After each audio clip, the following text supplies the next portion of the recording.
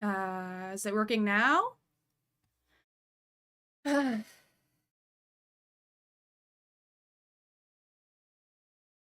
Hopefully it's working now. All right. Can you hear me now? I think it's working. I think we're good. No, that's crazy. I usually check it out. Success. All right. Hi, guys. So we had a scuffed intro. We had scuffed chat. Let me actually fix this too, because I got to go back to we got scuffed chat now because I can't get Social Stream Ninja to work for the fucking life of me. So I'm sorry for anybody that was watching the stream and was like completely confused by what was going on so far. Yeah, it's entirely just because I was trying to figure out how I could just still display chat on stream today because I do not know fucking why. Yeah. So let's see. Essentially, what we're gonna be going over today is the fact. Well, let me like reorient because I had like a whole intro. Okay. Today's already cursed. Yay, welcome in everybody. Thank you for coming in, Chronic, Saddam, Spore. So today we have a YouTube only stream because I have a new setup um where I don't have the same restream I'm not using Restream anymore is basically what it was. I tried to get a plugin that I have in OBS to work that's supposed to work on multiple sources, but it's not fucking working out today. So we're gonna have some scuffed ass chat, we're gonna have some scuffed ass YouTube only. Yeah, it's gonna be a great stream. I do have a cat. I have several, well, two, personally. So I look like I have a cat. Yeah, this is Real Duck. We're not going to see Real Duck for the most part, but I just do it in the intro. So yeah, we have we're gonna be watching the live stream. It happened, I think it ended like an hour or so ago. The Senate voted on whether or not they're gonna release the Epstein files. They decided that they are going to release the Epstein files. It was unanimous. But there was some interesting pushback during the whole voting process that I do want to go over. We also have a video that was recommended by Chronic, which I think was really interesting, really funny, on Indian fatigue. Somebody responding to some of the Indian fatigue videos that have been out there. We also have a special feature as well after everything. I want to go over somebody in the snark community. Not somebody that I have personal connections with, that I interact with, but somebody that is, let's just say, a prolific Twitter user. Okay? We're going to be going over, I'll just say it, we're going to be going over the account Queen in Yellow, Gato Fumador, and some of the shit that they've been posting that isn't like slam dunks on Destiny that we all just want to reshare uncritically. Um, we'll get into it afterwards, but like I said, we're gonna start off with the raw politics and the funny shit, and I'm gonna calm down from that disaster of a fucking beginning. Edit up my little OBS setting a little bit while we're watching it. I do want to just remark on. So, those of you that don't know, in my community we have a member called Grackle. Grackle is in a couple different communities, Ice Beans, Reservoir, myself, and he's known as kind of a, like a, how do I put this? He's a contrarian prick.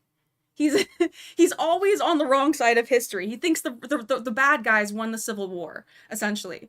And this morning he was messaging me. I was messaging in his server, or in our server, about the Epstein files release before it was actually voted on. And the idea that he was arguing against was that the Democrats don't want this because it's going to look bad for the Democrats. As we'll see as we go through this, who really gave pushback, on this. All right, let me put this up real quick. I'm just like, every time I try to start a stream and it fucks up in the beginning, I get like, all right. So, and unfortunately I had a live stream, but it fucking ended.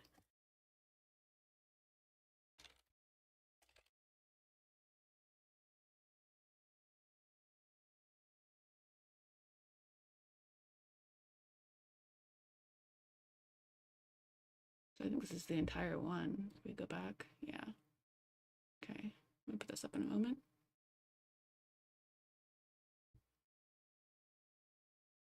So we're just going to go through the PBS stream. I had tags on the other one, but I don't know where it is on this, so pardon me just a moment.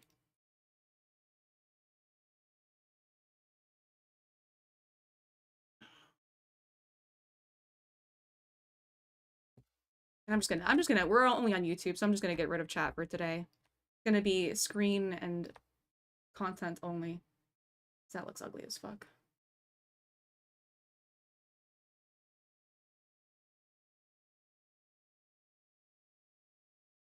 It looks bad for everyone when the president is a diddler. The fact that this investigation at every stage was botched. The fact that Alex Acosta gave Jeffrey Epstein such a sweetheart deal in the first place. The fact that Jeffrey Epstein was able to kill himself under, high security prison on suicide watch, supposedly, is insane. But hopefully we do get more answers as these files come out. We get to see what information is available. has inspired generations of students through his commitment to equity, empowerment, and educational success. Under his leadership, California State University Dominguez Hills has become more than... To his success as a coach, Coach Game. When do I start voting? Approximately.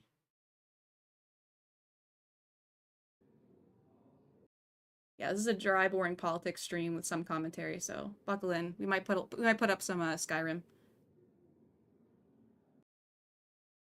Been given our... Oh, we gotta scrub. It's such a long VOD. The prayer will be offered by Chaplain. You who causes this faithfulness and to roar heavens and causes the earth to tremble. Maybe we need the prayer today, considering, Almighty Lord, you who shakes the heavens and causes the earth to tremble. You who causes the sea to roar and the dry land to shudder. Shake us from our falseness and rekindle our desire to love and to serve you in faithfulness and truth. You own all that we value. You own the silver and the gold, the cravings of our hearts and the successes we achieve. All those things that we're inclined to place before our allegiance to you and deem more important than our obligation to steward this abundant wealth for the benefit of your creation. Fill this place with your Spirit. With the might of your word, speak to us of your power and purpose, that there will be no doubt in our minds that you alone are our desire. Everything we want, that we need, and that we have been given by your hand, that we would turn our hearts and minds to you and dedicate our efforts to ensure having that a chaplain, all the people we chaplains serve, are, I don't know, your it's an people interesting would have the assurance of your provision, even when the world around them trembles, and the upheaval of these times threatens their well-being. Lord of the whole earth, sea and sky, to you may we give our whole selves, that what we do on this day would reveal your power and provision for the children of your creation, the very people you have entrusted to our care. In your mighty name we pray. Amen.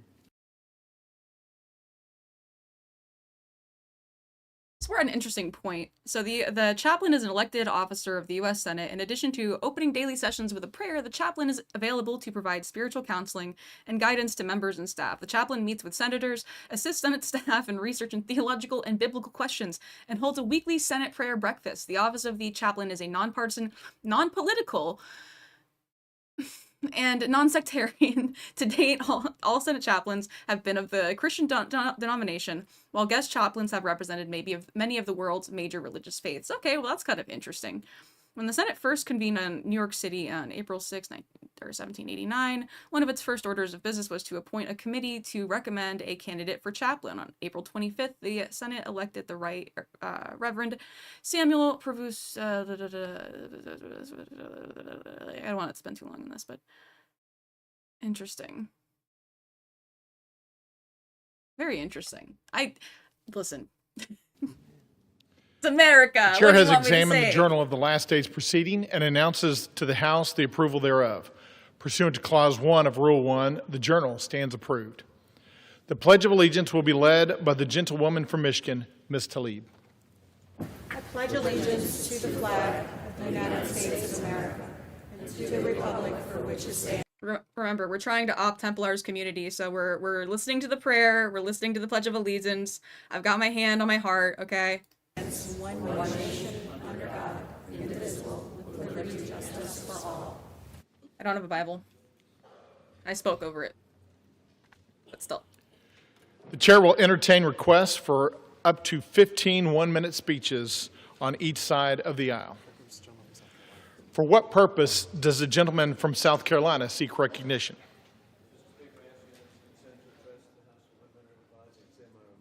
Without objection, the gentleman is recognized for 1 minute. Thank you, Mr. Speaker. The Schumer shutdown was proven irresponsible, achieving nothing, hurting American families. Last week, I joined with Republican colleagues in voting to open the government, as Republicans originally voted in September to keep it open. Now, with the 43-day Democrat shutdown, the longest in history is over, the government can get back to work on behalf of the American people. The Democrat shutdown caused the loss of paycheck, destroyed jobs, delayed services to our military, and included the inconvenience and delay cancellation of flights worldwide.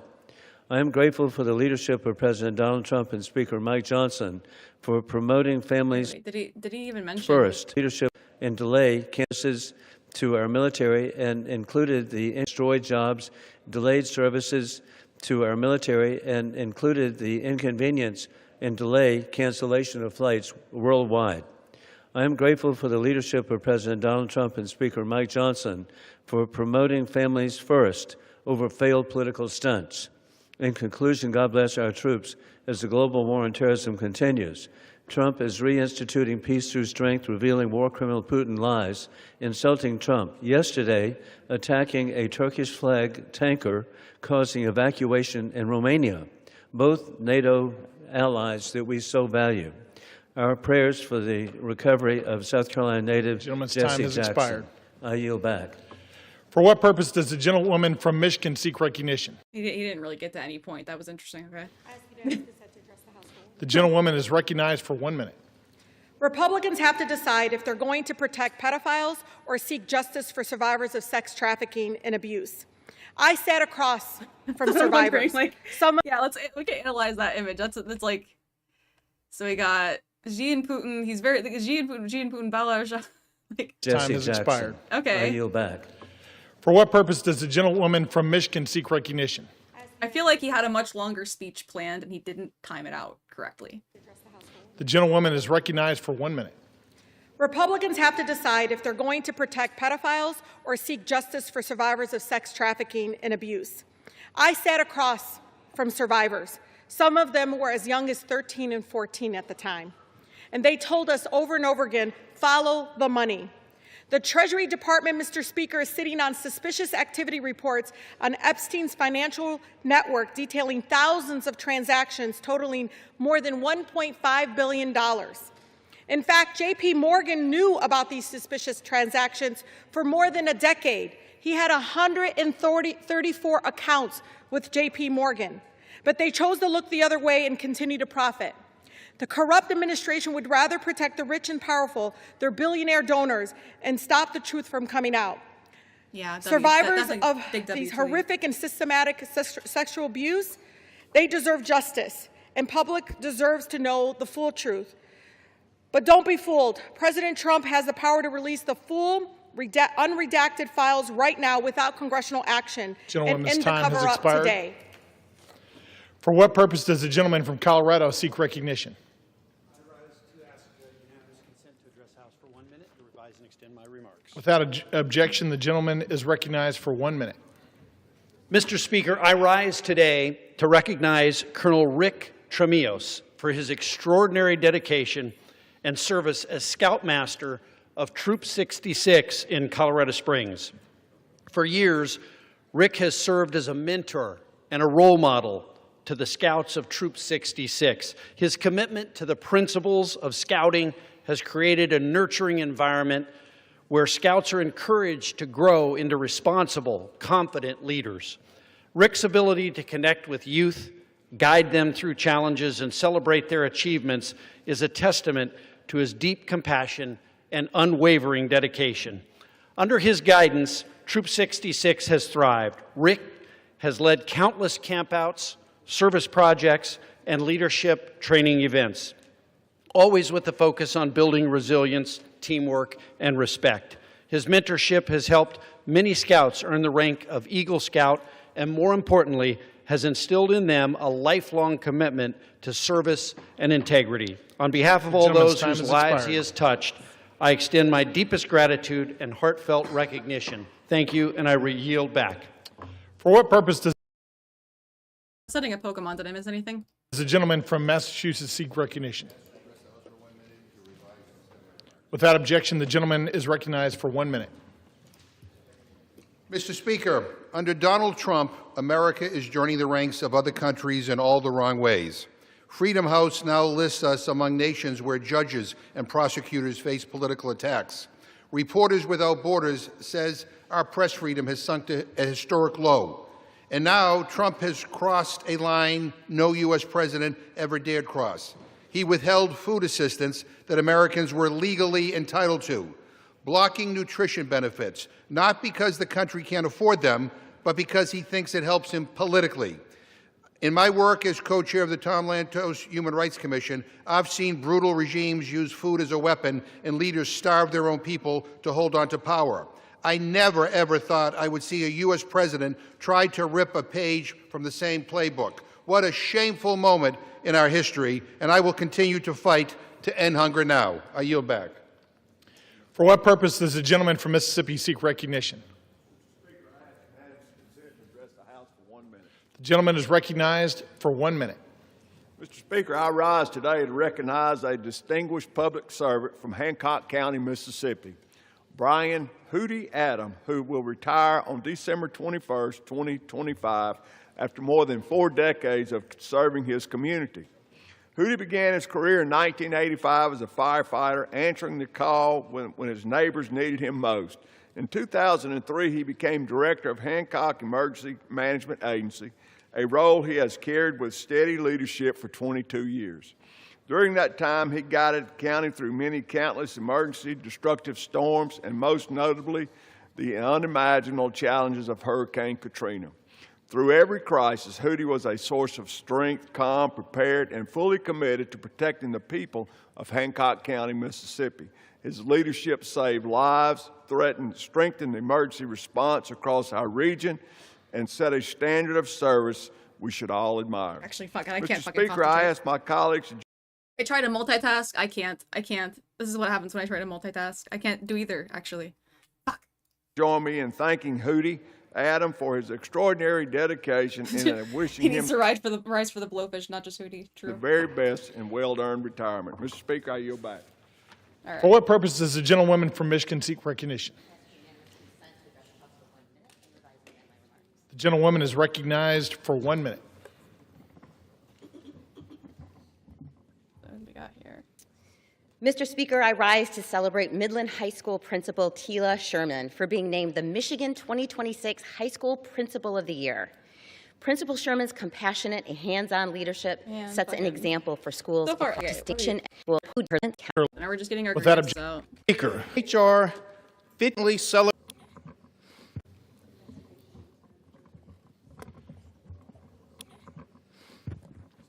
country. HR 5939, the USMC Helicopter Support in Vietnam Congressional Marine over this. Thank you, and I yield. Committee for its this policy for the over the past effective this week who wishes to take the opening. It has been an honor to contribute to the committee's mission.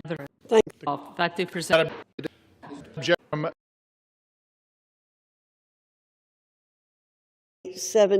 House Calendar number 47, House Resolution 870, that options concern resolution That's what the whole section was, just them voting. Office C, disapproval of land management relating to section concurrent social resolution. This is the Senate. Upon adoption of this resolution, it shall repeal or will amendment internet consider to all bill final passage without intervening motion.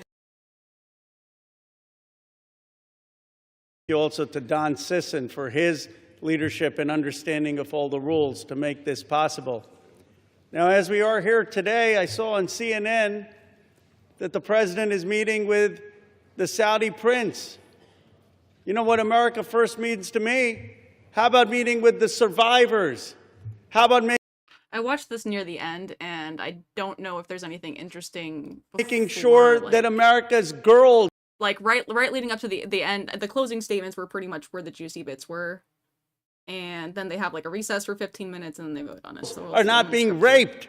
That's what it means to be America first, not going and just meeting with Saudi princes. You know, I am so honored to be here and working together with Congressman Thomas Massie, who's shown so much courage and principle, and I'm so honored to be here next to Congresswoman Marjorie Taylor Greene and Congresswoman Nancy Mace. I was telling someone, they said, what did you learn through this process? I said, sometimes we have to see people not just through their caricature. And I had caricatures of Representative Greene and Representative Massey. Listen, she deserves every single one of them, to be honest. Let's not whitewash Marjorie Taylor Greene just because she drew the line at not openly supporting a pedophile. And Representative Mason, and I'm that if I were there were able to keep and go to a bar, we forget it's not politics. This is humanity. Sometimes we get into these chambers and we forget what happened, of how we grew up. Most of us, we grew up, we went to barbecue, we went to Little League games, we went to church or temple. We didn't fly around in private jets and go to a rape island. We didn't buy off politicians and tell them to keep. Back in my day, we did good, honest work. We didn't fly on private jets. Quiet. Go to rape islands. We didn't think that it was normal to abuse or rape young girls. And then they're saying, well, we don't know if they were 18 or 22. Come on. It's rotten. Then they say, well, just care about the price of eggs. Is MTG the Willie Mack of politics? I think Marco Rubio is the Willie Mack of politics, personally, Saddam. Just care about the price of health care. You know what's more important than that? American values. These rich, greedy men abused American values. They abused what's sacred about this country. They abused what built this country. I yield the gentleman additional minute. And it is time that they're going to have a reckoning. The Epstein class is going to go. And the reason they're going to go is because the progressive left and the MAGA right and everyone in between is finally waking up against this rotten system. And when people are united, when people work across the aisle, amazing things can happen because the American people are kind and good and decent. So it's an honor, Congressman Massey, to have worked with you. And I salute particularly the courage of Marjorie Taylor Greene, Lauren Boebert, and Nancy Mace. None of this would have been possible. Marjorie Taylor Greene. Without their courage in standing up on the petition and for what they did. I'll yield back. Gentleman yields back. Gentleman from Massachusetts reserves. Gentlelady from North Carolina is recognized. Mr. Speaker, at the top. I'm going to start rating their fit, too, while we're here, because this is the Senate. I've got to find a way to make this entertaining, right? So, yeah, top of this page that I have, I've written Democrat hypocrisy or on it's the Epstein. House, whatever. Fucking, I probably didn't claim, whatever. That's what we're hearing today.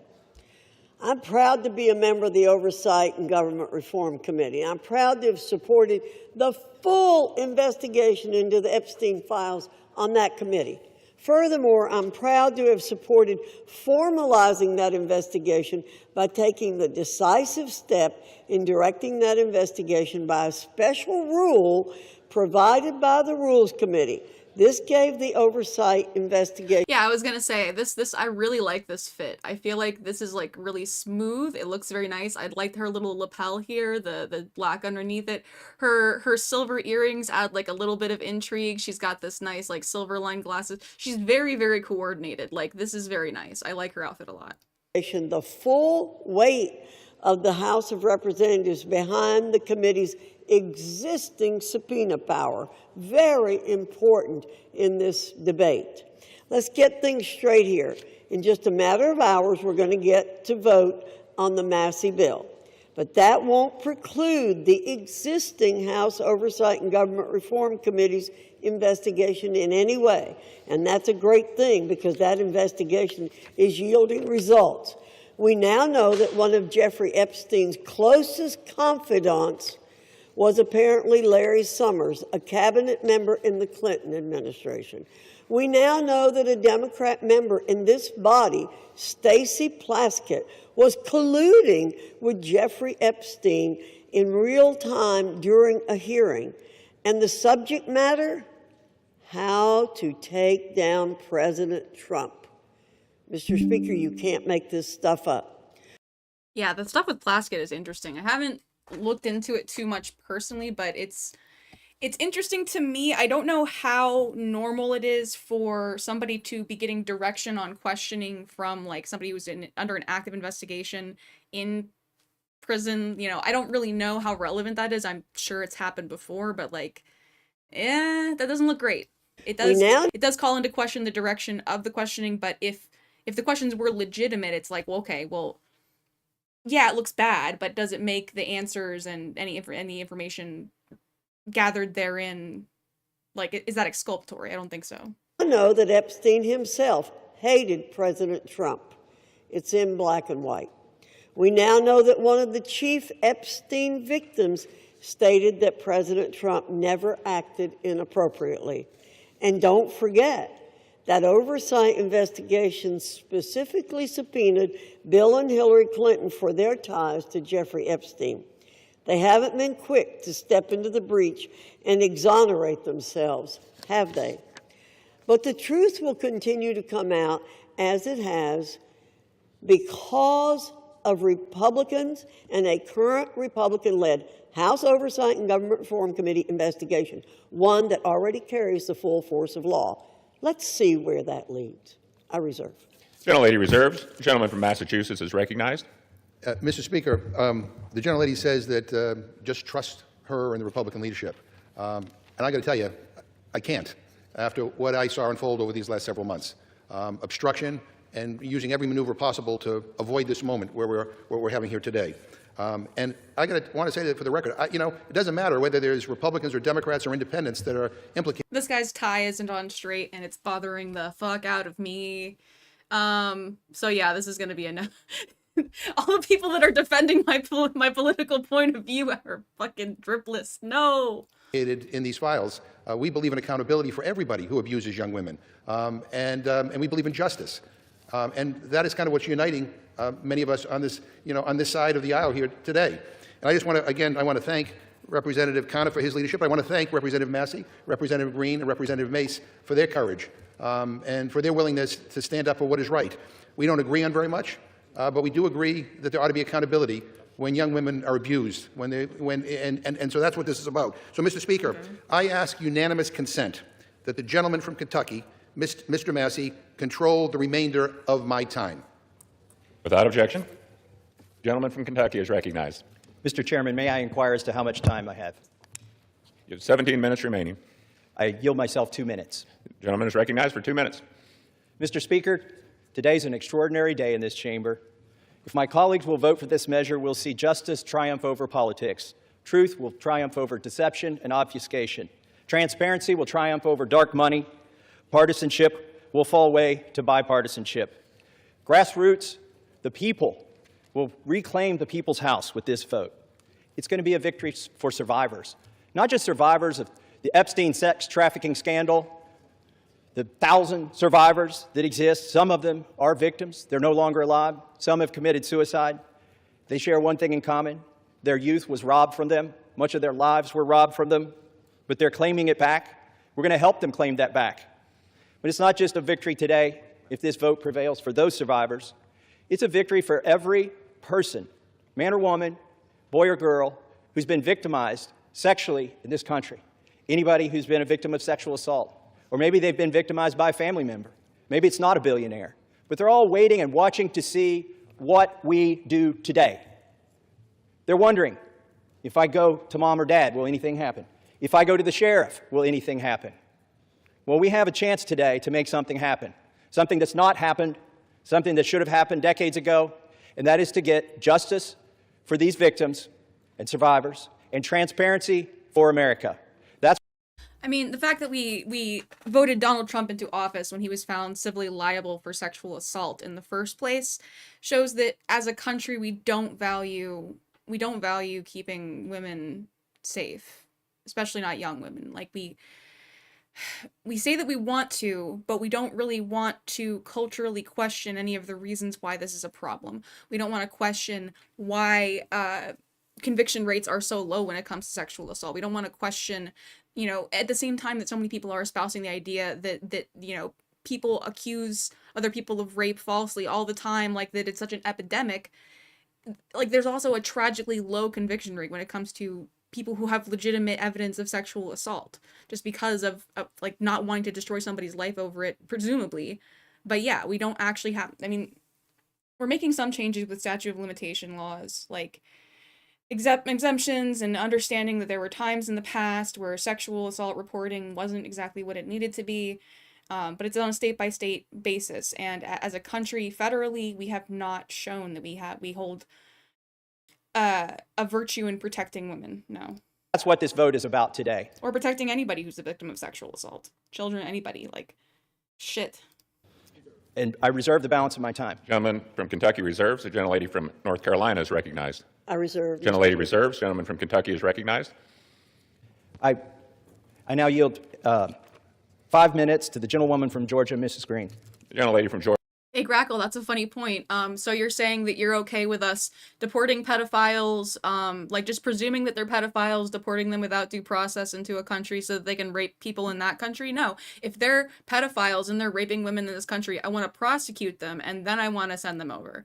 Like, if they have committed such a violent crime, yeah, I agree. If they're an immigrant, they should be under the best fucking behavior when they're here, and we should be able to deport them. But that's not what we're doing. We're getting rid of people who are just here working in the country, that their only crime is possibly being in violation of U.S. immigration law.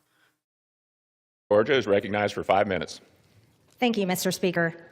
I proudly rise today in a bipartisan effort. Grackle, we're watching this for you, by the way. The entire reason that my fun snark stream is starting off with boring fucking politics shit is because of our conversation this morning. To release the Epstein files, finally, after 5 administrations have covered it up. Earlier today, I attended the press conference where the survivors, they're not victims, the survivors of Jeffrey Epstein's sexual abuse. Wow, MTG, you're so fucking woke. You're so fucking woke. Why don't you dye your hair blue and just get into a polyamorous relationship? Jeez. And sex trafficking told their stories. And they told stories about how it started back in 1991, 1996, and they continued on through the decades. And they told stories about how they told someone and tried to get help. If I'm thinking about it, if MTG had been like a polyamorous liberal the entire time, she would have been, she wouldn't have had nearly as many scandals. She would have been more effective if she was just like a conspiracy, not fucking like lefty. Oh, right, her, okay. Her all black fit, so she's got, it's like leather, like, it looks like it's got like some sort of like texture to it, not bad. There's too much black. I don't like, I mean, it's better than the all white, right? I prefer, listen, like, it's critical support for MTG. She's turning a new leaf. Like, she still has disastrous fucking opinions on a lot of things that I find, like, extremely harmful to people that I love. But, yeah, like, so for her fit, for a woman her age, I would have liked to see an accent color. However, it's sleek. I prefer it to the blonde woman with, like, voluminous curls wearing white and gold the Republicans seem to have going. It's different. She's rebelling. This is like her Princess Diana moment. Help. They told the FBI, and they weren't listened to. And they told law enforcement, and no one did anything. And these women don't just number a few. These women number around 1,000 women. And they are victims of something that's unthinkable. And this should have never, ever happened. This was the biggest fight I think I've seen in Washington, D.C. This is my 5th year here. And if there's one thing, like, I disagree with MTG pretty much on her anti-vax positions, her QAnon support. I disagree with her on pretty much all of her geopolitical positions and her America First stuff. But one thing that she has always been about, it's been, hey, I don't like pedophiles. She was susceptible to conspiracy theorists because she wanted to throw fucking pedophiles in the wood chipper. And this was a fight that we should have never had to wait.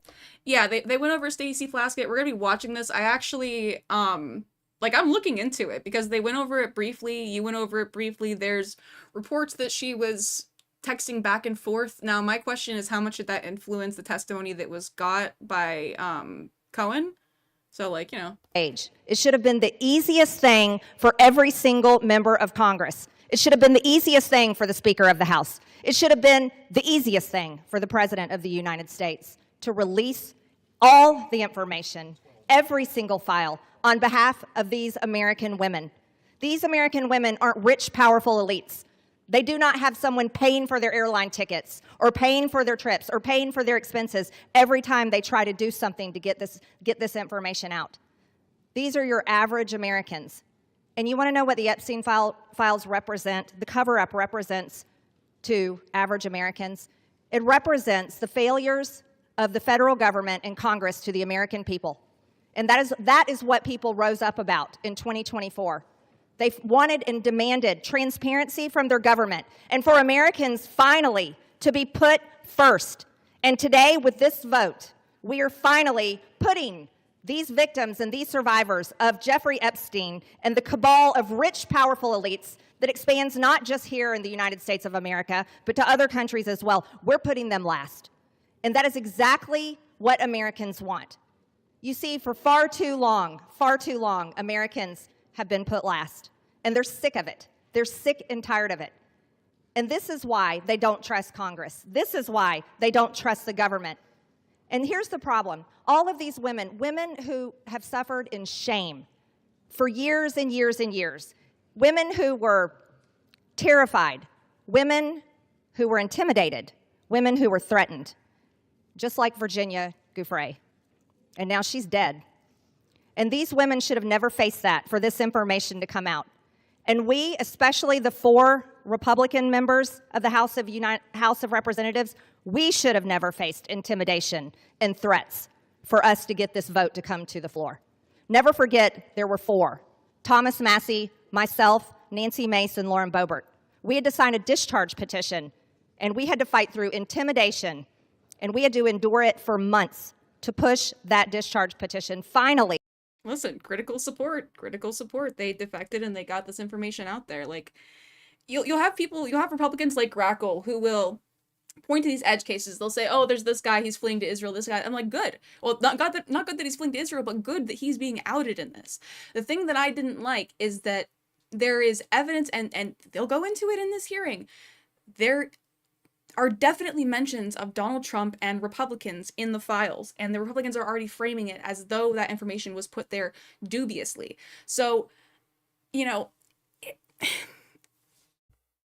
why is only one side already trying to run cover? Why is it only one side? Why aren't the Democrats trying to say that they're going to be defamed by this? Why are they voting for it to come out and they're not saying, oh, this is a bad investigation, this, that, and the other? Like, why aren't they saying that if you're so sure that there are things that are going to come out about prominent Democrats? And how would that have been orchestrated? How would a cover-up have been orchestrated by them under Donald Trump if that was the case? To 218 to get this vote to come out. This is what the American people are sick of. And rightfully. So here's the thing, Grackle. You've created a situation where I can't win. So if the files come out and there's no Democrats listed in them, you'll say that the Democrats had all their fucking names removed from it, right?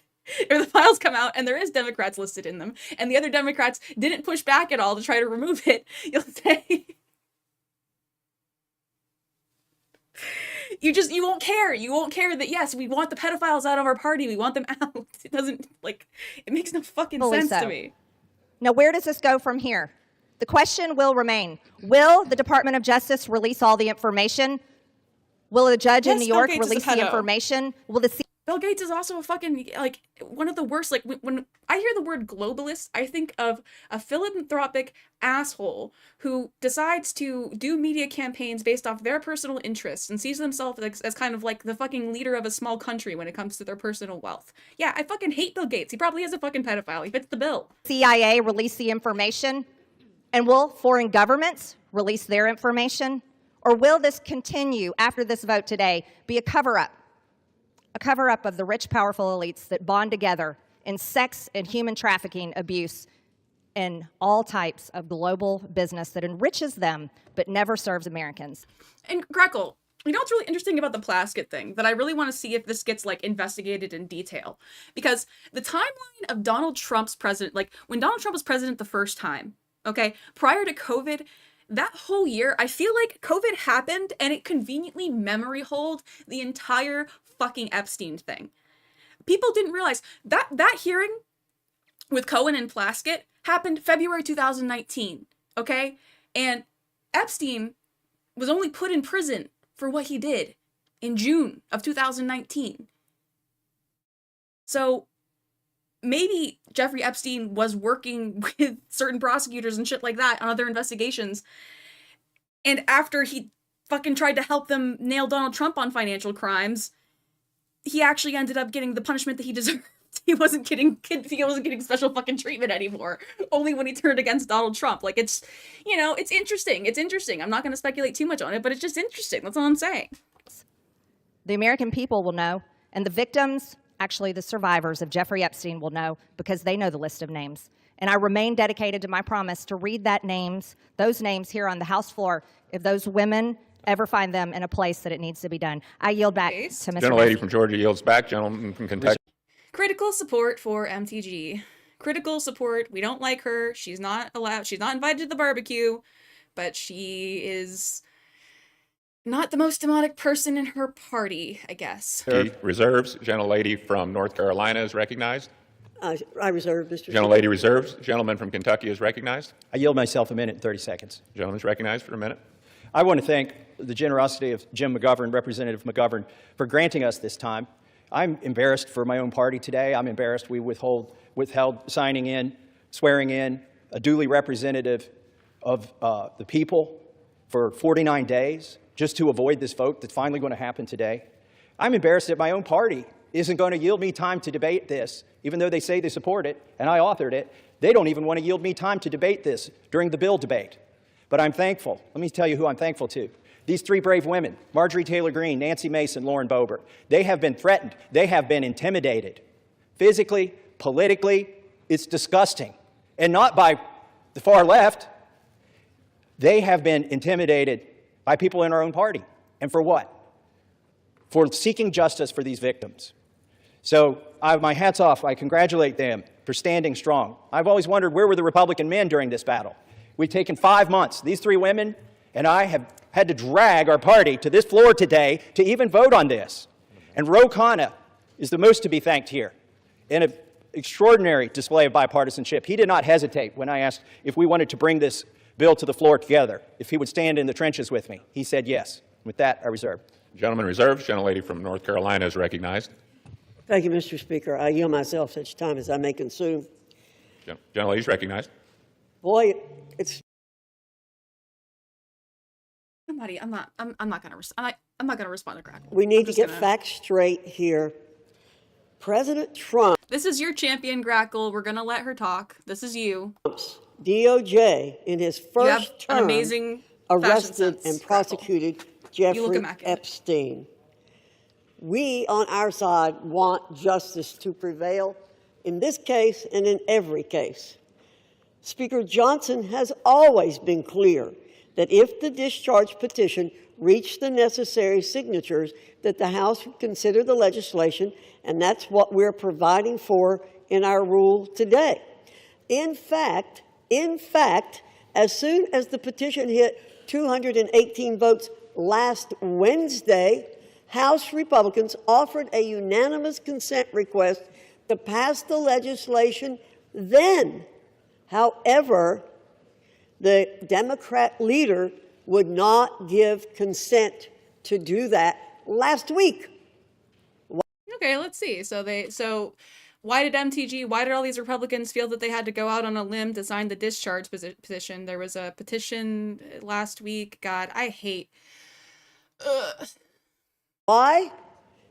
This is politics, man. We're gonna, she's gonna beef, and then another guy's somebody's gonna be like, oh, you said this, I said this, that's why we're here. Because they're not really interested in this. They're interested in some other things. And, Mr. Speaker, I have to correct the record. Mr. Massey did not request time from me. I'm the person who controls the time on the Republican side, and he did not request time from me, or I would have given him time. I reserve. Gentlelady Snap, snap. reserves. Gentleman from Kentucky is recognized. I'd like to now recognize the gentlelady from South Carolina for 5 minutes, Nancy Mace.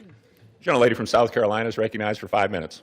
Thank you, Mr. Speaker. And I want to thank my colleagues today for the time, Mr. McGovern and Mr. Khanna, for the 5 minutes on the floor to speak about an issue that is not political for me. Helping the survivors of Jeffrey Epstein and his horrific, gruesome, brutal sex trafficking ring is deeply personal. And while we often have many disagreements about a lot of issues, maybe most issues, today they are allowing us to speak on the floor, and I want to thank my colleagues, Congressman Massey, Marjorie Taylor Greene.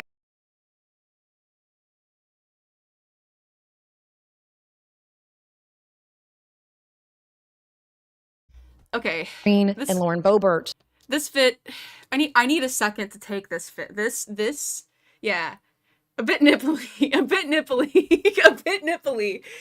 And she's got like several layers, man. She had several chances to have a proper slip underneath this dress. But man, it's just a little too cold on the Senate floor today.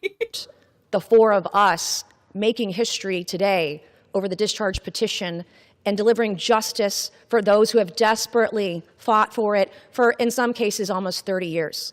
I wore white today because I wanted to reflect on it was not the best choice. I mean, you know, obviously you're doing a little thing with MTG. You're like an angel. You're the angel and she's the devil, you know? The innocence of the young women who had their innocence stolen from a demon named Jeffrey Epstein, from demons, friends of his, rich and powerful people who stole their innocence as young as 14 years old. It was taken from them and they've never gotten it back. I'm also wearing white today to recognize the courage that it takes for women to come forward, the sacrifices to them personally, professionally, financially, the embarrassment, the humiliation, the shame that we still deliver on the backs of women who have been brutalized, who've been raped, who've been assaulted, the shame that the media pours over their heads. By the way, after this, I might do a little fact check on some of the stuff, like some of these claims that are interesting little points of quibbling for my community, especially when it comes to, hey, was there a holdup in these being released? Did this have to be such a political stunt? Yeah. That their colleagues, their friends, their neighbors, their loved ones, because you come forward and because you talk about sexual assault, you are not a slut. It's not because of what you wore. You're not a whore. But that's how women are treated, and you're not lying. And I want every woman to know, every Epstein survivor to know, every woman across the country who is a survivor, who is a victim of assault, that today, we see you. And this fight and this vote tonight, I see it is about the Epstein victims. But it's about much more than the Epstein victims. This is about the powerless, taking power away from the very powerful. This is about giving women who never had a voice, giving a voice to the voiceless. This is about their sacrifice. This is about having and recognizing their courage. This is about justice for the Epstein victims, but it's also about hope. Earlier this year, I gave a speech right here on the floor of the U.S. House of Representatives, detailing trauma that I experienced, endured, and am a survivor of, that I accidentally uncovered 2 years ago, almost to the day. Accident, that's interesting. And today, I still don't have justice, like millions of women across the country. Nancy Mace really, really needs more trans women friends. She needs somebody in her life with gender dysphoria to like pressure her to, I don't know, like it's really just her hair. It's her hair and that she looks tired. I feel like under different lighting, like under like more yellow lighting, you know, with like a little bit of a breeze, she just looks so tired. That's all. I don't want to make too much fun of her because like it's not a horrible concept. I don't really like the way that her top comes together, especially because she is a little nipply. Like it was a bold move. When I spoke out, I got attacked. When I spoke out, I was shamed. When I spoke out, I was defamed and smeared, and that goes on today, right now, in the present. God sure has a funny way of working through us. I, like many of the Epstein survivors and many other survivors across the country, I don't think I will ever heal from the destruction my abuser did to me. But I can heal by being a vessel and being a voice for all those who need it, and that's why we are here today. That is why I will never abandon a single survivor ever, and I will never— Crackle, you're the one that said a bit nipply before I did, okay? Don't you dare. —waver.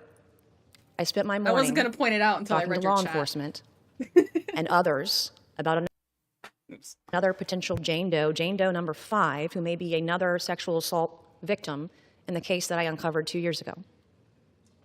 It's very difficult for us to come forward, but I want to thank the women who have, the Epstein victims, the victims in the case that I uncovered. I want to thank all of you for being a voice, for giving me hope. Maybe one day I too can get justice. Thank you, and I yield. The lady yields back. Gentleman from Kentucky.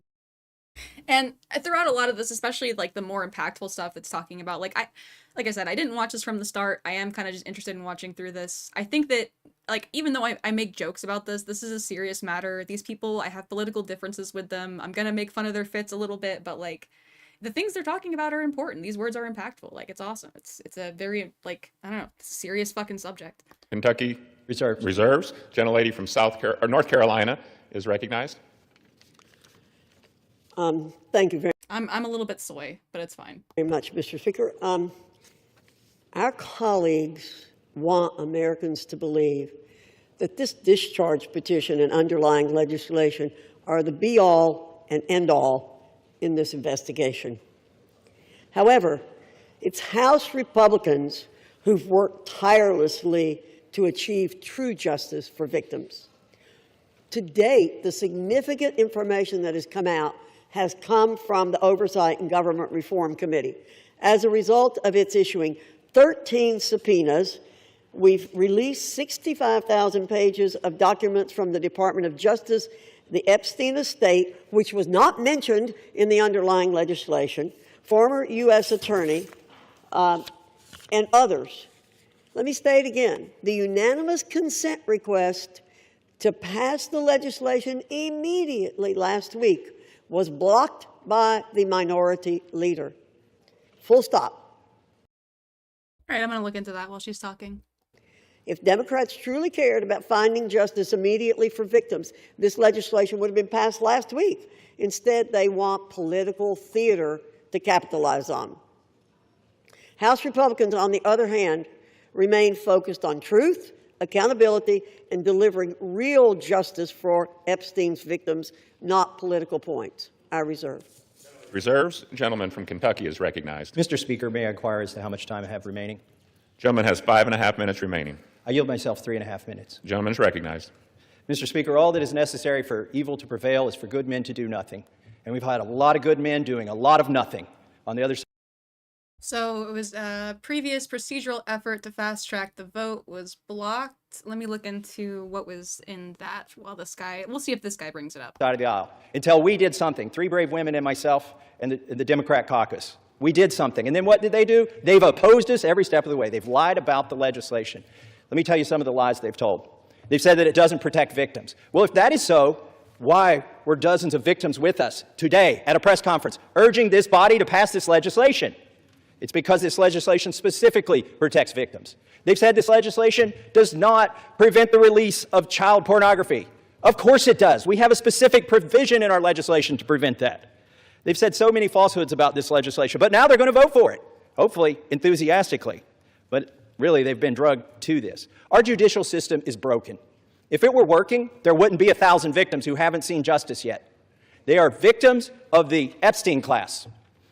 I begrudge nobody success if they become a billionaire. But if you think being a billionaire or buying politicians keeps you out of the judicial system, lets you rape young women, lets you traffic women, you've got another thing coming when this bill passes.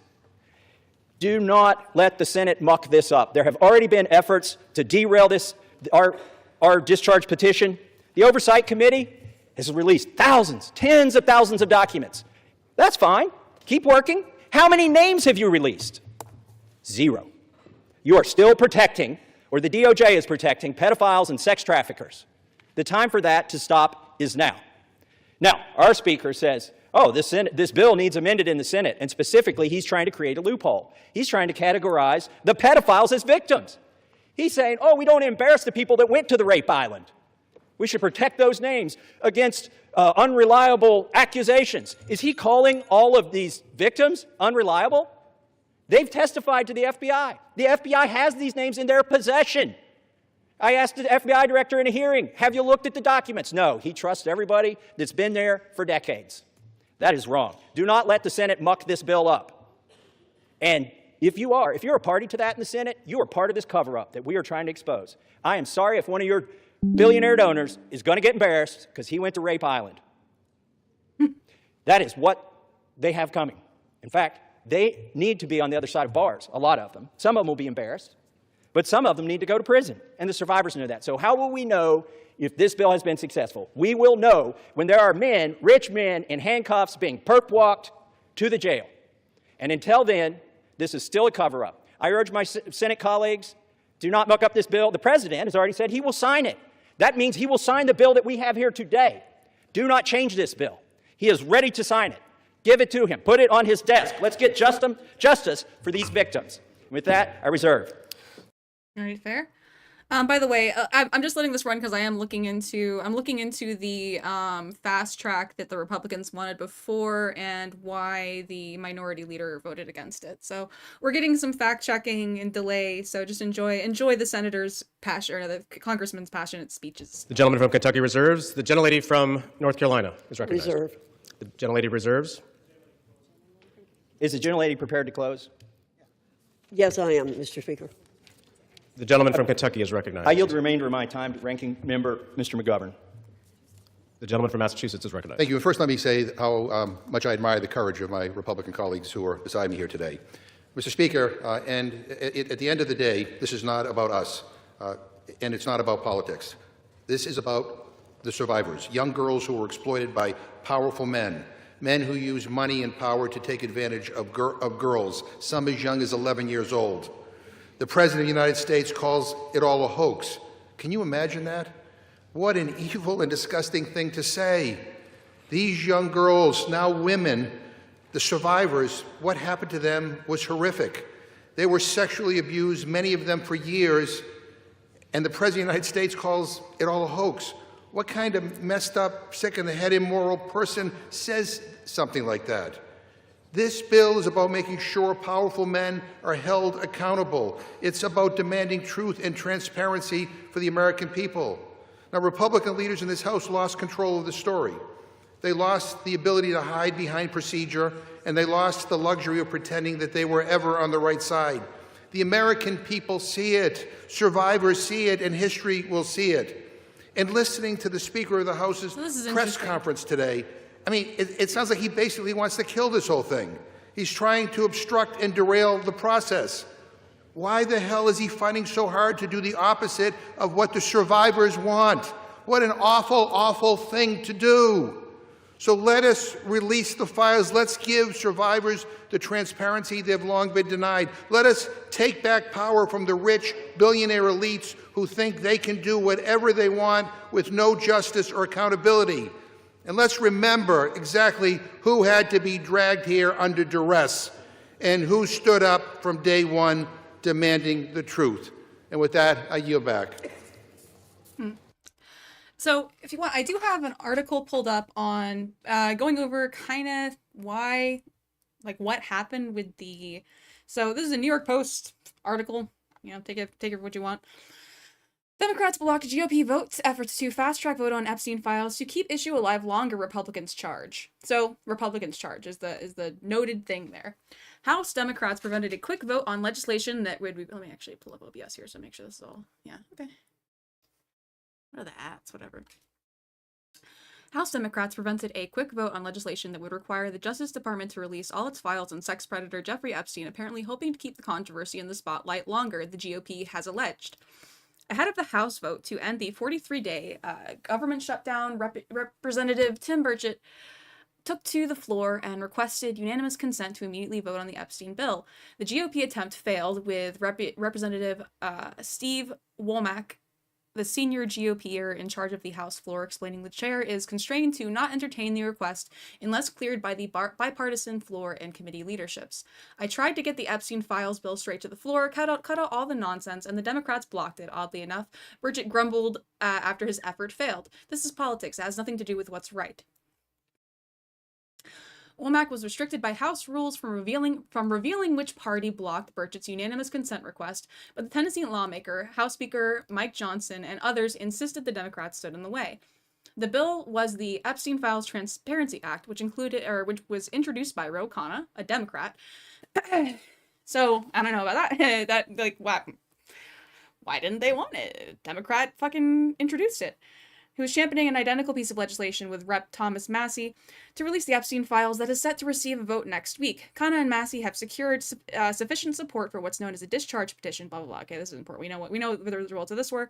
Burchett did not sign the discharge petition, but wanted to bring the vote on Khanna's bill forward. I have not seen many stories yet about about the fact we put the discharge petition up for unanimous consent on the floor tonight. The Democrats objected to the unanimous consent. Nobody has written a story about that. That is stunning to me. So, let's see. House Minority Leader Hakeem Jeffries, who is being accused of being the one that held up their office, did not immediately respond to requests for comment. Massie and Khanna began pursuing their discharge petition after the FBI and DOJ publicly concluded this past July that Epstein, 66, committed suicide while awaiting trial on federal theft charges and did not maintain a client list of powerful friends.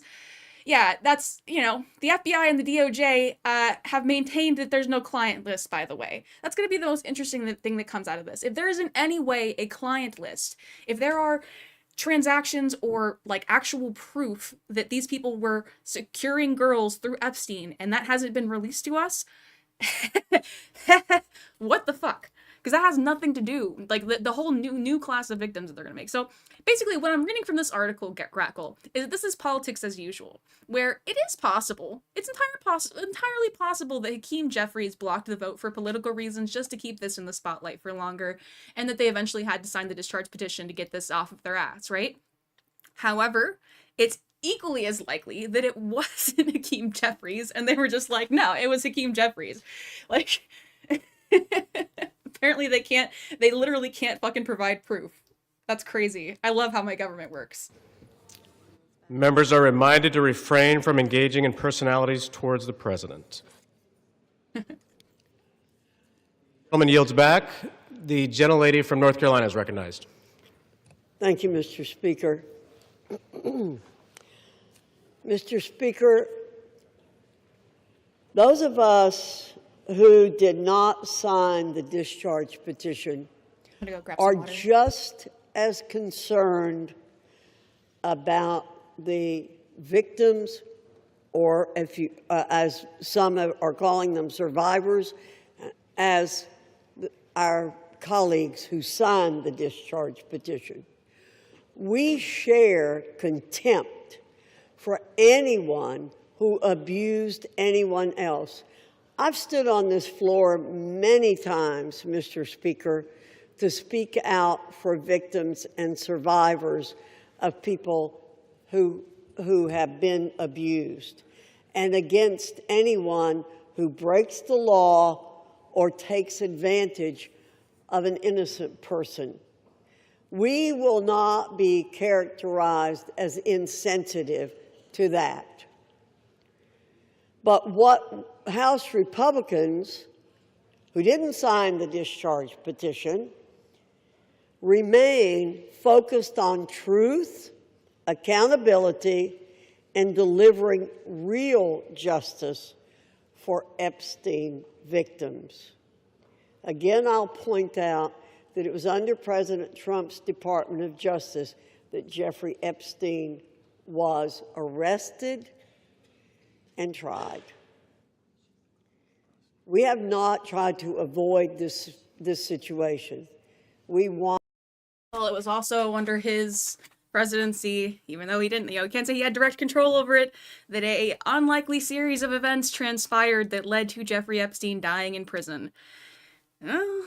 Want things done the right way. We want Where's the audio? Maximum justice for these victims and survivors. Our rule today simply expedites consideration of the Massey-Connor legislation. And as I said, we would have liked to have seen it pass last week when we gave an opportunity for it, but she keeps saying this. Like I said, we went over the article that showed that Hakeem Jeffries has declined to comment, which is technically what he's supposed to do because they're not allowed to reveal like who held up the vote. There are members that weren't part of that vote that are claiming it, or I guess Mike Johnson has claimed it. I don't know if he can. It was blocked by the Democrat minority leader. I asked for support for... I wonder if anybody's going to push back on this claim. Like, you know, it could have just been politics. It could have been that they wanted it to be in the spotlight for longer. But given the Democrats have been pushing ever since Donald Trump's DOJ said that there was no client list to get the files released, this rule, the underlying legislation... Seems more procedural than anything is what I'm saying, Grackle. With that, I urge my colleagues to vote yes on the previous question, yes on the rule, and Mr. Speaker, I yield back the balance of my time and move the previous question on the resolution. The gentlelady yields back the balance of her time. The question is on ordering the previous question on the resolution. Those in favor say aye. Those opposed, no. In the opinion of the chair, the noes have it. Mr. Speaker, request the yeas and nays. The yeas and nays are requested. Those favoring a vote by the yeas and nays will rise. A sufficient number having risen, the yeas and nays will... Mr. Speaker. In the opinion, the balance over time. The question is on ordering the previous question on the resolution. Those in favor say aye. Those opposed, no. Question. In the opinion of the chair, the noes have it. Mr. Speaker. Request the yeas and nays. The yeas and nays are requested. Those favoring a vote by the yeas and nays will rise. A sufficient number having risen, the yeas and nays are ordered. Pursuant to Clause 8 of Rule 20, further proceedings on this question will be postponed.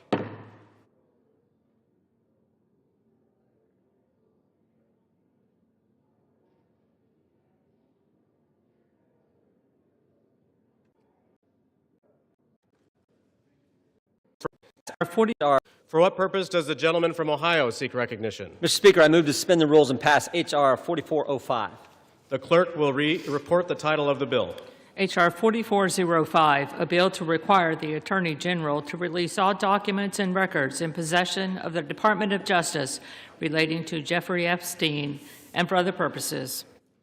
Pursuant to the rule, the gentleman from Ohio, Mr. Jordan, and the gentleman from Maryland, Mr. Raskin, each will control 20 minutes.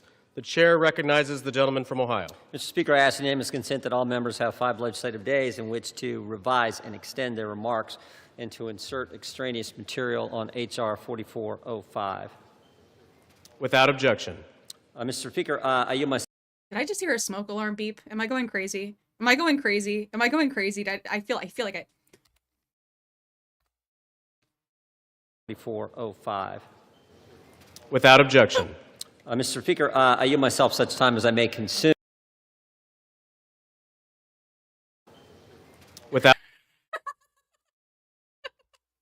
objection. Material on H.R. 4405.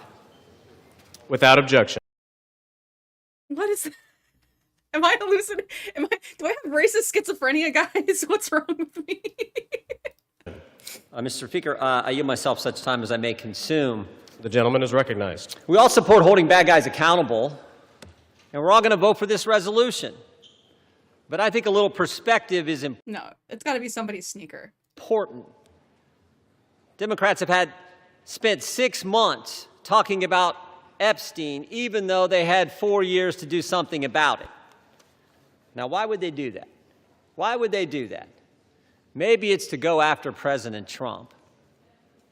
Never forget, they shut down the government for 43 days.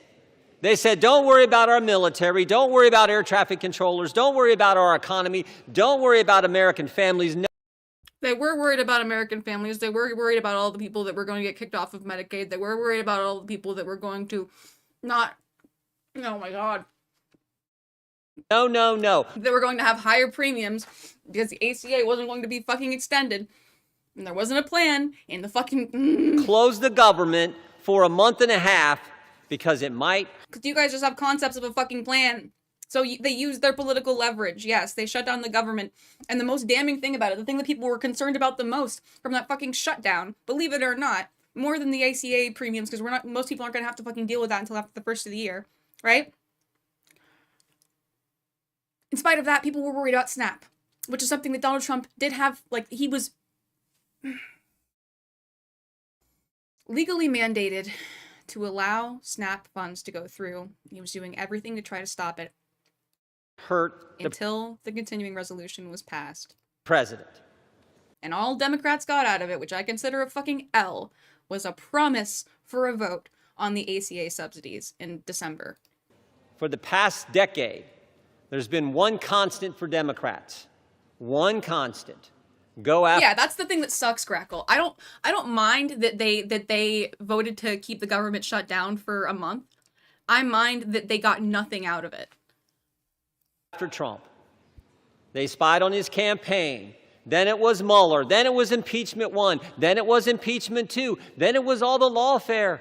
Alvin Bragg, Fonnie Willis, Letitia James. Then it was Arctic Frost investigation at the Justice Department, surveilling United States senators and congressmen and a whole host of other Americans. Then it was Jack Smith and his gag orders and his raiding President Trump's home. Then it was a 43-day shutdown, and now it's Epstein. And by the way, the same party that did all that, they were also the ones who were texting with Mr. Epstein during a hearing where Michael Cohen was their witness in another effort to go after. Yes, and, well, here's the thing. The information that Jeffrey Epstein, as evil as a person as he was, gave to Plankett, it was about who the assistant was for Michael Cohen. Because Epstein happened to know that.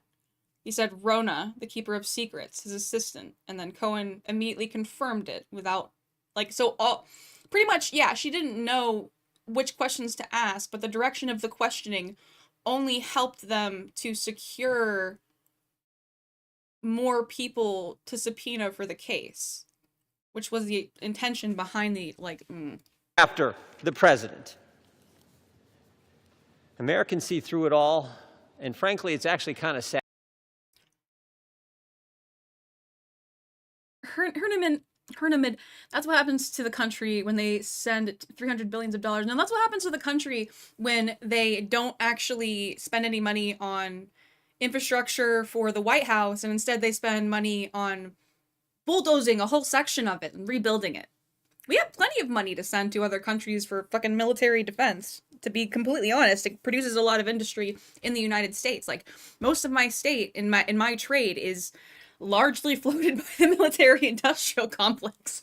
So I don't know how there's this dual conspiracy of the military-industrial complex is like this huge fucking thing, and also like we don't benefit from it at all when we have military development. Like, a lot of the price tags on these bills, when you look at the amount that we're actually sending to these countries, a lot of the, we're sending them equipment, and then we are promising to reproduce that equipment for our own stockpiles in the United States.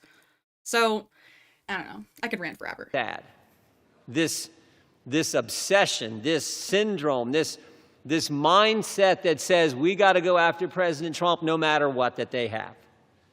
And I actually, when I think about it, 2 seconds. I think it's because President Trump and Republicans have accomplished so much that they told the voters they were going to accomplish in the 2024 election. We're actually doing what we said we were going to do. President Trump said he was going to cut taxes, and he did. President Trump said he would secure the border, and he did. President Trump said he'd get men out of women's sports, and he did. President Trump said he would make sure Iran doesn't have nuclear capability, and he did. And he said he would get the hostages out of Gaza back into Israel, and he did. All in 9 months. So I don't know what causes this mindset, this syndrome that the left has, but I know one thing. It is real. Which brings me to last week. Think about what the Democrats did last week. The Democrats released an email that the Oversight Committee had obtained from the estate, an email from Mr. Epstein to Ms. Maxwell. When the Democrats released it, they redacted the victim's name, something we all support, something everyone supports, except in this case, no court had ordered that name redacted, no agency had redacted it, and the estate didn't redact it. And the victim had already went public. So why black out her name? Why black out her name? Because she had said in her book and had testified under oath that she never saw any wrongdoing by President Trump. So think about what they did. In an email between two criminals, Mr. Epstein and Ms. Maxwell, in an email between two criminals, they hide the name of an individual who had went public and exonerated the president, and we know why, to distort and twist the message because they thought it might harm the president. Their position, cover up the names of people who are already public, but don't worry about other innocent people who the court said should remain private. Again, I think the American people see through it. They see through what the Democrats are doing. The American people know what this is.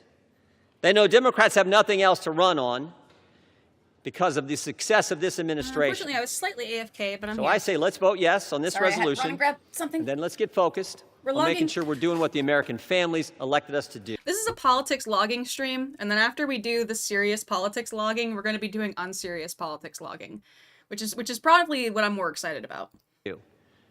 With that, I reserve. The gentleman reserves. The gentleman from Maryland is recognized. Thank you, Mr. Speaker. I yield myself such time as I may consume.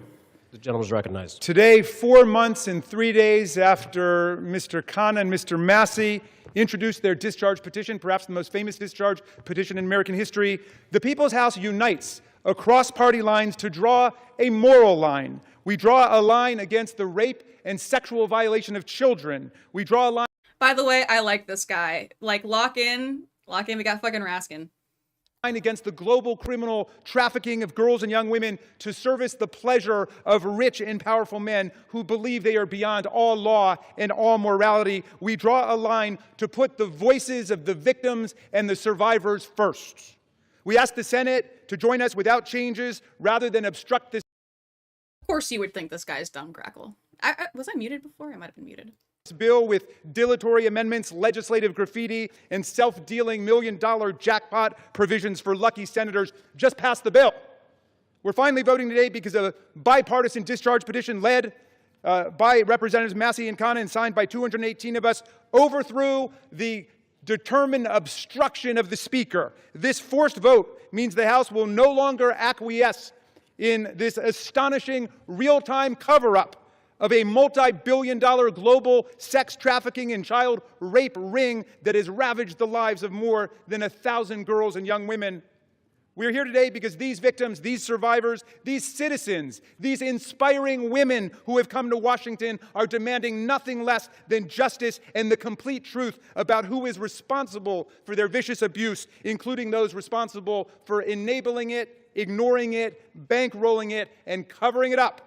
We join them today in rejecting any more dangerous lies about the crimes they suffered. No, child sex abuse is not a hoax. It's a crime.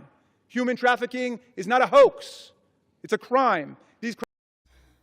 Yeah, it is not a hoax. Whatever those victims said, in the words of Donald Trump, Grackle, whatever those victims said is not a hoax. Like, he said that it was a fucking hoax.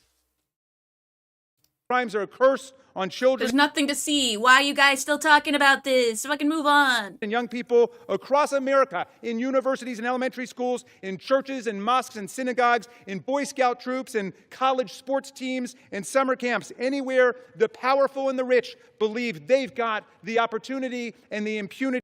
Grackle is my favorite comedian, man. The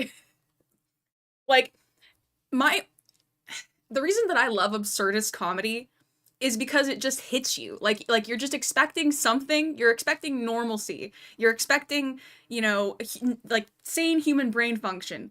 And you get the shit that Grackle says instead. And it just hits you like a fucking truck.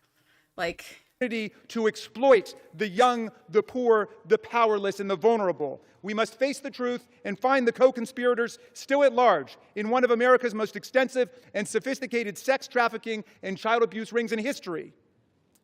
Release of the file will expose the role of everybody who facilitated and covered up these crimes, like J.P. Morgan Chase, Bank of America, Deutsche Bank, and Bank of New York Mellon, which executed billions of dollars in transactions related to these offenses. He's calling out the fucking banks that were complicit in it. Yeah, that saw all of these shady business dealings. Yeah, that as well as I any forgot bank about what it was executives who specifically. I'm gonna look participated up, in the sexual abuse of girls and young women. We must expose everyone who covered up these crimes, like Alex Acosta, the former U.S. attorney in Miami, Donald Trump's labor secretary, who gave Jeffrey Epstein an unbelievable sweetheart plea deal, immunized unnamed conspirators, and killed an investigation into Epstein's financial crimes that could have brought down the entire criminal network.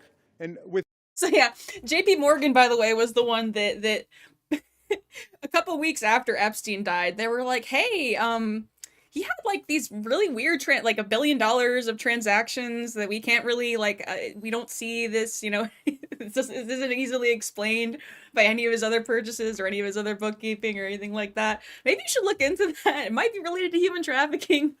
I know he's dead and everything and you can't try him anymore, but like, you know, look into that. With that, I'm going to yield. Oh, I'll reserve the balance of my time. The gentleman reserves. The gentleman from Ohio is recognized. I like how you're like, when did this guy become a conspiracy theorist? And then for JP Morgan, you're like, John Podesta? John Podesta Morgan? Do they have Thank you, Mr. Speaker. I yield 4 minutes to the distinguished chair of how much the House Oversight Committee, Mr. Comer, the gentleman from Kentucky. have they invested into a pizza place recently? Gentleman from Kentucky is recognized. Thank you, Mr. Speaker. As chairman of the House Oversight Committee, I've always believed that sunshine is the best disinfectant. For years, the American people have demanded transparency about Jeffrey Epstein and Ghislaine Maxwell's horrific crimes and about the federal government's failure to protect the victims. The House Oversight Committee is conducting a thorough review of the federal government's investigation into Epstein. Our work goes far beyond the legislation before us today. We are committed to accountability, transparency, and justice for the American people and for the survivors of these appalling crimes. To date, the Oversight Committee has released more than 65,000 pages of documents, issued 13 subpoenas, and conducted interviews with 2 key witnesses, both of whom were Republicans. The Trump administration has provided us with Department of Justice materials and access to suspicious activity reports. Unfortunately, throughout this investigation, Democrats have chosen to manufacture yet another anti-Trump hoax instead of pursuing justice. They have mischaracterized witness testimony and selectively released documents complete with targeted redactions in an effort to smear President Trump. For example, former U.S. Attorney General Bill Barr, who oversaw the 2019 Epstein investigation, stated clearly under oath that the prosecution team found no evidence that President Trump committed wrongdoing. Despite this simple and straightforward fact, Trump subpoena. The Oversight Committee has released more than 65,000 pages of documents, issued 13 subpoenas, and conducted interviews with 2 key witnesses, both of whom were Republicans. The Trump administration has provided us with Department of Justice materials and access to suspicious activity reports. Unfortunately, throughout this investigation, Democrats have chosen to manufacture yet another anti-Trump hoax instead of pursuing justice. They have mischaracterized witness testimony and selectively released documents complete with targeted redactions in an effort to smear President Trump. For example, former U.S. Attorney General Bill Barr, who oversaw the 2019 Epstein investigation, stated clearly under oath that the prosecution team found no evidence that President Trump committed wrongdoing. Despite this simple and straightforward fact, Ranking Member Robert Garcia, moments after that deposition, tiptoed out and publicly claimed that, quote, Barr could not clear Trump of wrongdoing. That was a lie, and we have the transcripts to prove it. I invite the media to read the transcript. When the Oversight Committee interviewed former U.S. Attorney for the Southern District of Florida, Alex Acosta, Democrats whipped themselves into a frenzy trying to manufacture a gotcha moment, but they failed. Mr. Acosta dismantled the Democrats' narrative. His testimony confirmed there was no contact between President Trump and Mr. Acosta and no connection between President Trump in the Epstein case. Next, Democrats resorted to selective leaks and Dr. So the question was, did Bill Barr's testimony clear Trump of any wrongdoing? No. Bill Barr's testimony was that he stated he saw no evidence that Trump was involved in Epstein's activities. That does not mean that he was exonerated.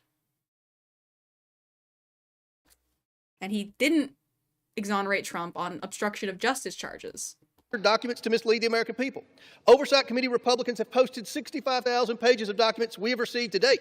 Democrats, by contrast, have released fewer than 1 dozen. In their latest selective leak, Democrats released just three of the 23,000 pages of documents from the Epstein estate. And they made redactions to 2 of those emails that changed both the context and the meaning of the 3 pages they released. When CNN called them out for their deceptive redactions, Representatives Stansbury and Crockett tried to blame Republicans for their own edits, for the Democrat Oversight Committee edits. After Democrats released only 3 emails, Republicans released over 23,000 pages. And what did Democrats say in response when we released every single document that we got? They claimed full transparency was meant to, quote, disorient or distract from their manufactured narrative. So, Grackle, and what Mike Johnson is apparently, as he'll later say, concerned about in the release of these documents now, are the names of alleged victim and other personally identifying information. So the name of a victim, even though it was Virginia Giuffre, obviously, and we all knew that it was Virginia Giuffre, that we, like,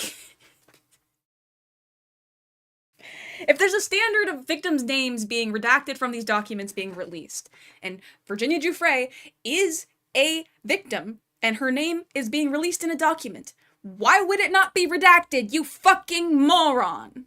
The same Democrats who chant, release the files every day until the files contradict. They released 3 emails that they've been trying to push to get more released. Like, what do you mean? The story they want to tell. The only time we have Democrats apparently pushing against the release of these files was a statement by the House leaders that they can't actually confirm that it was the Democrat leader or minority leader that fucking held it up. What do you mean? That is the definition of hypocrisy. In contrast, full transparency exposed how Epstein appears to be TDS patient 0. The emails reveal a journalist coached Epstein to blackmail then presidential candidate Donald Trump. The gentleman's recognized. The files also show that a House Democrat colluded with Epstein during the 2019 oversight hearing to discredit witness with a vendetta against President Trump. And unsurprisingly, Democrats have been silent about their colleagues' coordination with Epstein. Another email shows Democrat fundraisers invited Epstein to an event or to meet privately with Hakeem Jeffries as part of their 2013 effort to win a majority. So Hakeem Jeffries' campaign solicited money from Jeffrey Epstein. That's what we... And Trump has been against the files being released without being redacted for a long time. He has said there's stuff in there that implicate people, okay? Found in the like I said, there's some really spicy shit that I watched earlier today that I definitely have, like, fucking shit that we're gonna get into. Grackle, you and I are gonna get into it over this, I swear. Document batch. The files underscore why former President Trump must appear for his deposition. We've subpoenaed him. To date, the Democrats have done nothing to help us. I can't tell if it's a sneaker squeak or if it's a fire alarm, man. Secure his appearance. I'm going crazy because now I feel bad because I remember there was like this Central African country that was like doing some sort of press release with like their like one of their officials in government, and there was smoke alarm chirps, right? And I made the joke about it. But if on the Senate floor I'm hearing smoke alarm chirps, clearly we're just desensitized to it as a species. I support full transparency. The Oversight Committee will continue to work to get the truth to the American people and to get justice for the victims. That's our goal of this investigation. With that, I yield back. The gentleman yields back. Yeah, Mr. Speaker, we reserve. The gentleman reserves. The gentleman from Maryland is recognized. Thank you, Mr. Chairman. By the way, if you're enjoying debating in my YouTube chat, since we are YouTube only today, make sure to subscribe if you haven't, like the stream, support me on Stream Elements if you want. I'm not really gonna put the link up. We're gonna be doing a fundraiser next stream. So like, yeah, just if you have money that you want to, if you're feeling generous, just hold on to it. To just point out that we've heard now from the 2 distinguished chairmen of the Judiciary and the Oversight Committee, and they've spoken almost exclusively to denounce Democrats. We have a bipartisan coalition here demanding the truth about the largest child sex abuse and trafficking ring, perhaps in American history, certainly in this century. All I'm saying, Grackle, is that the smoke alarms were placed on time when Donald Trump wasn't in office, all right? And they want to just throw stones at the Democrats. What a remarkable failure of leadership we're seeing from the other side. And I imagine that the chairman of the Oversight Committee will follow up his spectacular failure in trying to impeach President Biden with his spectacular failure in trying to block the resolution we brought to the floor today. I'm happy to yield 1 minute. Excuse me, you're not recognized, whoever's speaking. And I'd like to yield 1 minute to the very distinguished minority leader on the House Oversight Committee. The gentleman is recognized. Thank you. And Mr. Speaker, it's wonderful to hear Republicans and certainly the chairman of our committee finally wanting transparency on this issue. It is time to end this White House cover-up now. Now, we know that Donald Trump has tried everything to kill our Jeffrey Epstein investigation, and he's failed. And now he's panicking. He's about to lose his Epstein vote to force the Department of Justice to release the files. And let's be crystal clear. Trump has the power to release the files today. He does not. Oh, Spore's got an interesting thing. Yeah, I'm gonna look into that as well. That's what's cool about I might just start like streaming C-SPAN early in the morning or some shit like that, because live checking like congressional debates and Senate floor sort of hearings and shit like that. It's really interesting to do. I feel like we are all learning more as a community by doing this. Not even need a vote, and he continues to defy the subpoena of the Oversight Committee to release all the files. What is Donald Trump hiding? What is And by community, I mean Spore, Grackle, and I all just shouting at each other in a circle. Pam Bondi, the Attorney General, hiding? Why won't they release the Epstein files right now?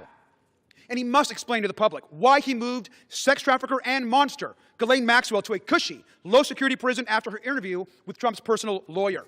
He should declare, and every Republican should say, that she does not deserve a pardon or a commutation. The gentleman's time has expired. I grant him 20 more seconds.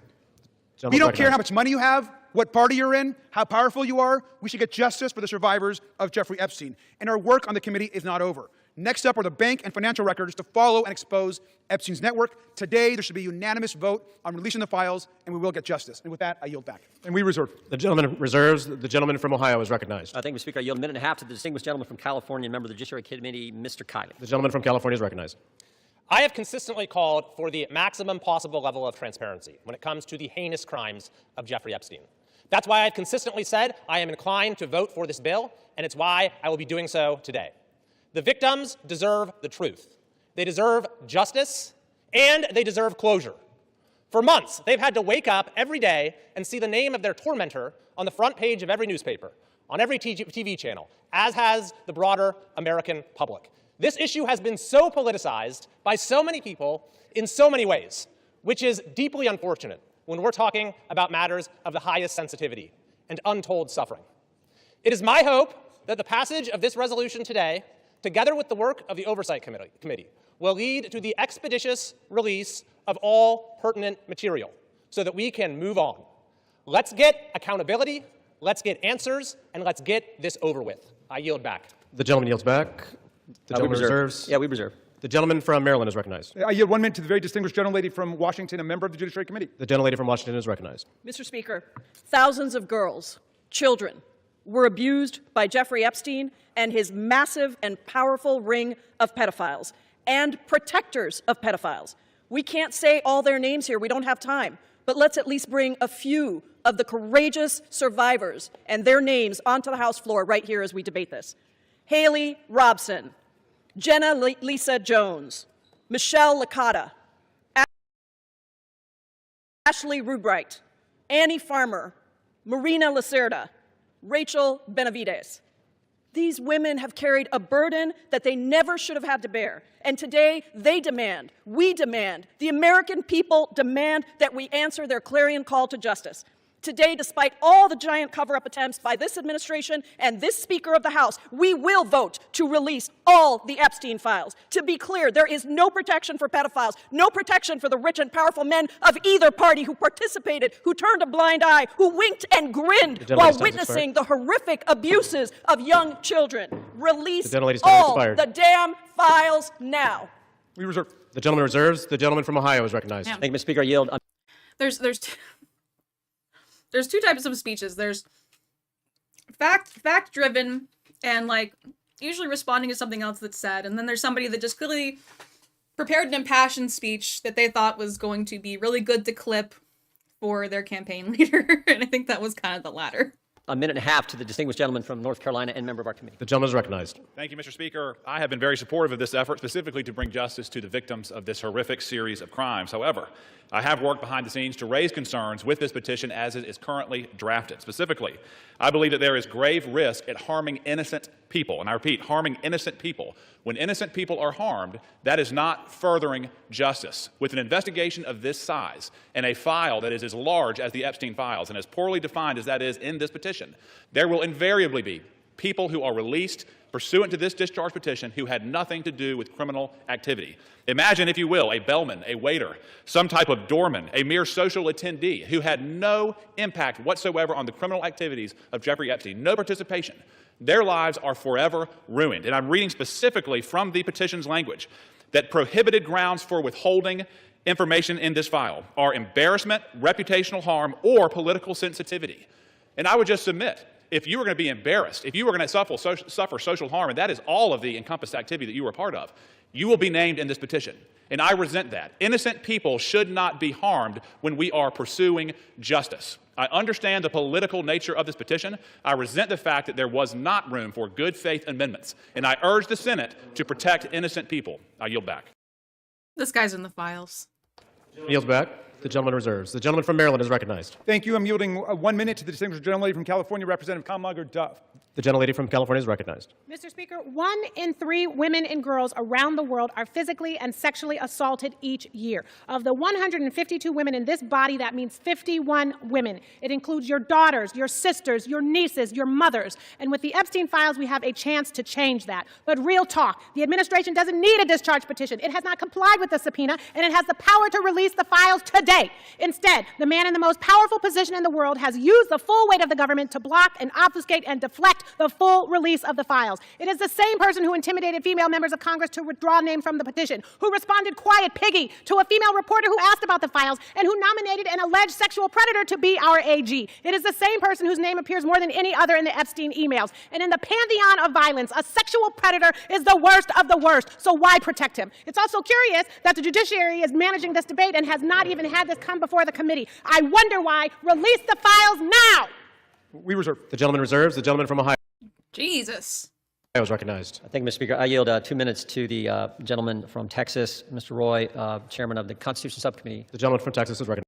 A little too excited there. I thank the chairman. Today, a united Republican Party and a bipartisan supermajority is going to pass a bill to increase transparency regarding the egregious abuses by Jeffrey Epstein, a goal that anyone of conscience desires.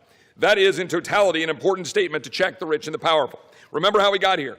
After decades, it was President Trump's Department of Justice that indicted Jeffrey Epstein in July of 2019. It was President Trump's DOJ that arrested and indicted Ms. Maxwell. It was the Republican-led Oversight Committee, through 13 subpoenas, that has released 65,000 pages of files in just 10 months. Meanwhile, my colleagues on the other side of the aisle have largely ignored this issue. It was Democrats who redacted an email to mislead the American people about the truth of a witness that exonerated President Trump. It was a Democrat, Representative Placette, who literally texted with Jeffrey Epstein as we questioned Michael Cohen. It was Democrats who shut down the government, resulting in the delay of swearing in of members. As we vote to pass this legislation, and it will pass, it is impossible, however, to avoid problems with its politicization. One colleague has offensively gone so far as to say that to oppose this bill means you support pedophiles. Yet I know good public servants, former law enforcement, former prosecutors who never knew Epstein, never knew any visitors to his criminal enterprise, who have genuine concerns about supporting this bill out of fear of creating new victims or harming existing victims, or both. That is what we've reduced Congress to, inserting itself into the prosecutorial process for political motivations, driven heavily by hatred of President Trump. We should be concerned about victim privacy, concerned about risking disclosure of non-credible allegations, of child sexual abuse materials, future investigations. But here's the deal.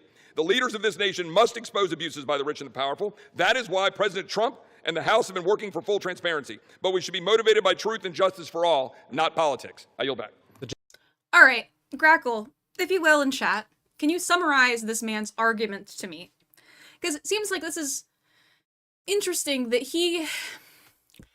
So if we look at Democrats' actions on starting investigations into the FBI's handling of the Epstein death and his, the investigation prior to his death and everything like that, investigations into Acosta and everything like that, it seems like it was intended to help future prosecutions. However, I do have criticism that when Biden got into office, that pressure did diminish. Throughout Biden's presidency, there was not a large push by Democrats to release the files. However, there were like procedural changes to essentially protect victims' identities and not create new victims. Like, that's honestly like the exact same language that's used by Democrats when Democrats are in office, right? So I agree with you that that looks slimy, that doesn't look honest when nobody disagrees with redacting the names of the actual victims. But if anybody was even tangentially associated with Epstein, we do want to know. I mean, I think that it's interesting how the people that are in power always use this argument of, oh, there's an investigation ongoing and we don't want the public eye to just, or like the court of public opinion to just say like, oh, these people were associated with Epstein, they're evil, right? The problem is that both sides do that shit. So yeah, it should come out. Like, we're in agreement here. The gentleman yields back. The gentleman reserves. The gentleman from Maryland is recognized. Thank you. I yield 1 minute to the distinguished gentlelady from Massachusetts, Representative Clark, the minority whip. The gentlelady is recognized. Thank you, Mr. I would, the only reason I would ever call, I would only ever fucking call Lactoid to slur at him. I don't know. Mr. Speaker, this should be an easy vote. This is about justice for the victims and survivors of Jeffrey Epstein. This is about every victim of trafficking and sexual abuse, monstrous crimes that thrive in secrecy and fear. Yet instead of shining a light on that darkness, just moments ago, Donald Trump defended the continued obstruction of releasing these files. Even as House Republicans prepare to vote yes today, Speaker Johnson is calling this a show vote. He's calling it dangerous. He is signaling the U.S. Senate to block it. Republicans continue to use their power to shield rich pedophiles from justice. If you can't stand up for these survivors, how can anyone trust? I don't care if Lactoid is a libertarian. He has absolutely dipshit, fucking brain dead, disaffected American opinions about geopolitics and like our fucking military use. I hate him. You to stand up for them. I yield back. The gentlelady yields back. We yield. The gentleman reserves. Does the gentleman reserve? Yeah, we reserve. The gentleman from Ohio is recognized. We reserve. The gentleman reserves. The gentleman from Maryland is recognized. Yes, just very quickly, what happened under the Biden administration? Well, under the Biden administration, Ghislaine Maxwell was prosecuted for conspiring to sexually abuse and traffic girls in 2020. Right when in 2021, she was convicted. In December of 2021, after a month-long trial in Judge Nathan's courtroom. In 2022, Maxwell was sentenced to 20 years in. Grackle, what if Biden just didn't want the world to know that two of our former presidents are having a gay love affair with each other? Have you ever considered that? That maybe Joe Biden was just like, I don't want to be known as the leader of the closeted gay man club. Like, I don't know if I want to be in a position where like two of my predecessors were involved in an extramarital affair with each other. Like, maybe he's worried. Maybe him and Obama had like a bromance, but it was more innocent, and he's like, oh fuck, I don't want them to think that I was in this like weird pedophile cult shit with Obama, man. Like, I just, in prison. So maybe it was self-interested. Maybe it was. Under the Biden administration for sex trafficking and sexual abuse of. If you told me that Joe Biden was committing tax fraud for most of his life, I would absolutely agree with you. I mean, he was born in Delaware. It's kind of what they do. It's their fucking culture. But if you tell me that he's a pedophile, yeah, proof. I need proof. Minors. But when President Trump took office in January of 2025, they killed the investigation. They assembled all the materials, they got all the prosecutors together, and they terminated the investigation. I yield 1 minute to the distinguished gentleman from Illinois, Mr. Raja Krishnamurthy. The gentleman from Illinois is recognized. Thank you, Mr. Speaker. I rise in strong support to release the Epstein files. First, this issue is beyond party. It's a question of justice. Survivors have waited too long. Stop the delay. This is not a hoax. Release the files. Second, we must face a hard truth.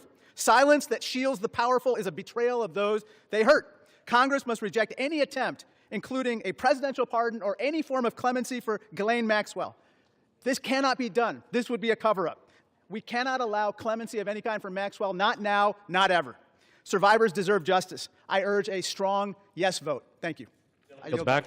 I want to thank the gentleman for his eloquent remarks. Pardons are for people who are contrite. Pardons are for people who are repentant. Pardons are not for people who lie. Every member of this body should immediately, verbally, vocally denounce the idea of clemency, commutation, or pardon for Ghislaine Maxwell, and we reserve. The gentleman reserves. The gentleman from Ohio is recognized. Yeah, we reserve, Mr. Speaker. The gentleman reserves. I yield 30 seconds to Ms. Leisure Fernandez. The gentlelady is recognized. There were thousands of girls and young women abused, trafficked, and used by Epstein, the elite and the powerful who believed they could get away with it. Epstein told the young victims that he controlled the banks and the government. Guys, those you're here. women refused to be silenced, and today they have pierced the dark with their light. Anytime any girl is trafficked, molested, or abused, the world must stand up. Today, the House proves Jeffrey Epstein wrong. The Senate must do the same tomorrow. The gentleman reserves. The gentleman from Marriage. Child marriage is what brings us together today. I'm sorry. I'm a horrible person. Ohio is recognized. Thank you, Mr. Speaker. I yield 2 minutes to the gentleman from California. 1.5 minutes to the gentleman from California. The gentleman from California is recognized. I thank you, Chairman. Mr. Speaker, a minute and a half or an hour, the words would still have to be the same. We've all said that this will pass the House, perhaps unanimously today. I think all of us who have looked at the details of this particular bill know that it is flawed, and that before it goes to the President's desk, it has to be amended. Spontaneously, fucking Social Stream Ninja decided to start working. So we're back, chat. We're back. You guys are back with me. Welcome. As it can be amended in the Senate. And we call on the Senate to amend it so that we protect the innocent, so that we have the provisions that were intended perhaps to be in this bill but are not properly written. With that, President Trump has said, get it to his desk, he will sign it. President Trump has said he will do it. But I'm going to say to all of us, it is also important that we remember that Epstein is dead, but people live on, people who were innocent, people who in fact should not be named. We're not talking about the rich and the powerful, we're talking about the very victims. That is what we need to make sure is amended before it goes to the President's desk.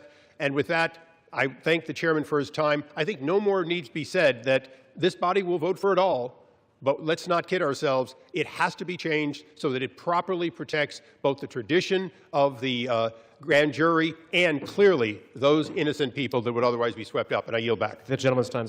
I wonder what he means by the tradition of the grand jury, because as far as I know, this discharge petition did also include, they are going to redact the names of the victims.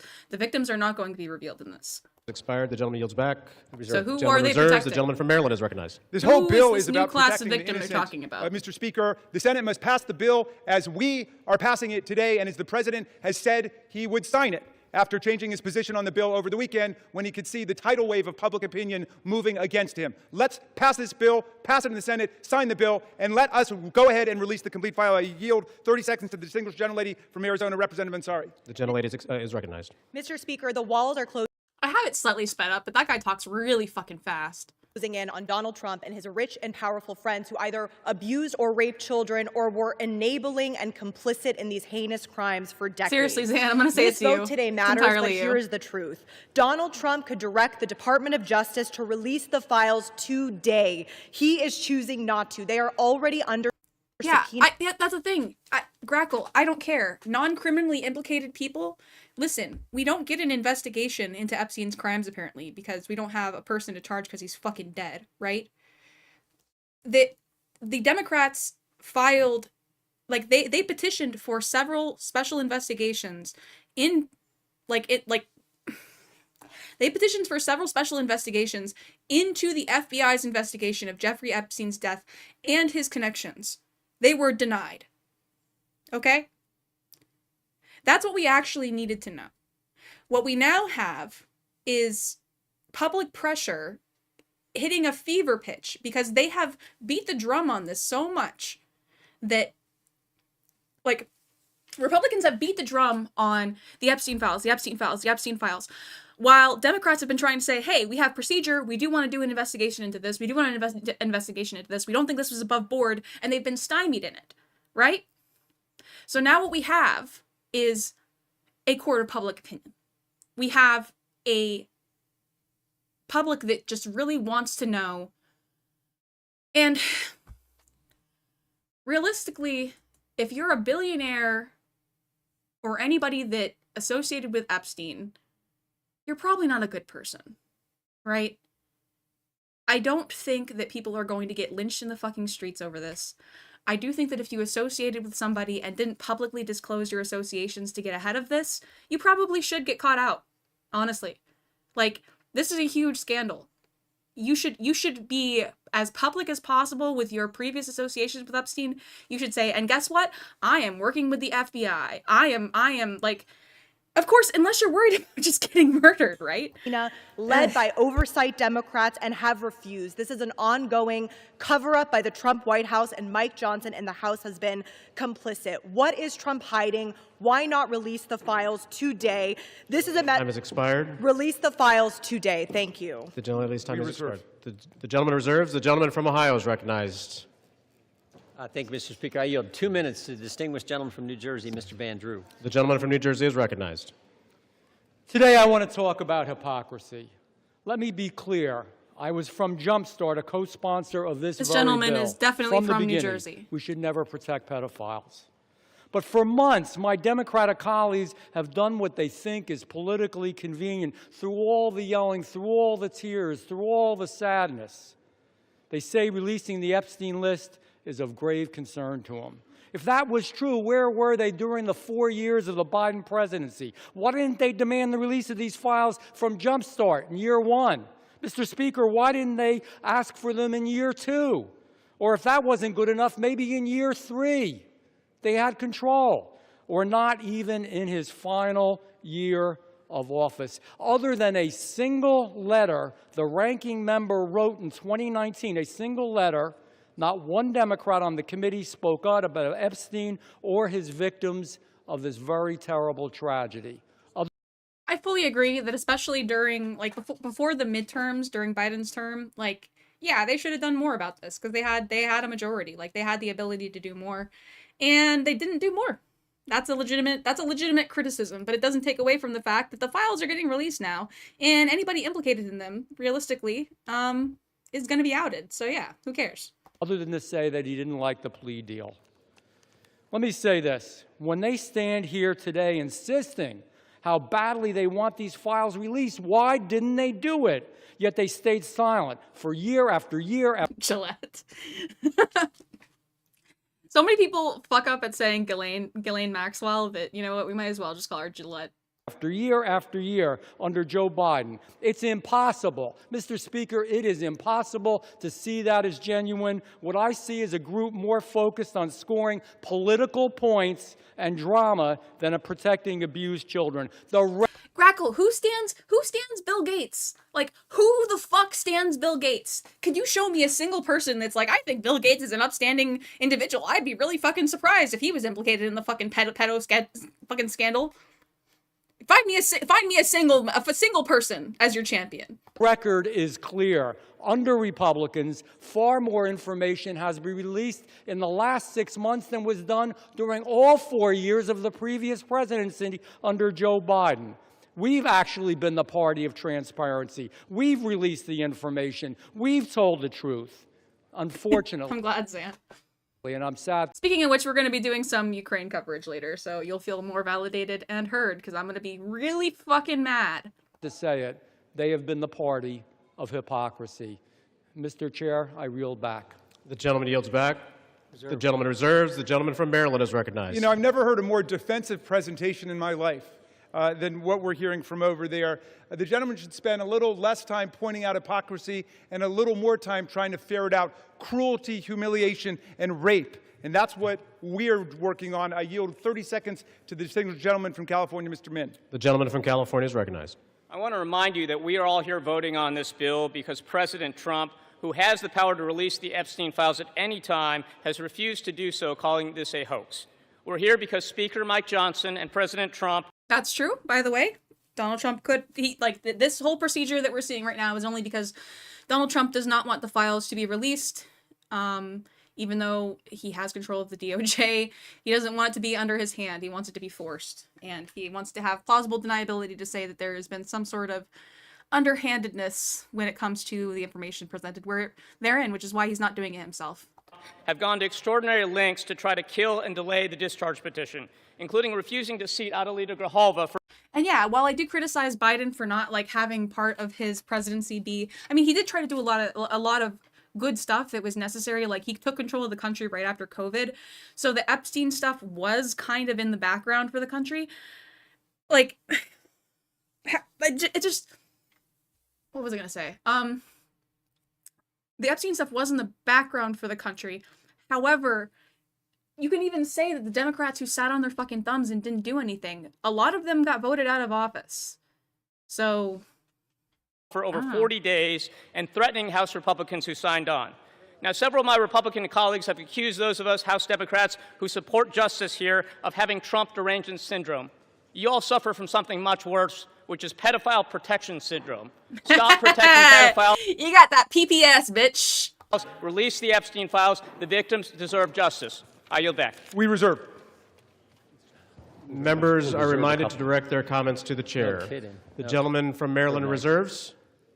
The gentleman from No, Trump is totally he's powerless to stop it. Yeah. It took the Bill Clinton rumor. That's my headcanon.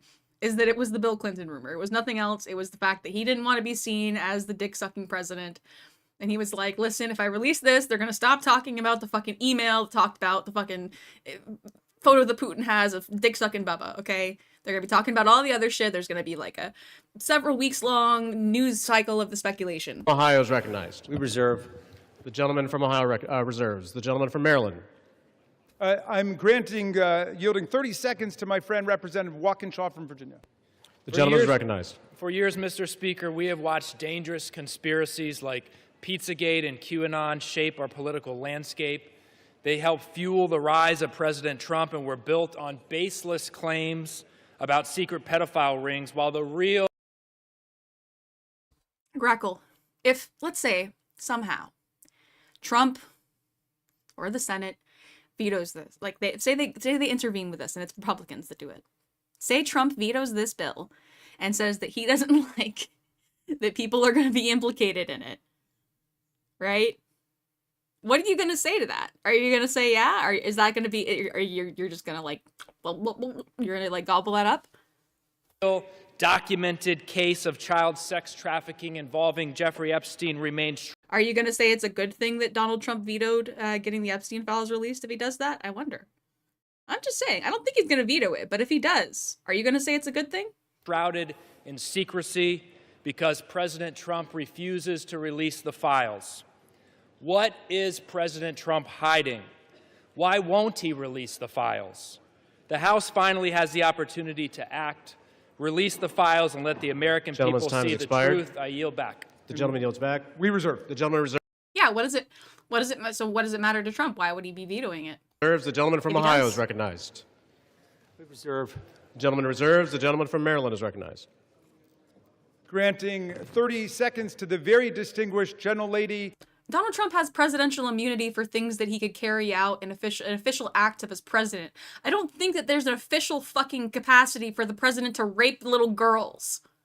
Who is finally with us, Representative Adelita Grijalva from Arizona 7th. The gentlelady is recognized. Thank you. Mr. Speaker, I rise today to acknowledge the survivors, family members, and advocates who are here today and have never given up. The legislation in front of us, at its core, is about something very simple. The survivors deserve justice. The American people deserve the truth. To every survivor watching, your courage is inspiring. You are the reason why this vote is happening today. Protecting women and children from pedophiles should not be a Democratic issue, should not be a Republican issue. It should be a human rights issue and a matter of justice. I urge my colleagues to vote yes on the Epstein Files Transparency Act. I yield back. Thank you. Thank you, and we reserve. The chair will remind all persons in the gallery that they are here as guests of the House and that any manifestation of The craziest cope about the whole like Trump Epstein connection, it's like it seems like Epstein was informing some people on Trump's crimes and presumably Trump was informing people of Epstein's crimes. It's like do we really want like either of these people, like even if Trump does end up coming out like, oh, he gave like a damning testimony against Epstein and stuff like that, it's like, okay, like Of approval or disapproval of proceedings is in violation of the rules of the House. The gentleman from Maryland. Yeah, Reserve? but I'll just add, they're here as honored guests of the House, and we're delighted they're here, and with that, we reserve. The gentleman reserves. The gentleman from Ohio is recognized. Yeah, we reserve. The gentleman reserves. The gentleman from Maryland. I'm granting 30 seconds to Representative Lois Frankel from Florida. The gentlelady from Florida is recognized.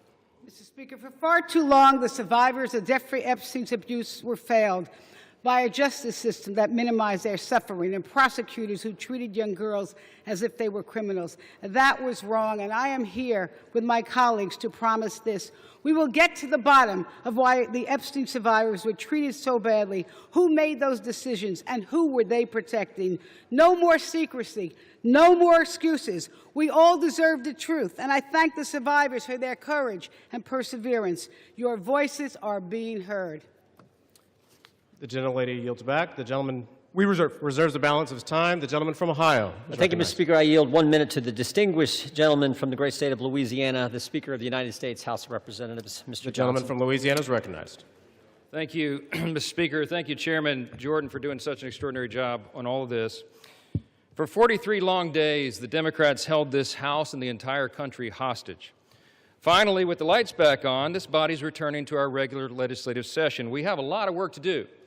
My colleagues on this side of the chamber are ready and eager to get back to our urgent legislative work that we promised the American people we would do.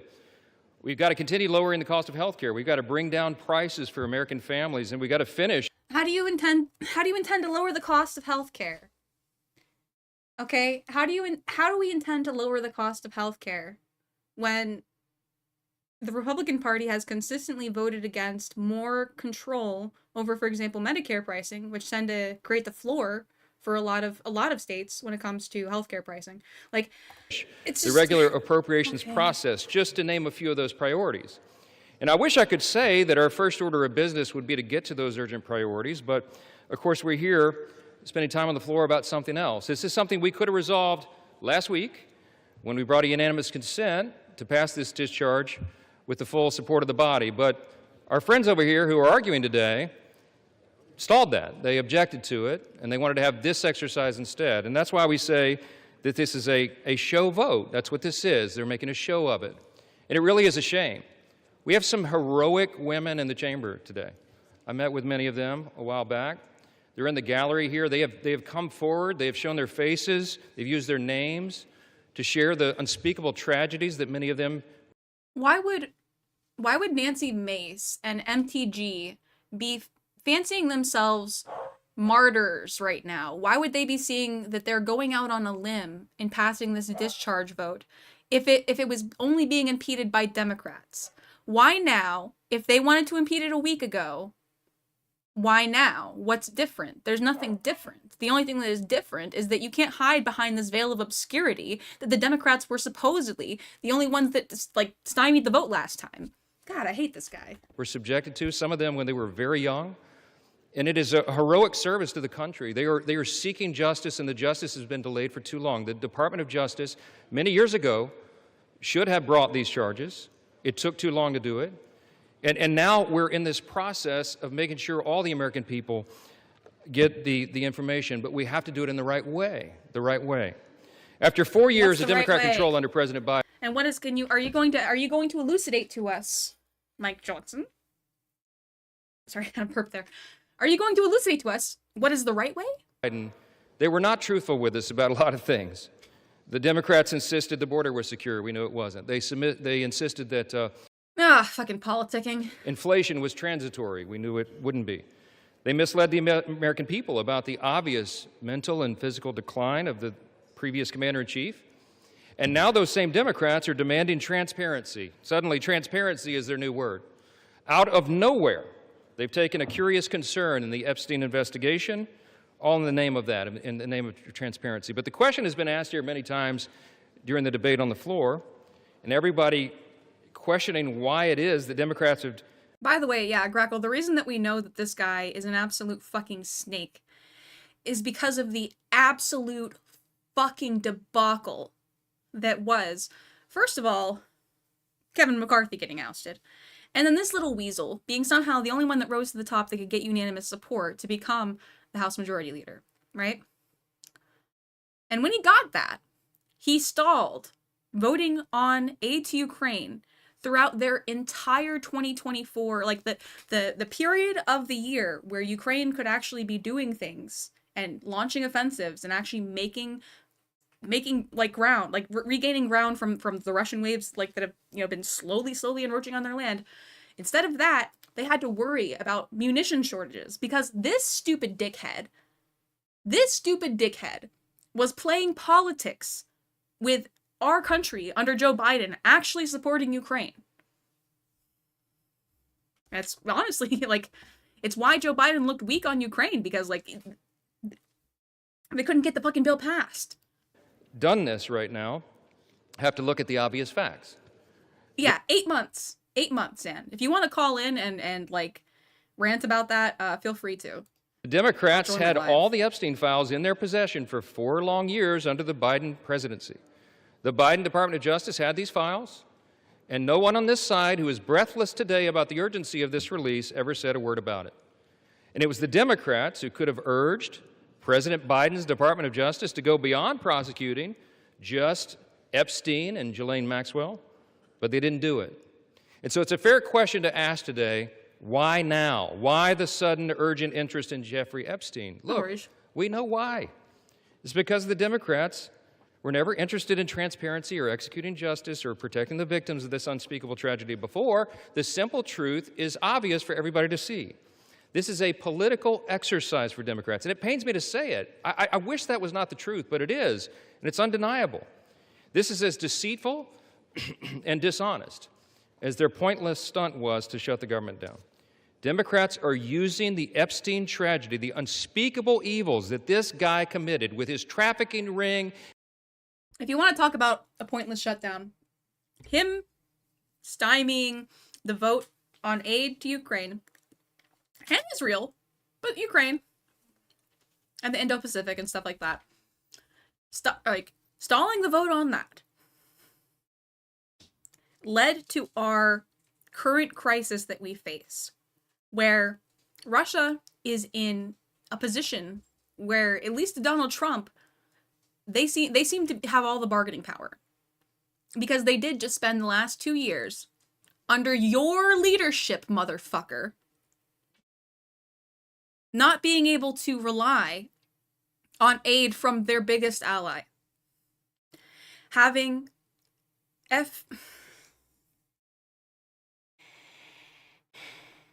having Patriot systems held up, having proprietary software held up, like, it just... And all of the abuses that they made these young women go through, they're using that as a political weapon to try to distract from their failures as a party and to try their best to try to tie President Trump somehow into this wretched scandal. The president had nothing to do with it. He's been very clear, and he has nothing to hide, and that's why he's endorsed the vote today. I suspect this vote will be probably unanimous. But here's the important point that everybody needs to understand. We have been advocates of maximum transparency, but we have also insisted that the victims be carefully protected. The Oversight Committee has been doing extraordinary work, and we've got some of the most vigorous advocates on the Republican and Democrat side on the Oversight Committee. They've been working in earnest to deliver transparency for the American people and to do it in a responsible manner. What do we mean by that? The bipartisan effort over there is already producing all the results that the discharge petition seeks and much, much more. Yeah, it's basically... Chairman Comer and all of these advocates over there have been releasing thousands. Is that, yeah, Trump and Mike Johnson together, before Trump was even in office, in an effort to help Trump's chances of re-election by showing Joe Biden to be a weak and ineffective president, stalled any sort of aid at a vital time in in a vital time in geopolitics globally. Thousands of documents, for example, from the Epstein estate. By the way, in my view, that's been the greatest treasure trove of information because it's yielded for us. Oh, and what was it? Before that, there was actually a bill that the Democrats proposed, I believe, earlier in the year, specifically over immigration reform. And it was immigration reform that was then tied to the aid bill. I remember. Immigration reform was tied to the aid bill. So we had to come to this great compromise for something that a lot of Americans wanted and something that a lot of Americans were anxious about. Instead of just doing things, we had to not compromise with Democrats, not work with them, and then when Democrats wanted something that was of importance globally for like not only our national security, but our European partners, for our Ukrainian allies, everything like that, we just shit the fucking bed? Like Epstein's own personal flight logs, his financial records, his daily calendars, and so much more. But importantly, none of that was addressed or is addressed in the legislation that's being voted on today. The estate files wouldn't even have been encompassed in that. And so it goes to show that the Oversight Committee is doing it from the right way. From the very beginning, and guess what? It was the fucking DACA provisions. It was the fucking, like, Democrats were in a position to cave to a lot of the Republicans' demands when it came to the amount that they wanted to spend on immigration reform. They just wanted an increase in the number of judges, and they wanted protections for fucking DACA recipients. That's all they fucking wanted. been insistent that this matter be handled carefully. So if this is what we're gonna go to, like I said, this is politics as normal. This is politics as usual. So if you're gonna point out, oh, this Democratic person compromised on this thing, they said this thing, or they used this language, or whatever. I know, but what are the outcomes of the fucking politics, right? Democrats fought for a month to try to make sure that people are able to maintain their health insurance, that people have low premium, they don't pay out the fucking ass for their premiums, when Republicans have not presented and not been willing to compromise or even let Democrats into the room when it comes to any sort of meaningful healthcare reform. And with the utmost caution and care for the people who have been harmed. They should not. Like the things that Republicans put their feet in the sand on are austerity and making sure that children who grew up their entire life in the United States, who don't have any history in a foreign country, who just happen to be born here under technically not legal circumstances, like that if the Democrats don't vote to deport those people back to a country they don't understand, or to make it so that they don't have a lawful path to citizenship, right? That, like, if you just compare the two things, like what the actual gridlock is over when it comes to Democrats versus Republicans, it's very obvious who are the people who are motivated by self-interest and who are the people who are motivated by at least the concept of empathy. Be made to suffer any longer. We're talking about real people's lives at stake here, and young victims who don't want to be dragged into this political game that could get hurt further. What do you mean? Of course I know what the fucking path to naturalization is. But the Democrats are rushing the release of thousands of unsubstantiated documents that may be included in this, that are going to be in the public domain with the passage of this bill. And there are serious deficiencies in the legislation that I have noted at length, and Republicans have to work to address those deficiencies in the Senate if and when this legislation is advanced. I stood before the American public today at our press conference, and I explained in detail the dangers of the discharge petition. We have posted at my website, speaker.gov, a summary. The legal counsel, a small army of lawyers, put this together. I used to be a federal court litigator. Many of my colleagues who have spoken today were. We understand the dangers of how this was haphazardly drawn up. And among them, by the way, Mr. Speaker, before I forget, I seek unanimous consent to enter into this document into the record. It's on the website. It's entitled, How the Flaws of H.R. 4405 Could Re-Victimize Epstein's Victims, Create New Victims, and Damage the Judicial System. It is dated today. Thank you. And it summarizes just 5 or 6 of the major concerns. Among them, it fails to fully protect victim privacy. It could create new categories of victims. It potentially jeopardizes grand jury secrecy. It fails to prohibit release of child sexual abuse materials that are not appropriately defined in the legislation. It jeopardizes future federal investigations, and we have national security concerns regarding classified information. We'll put this in the record because we need the legislative record to reflect what is the legislative intent behind this vote. I used to litigate cases. We would litigate federal statutes and whether or not they could survive, and legislative intent is important, and we need to say clearly for the record, as a Speaker of the House, I'm saying to you This legislation that will pass today is flawed and it must be amended. What do you mean? So Grackle, when I'm talking about what Democrats, like what provisions and what Democrats wanted for DACA recipients, right? They wanted a path to citizenship because they currently don't have it, right? They don't want conditional permanent residency that prevents them from being able to get things like federal grants for schooling. They should just have a normal they have been here their entire life. They should just have all of the same rights to us. They should not be prevented from it because of something that their parents did. The question is, why didn't we amend it here before we passed it? Because the authors won't allow it. Because under the rules of the House, under a discharge petition, they have to agree to consent for the legislation to be amended, and they're not doing that. So now we rely upon our partners in the other chamber to get that done, and they need to do that. The victims deserve our utmost respect. In fact, they should be saluted for their courage. And the young women who have not come forward, who are now, some of them are middle-aged women who have not come forward, also deserve our respect, and they deserve to be protected. Republicans support transparency. We want maximum transparency, especially when it comes to disclosing the names of anybody who had anything to do with these evils, anybody who conspired with or aided in any way Jeffrey Epstein. They must be brought to justice. We want the bill to be amended so it doesn't, at the same time, violate victim privacy, create new victims, disclose the names of any whistleblower or informant. Yeah, DACA. It's this idea that, yes, your parents committed a crime. You have been living in the United States. You've had like conditional temporary resident status, or you've had some sort of resident status, like whatever resident status in the past. You have obtained paperwork and you have legally been here in the United States, living, working, and you have to fulfill certain requirements to be a quote-unquote dreamer, by the way. You can't just be, living off the grid and working underground. Like, you have to be enrolled in a school, you have to have served in the military. Like, basically, if you do not have a home to go back to, we should take responsibility for those people. We should consider them American citizens. They're integrated. Like, I don't really know. Like, we should consider them on a path to citizenship at this point. It's the easier thing to do because it's considered fucking deporting somebody to a country they have no connection to when their parents have raised them their entire lives in the United States. I don't know how you can advocate for that when it is literally a margin.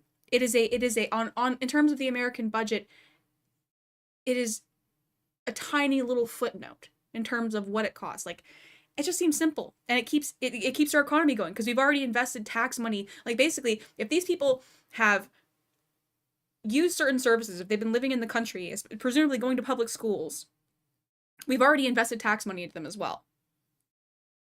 Cause the release of grand jury materials or child sexual abuse materials or undermine our national security. And if and when the Senate takes this up, we will work with our colleagues over there to make sure that these things are corrected. I'll just close with this simple thought. We've been at this a while. It's drug on for a while, but it's time for this to come to light. I expect that this will be a unanimous vote, and it will reflect what I think every member in this chamber, and I'll say this now, at least in recent days, every member of the chamber on the Democrat side, they didn't say anything for 4 years, but they're for maximum transparency now, and so is this side. But we want to do it in a respectful and careful manner so that we don't subject innocent people to further harm. And that has been the whole thing. I told all my members today I'll be voting yes on this, and I suspect almost everyone will. Do you think they drugged that baby? I haven't heard from that baby this entire time. Do you think that baby is on drugs? That's a very calm baby. That's like an extremely calm baby. We'll send it to the Senate, and we hope it's corrected. Thank you for the time, Mr. Speaker, and I yield back. Like, I understand why, like city council meetings and shit like that, people should be able to bring their, if you have infant children, people with infant children, they can't be away from them. They should still have political power. They shouldn't be exempted from, going in and discussing stuff. But every single fucking city hall or whatever, there's always people coughing, there's babies crying, there's children crying. This baby is an angel. Gentleman reserves. The gentleman from Maryland is recognized. I'm yielding to Mr. Gomez for the sole purpose of making a parliamentary inquiry. Mr. Gomez is recognized. Mr. Speaker, I rise to ask a point of parliamentary inquiry. Is this an appropriate time to point out that the Republicans named children's savings account in their so-called One Big Beautiful Bill after Donald Trump, someone connected to one of the most notorious pedophiles in this country, or that the Speaker of the House just lied on the floor by stating that there was protection, there isn't protections, lied on those inquiry. Mr. Speaker, I rise to ask a point of parliamentary inquiry. Is this an appropriate time to point out that the Republicans named children's savings account in their so-called One Big Beautiful Bill after Donald Trump, someone connected to one of the most notorious pedophiles in this country, or that the Speaker of the House just lied on the floor by stating that there was protection, there isn't protections for the victims in the Epstein bill. The gentleman is no longer recognized. There is a House connected to children's savings account in their inquiry. Is this an appropriate time? Speaker, I rise to ask a point of parliamentary inquiry. Is this an appropriate time to point out that the Republicans named children's savings account in their so-called Republicans named children's savings account in their so-called One Big Beautiful Bill after Donald Trump? And their one so-called, okay. Someone connected to one of the most notorious pedophiles in this country? Or that the... That's interesting. Connected how? What's this? What's this? Speaker of the House just lied on the floor by stating that there was protection, there isn't protections for the victims in the Epstein bill. The gentleman is no longer recognized. The gentleman from Maryland, you are recognized. Thank you. I am prepared to close. I've got no more speakers on my side. The gentleman reserves. Gentleman from Ohio is recognized. Thank you, Mr. Speaker. Raskin's like, ah, shit, my next couple speakers were all just about that shit. Whatever the fuck that shit was. Gentleman from Ohio has 30 seconds. Hold up, is Trump trying to pocket some money? How much So that you don't fucking say? That'd be crazy. time is remaining? 30 seconds.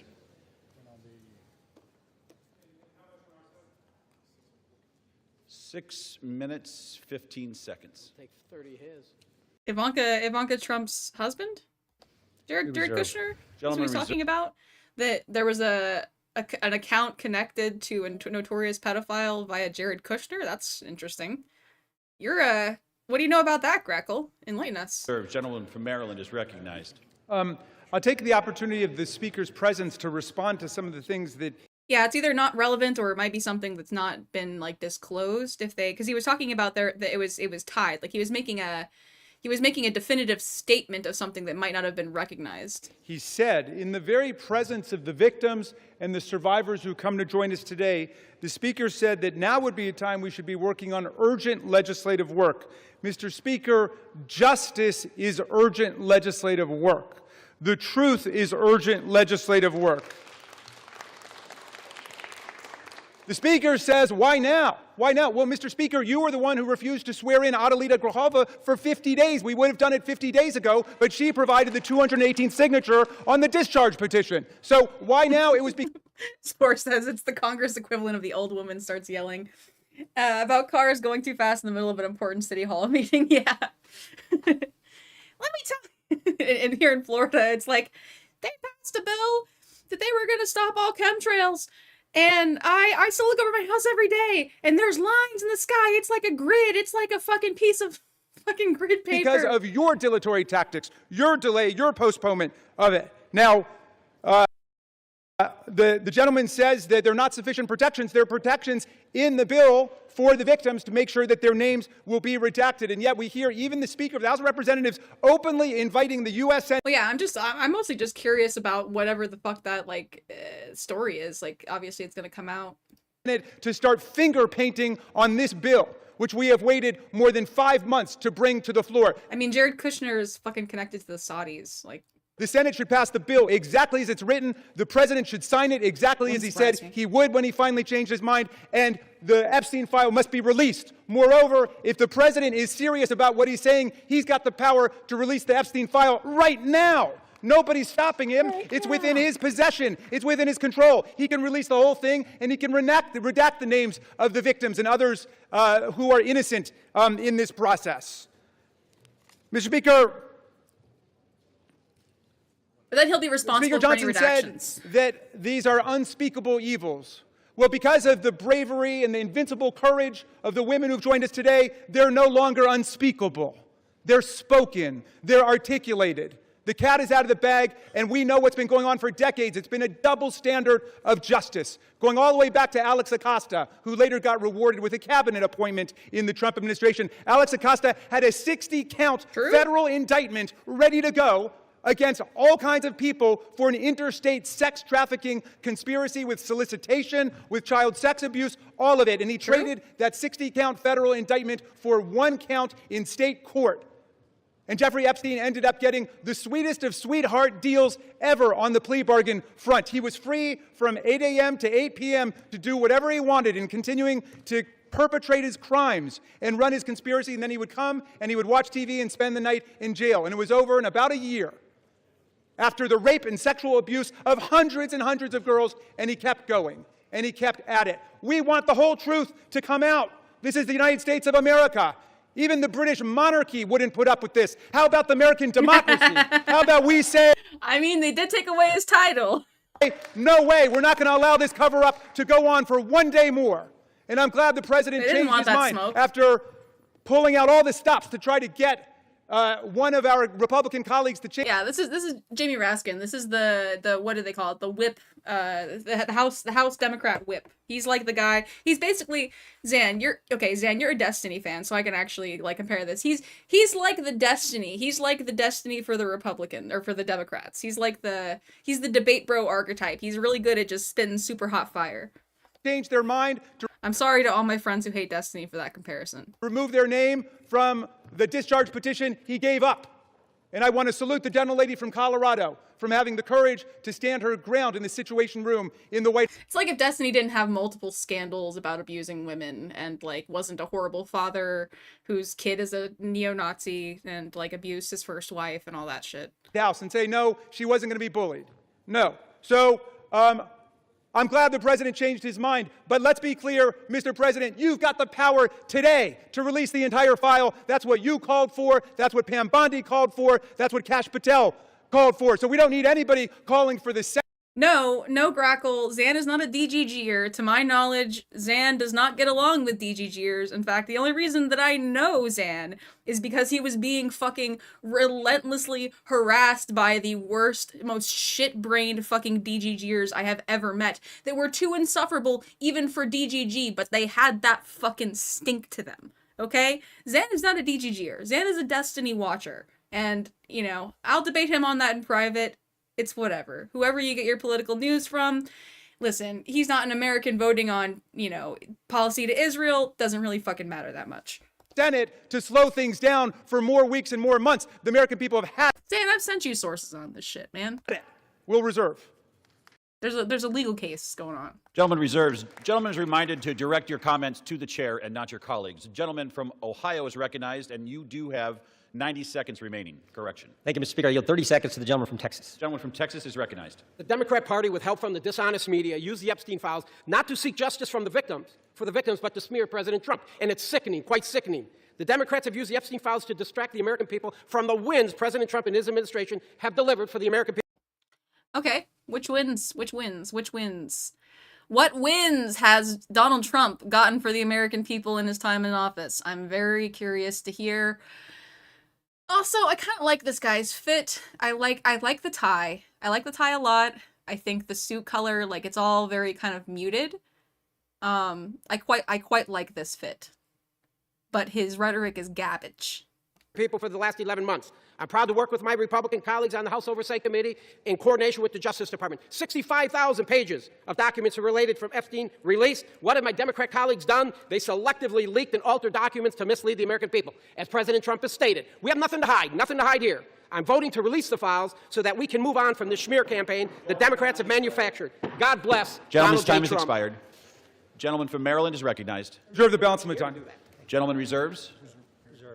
Gentleman from Ohio reserves. Gentleman from Maryland is recognized. All right. How much time do I have to close? You have 2 minutes. Thank you, Mr. Speaker. And I want to thank all of America for tuning in to this. I want to thank Representatives Massey and Khanna Representative Green, all of those who have insisted upon bringing the truth forward and a reckoning with the reality of one of the worst international child sex trafficking rings ever to exist in the United States and the cover-up attendant to it. We've got the opportunity today to do justice for the victims. I blanked out. He didn't, like, I was reading chat for a second. He didn't actually, like, cite any wins. Did he cite wins? Did he cite wins For the survivors I'm not gonna go who back. come forward to say that the voice of the victims and the survivors I think I was stunned by his fit. must be put at the very center of our deliberations, not shunted off to the side, not submerged, not subordinated, but put at the very center. We must hear from the people who themselves were victimized by this nightmare.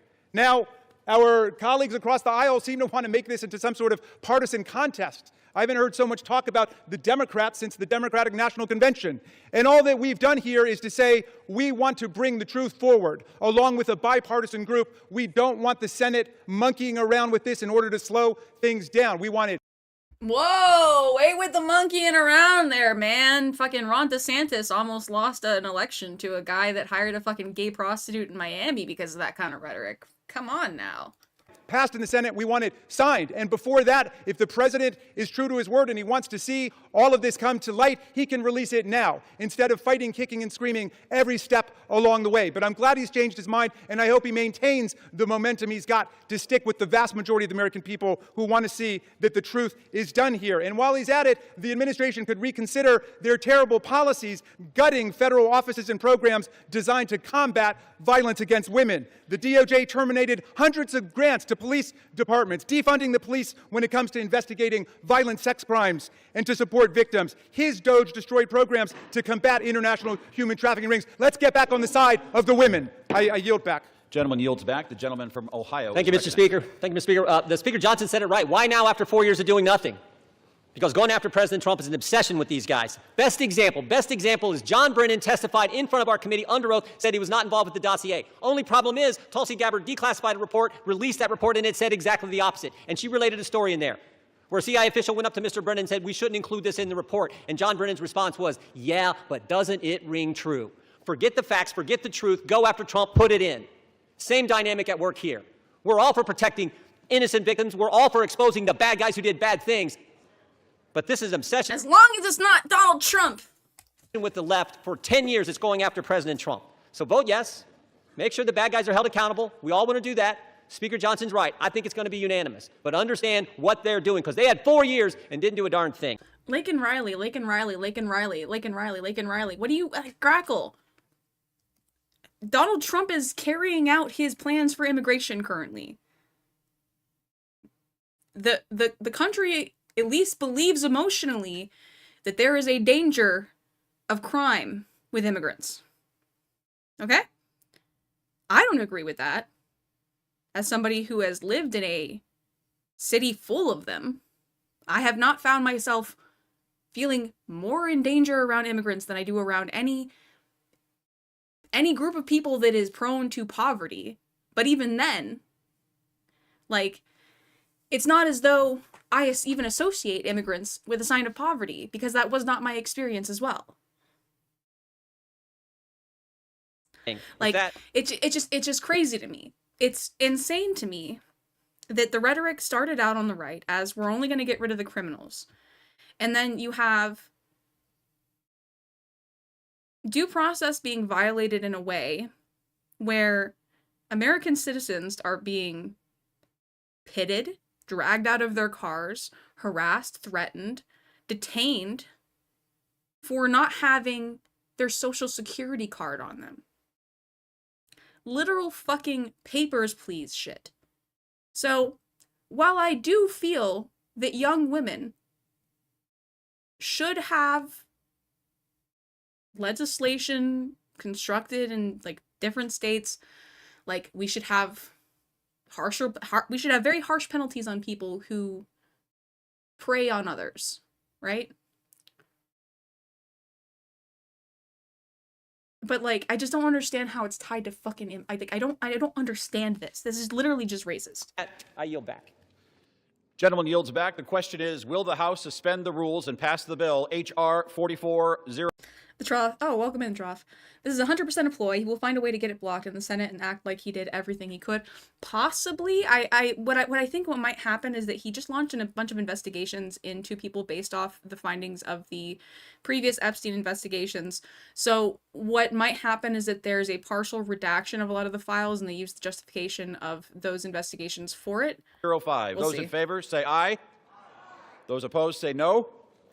In the opinion of the chair, 2/3 being in the affirmative, the rules are suspended. The bill is passed, and without Can I request a objection, recorded vote, Mr. the Speaker? gentleman from Maryland is recognized. Yeah, I'm requesting a recorded vote. The gentleman from Maryland has requested a recorded vote. And Those this favoring nerd wants a recorded will vote, rise. which is why... The election to an 8 House resolution. Yeah, 15 minutes. Yeah, basically they pass it. That's the spoiler. They pass it. It's going to the Senate, and then it will go to Trump's desk. There's not really anything afterwards. They don't really do anything in the closing statements that I remember. Well, the DOJ, here's the thing. If Congress and the Senate and the president all vote to have these things released, the DOJ can still make redactions based off of the criteria outlined in the discharge petition. I don't know how the fuck that's going to work. We're going to be looking into that for the next couple days. But we also, so this has been our serious politics logging content for the day. We went through an entire Senate floor, the House going through this, Congress going through this, this hearing. By the way, I called, I believe, like 3 times at the beginning of this, I referred to this group as the Senate. This is the Congress. This is the House, It's the Senate floor. I apologize. I promise I understand American civics. Embarrassing. But yeah. Because when I Googled this, the live stream that I had was fucking Senate floor hearing, whatever. Fucking my brain. American Parliament is so boring. Nobody is going hands. Nobody's going ban for ban. Yeah, you know what? Anytime somebody's like, "Oh man, look at these fucking Maori people in New Zealand doing this crazy thing in Parliament," and I'm just like, "That's based as fuck." The intention is never right. It's like, I want to scream and go, "Rah!" Do a fucking war chant when I rip up a bill in Congress. Are you kidding me? That's fucking awesome. Yeah, this should be dramatic. This is where the politics drama should happen in this venue, right? So yeah. Obviously, there's already Republican cope that whatever is released is going to be heavily redacted by Democrats because of the Plaskett thing and the emails. I do agree that Democrats have to be on their shit with this. Anybody that's implicated on the Democratic side, do not redact their name, even if they are tangentially implicated. We just need full disclosure. I don't care if the public opinion is going to look I don't care if people are going to think it looks bad, okay? It just needs to all come out at this point, because any redactions are going to cause more public scrutiny. It's just going to cause more distrust in this entire investigation. And we're just going to have to, if that becomes the case, we're just going to have to accept as a country that, yeah, a lot of our leaders are fucking pedophiles. And it's just kind of we just have to live with that, live with not understanding, not knowing, I guess. So we do have another video to go in. I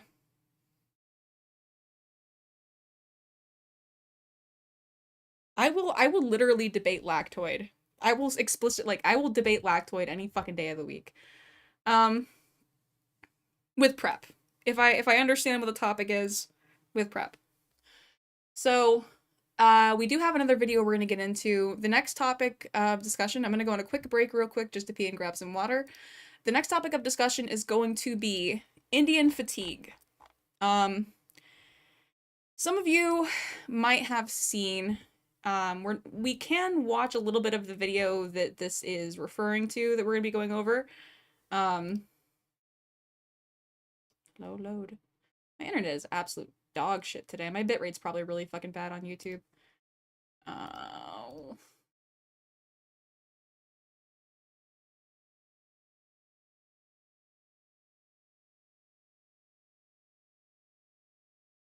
Yeah, I agree. No, me and Lactoid are definitely going to debate eventually explicitly about geopolitics and probably government austerity, because we're both libertarians, right? So me and Grackle are going to have a lot of opinions. Basically, I want to debate Grackle about how he feels about the Trump administration so far and what he is unhappy with. And then probably the thing that we're going to disagree on, if we can agree on the economic realities of Trump's like second term being bad for the United States, the way that he's rolled out tariff policy. I think the thing that Grackle and I are going to disagree on is when it comes to America's engagement in our, like, in the defense of our military allies. That's probably where we're going to disagree, because he is very strongly, I don't know if he's even necessarily strongly anti-Ukraine, but he has had a lot of like very stupid takes. He has kind of been a contrarian on it, to my knowledge. I might need to look him up because I haven't been listening to him a lot lately. The Western society has found a new fetish. So basically, the video that we're going to be going over is called Indian Fatigue Cringe Fest. It's in reference to a video that was released by this guy. What was his name? Oliver. Goes into it. Doesn't tag it here. Basically, there was this guy on Twitter that released this documentary on this remote village in India that had this cow dung fleeing festival. It got a lot of attention. Oh, Chronic, yeah, you're back. Yeah, I'm gonna go pee real quick. We're gonna take a quick break and we're getting into this. So you came back at the right time. Yeah, or no, not a Cheeto. What was the name of the guy that released the actual documentary? Not the... His name's like Oliver something or whatever. Indian... Festival.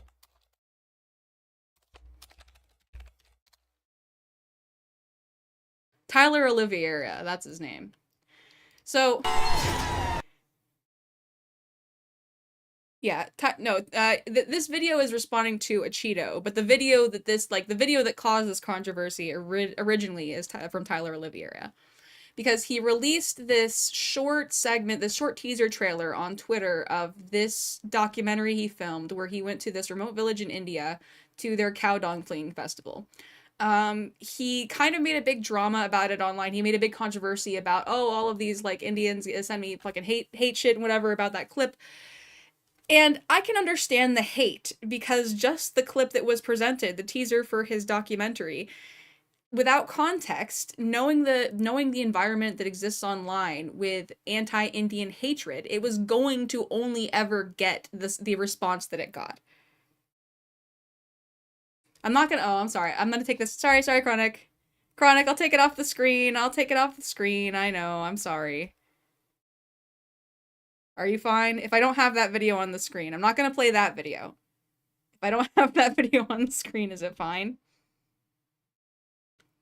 Because we're going to get into the context of it, and that's what I'm getting into here, right? So for anybody that saw the Tyler Oliveira video thumbnail that I just showed, right? That is a single remote village in India, right? The problem is the framing of that, okay. The problem of that clip that he posted on Twitter had no context to it being a isolated culture, right? So we're gonna go on a break for 3 minutes. I'm gonna pee, get some water, and then we are going to get into this. I think it's really interesting. This video is very funny. This video is extremely entertaining. I really liked it. I'm glad Chronic linked it. Everybody thank Chronic Sonic. Yeah, like I said, gonna go AFK. I will be right back. And I'm gonna put on some music. 5 minutes, why not? It probably won't be 5 minutes.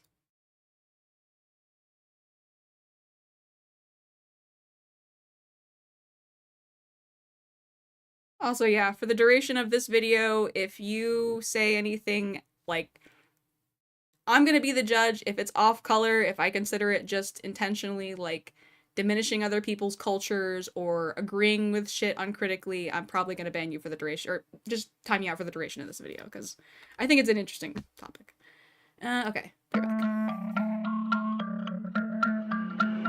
There's spirits in this house, and they're ready to fuck.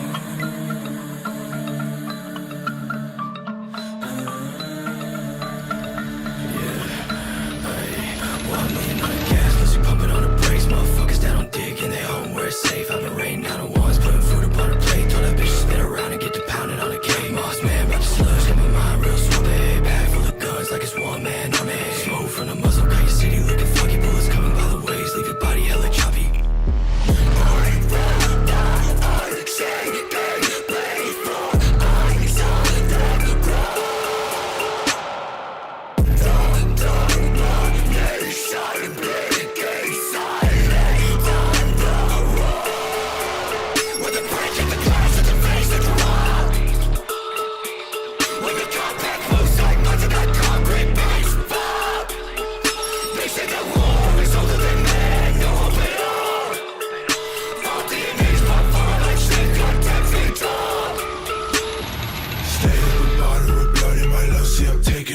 to the grind. Sediment silent, my name at the head of the host. Any second is 7 to 5. Down way shut up, 4-5 stutter. One life on this straight, no lover. Best days on myself may suffer. God said toxic says don't shut up.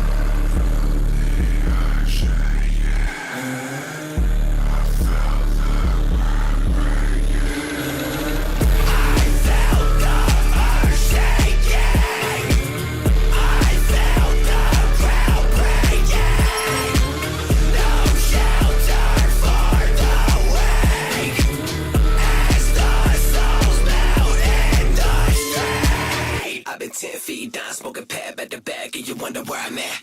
But don't get put down, about to take a round back. Go yellow, I don't take him to the vet. Lil' old salad boy selling anything to put another fucking dollar on the stick. Exchange triple beams, triple H, pedigree, leave another 100 bodies on the mat. 99 ain't never fucking playing. I be fresher than a bitch when I be stepping out the grave. Posted in the haunted house, steady rolling up the skag. I'ma puff it 2 times and then I pass it to the gang, motherfucker. See that yo hanging over your face, but they might take out the base on your grave. Take the back with your motherfucking cash. I got that paper, see all you a lame. Bitch, I'm tryna fuck one time, run it up one time, and then stuck take down. Pew, what bro died in a black.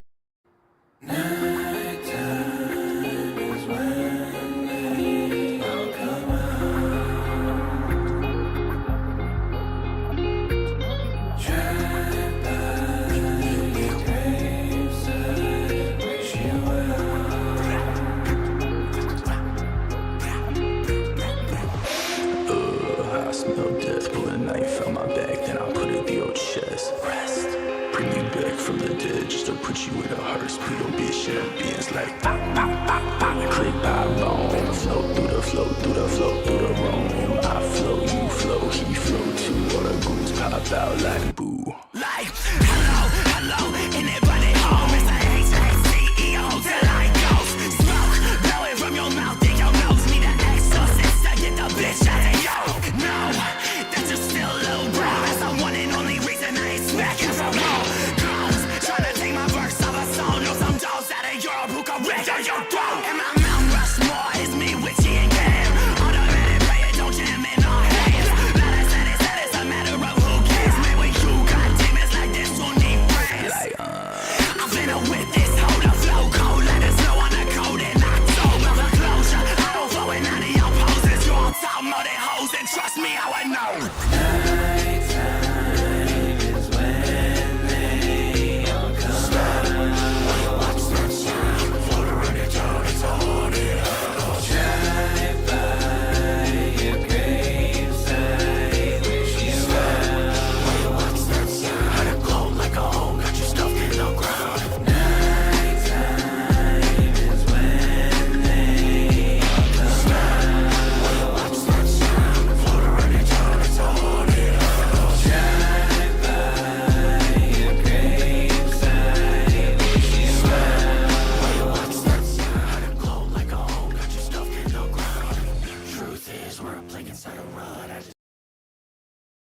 All right, I'm back.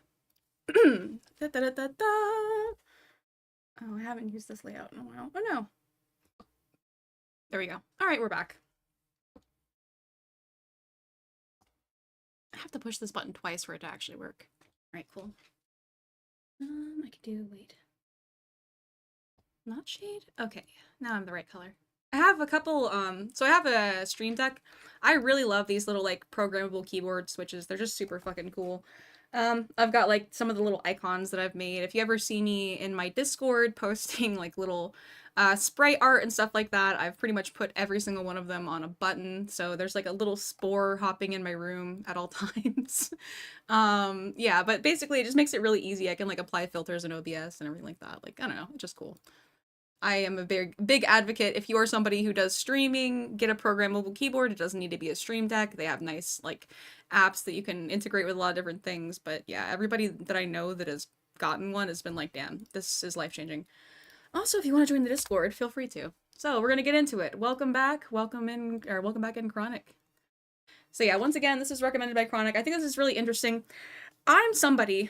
Okay, so I'm gonna preface this by saying I'm somebody who probably had not a negative experience with Indian men in my life, but I had like several experiences with Indian men that made me, because they were all perverted bastards that would make jokes at my expense all the time.